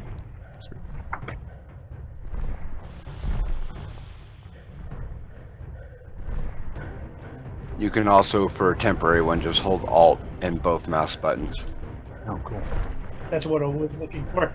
Oh, that's why it always does a cone. I'm trying because Alt is my push to talk button. Yep. So I'm talking, I try to draw an arrow, and it draws a cone. Alright, so he moves Mine's here, always a square. and he's going to use his breath weapon on everybody. It's a 15-foot cone, and it's actually a reflex. Alright, I need you guys to do a reflex saving throw. I get you said it was a +2 to 15-foot this. cone, Yes. so I'm 35 feet away from it. Alright, well, not you. Don't have full cover where I'm at with the wall. Or Stompy. Yeah, so Morkley and...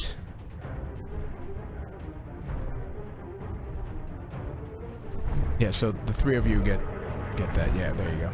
Oh, I didn't see that. And Anybody under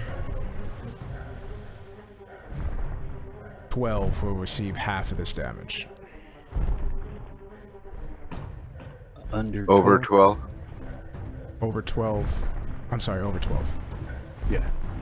So me and Stompy take full. I take half. It's a 23. Of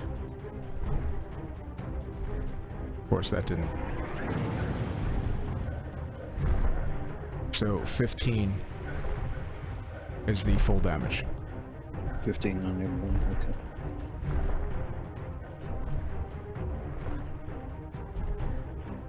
That hurt. Ouch.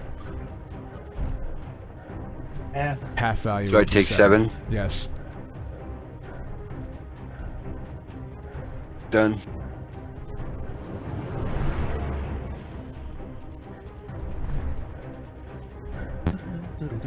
Right.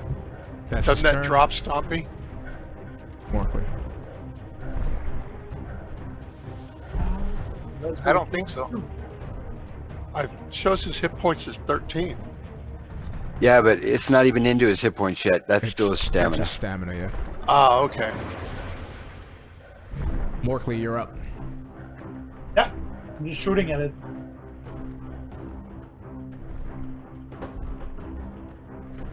You have a, just so you know, you have a whole bunch of people in front of you. Okay, take 2 off. I think it's 2 for every person in front of you, though. No, it's not cumulative in Starfinder. Oh, it's not? It's in Pathfinder, but not in Starfinder. No, in Pathfinder it's also not cumulative. If you just the opponent just has cover. Okay. Just check to make sure that 13 I hit. Oh yeah, I do. Yeah. For his EAC, yes. All right. In the rat.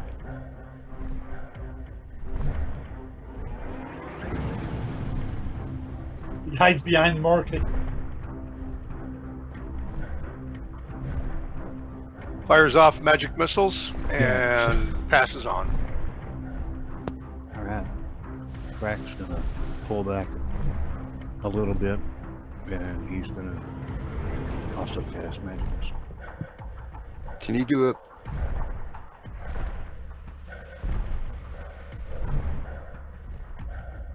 What happened? Nothing.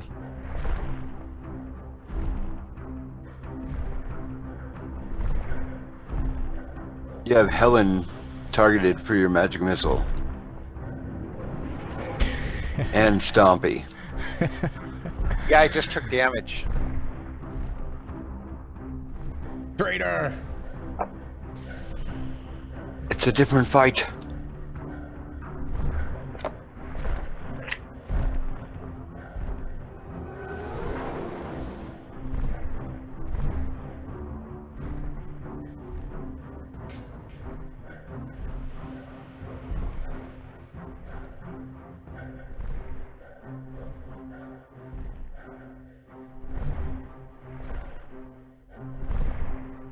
Did we fix them, or how are you guys doing over there? Well, I only took 7 damage. That's still what I have, so. Alright, so, Thrak, what's going on? Moving, you done? You alright? Need some help?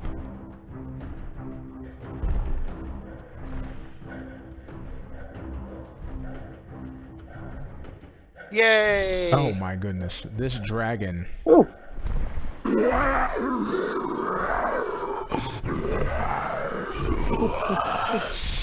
See you next time.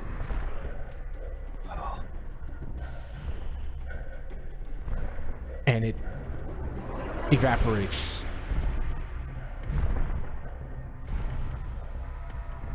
Wow, you guys took that down pretty quickly.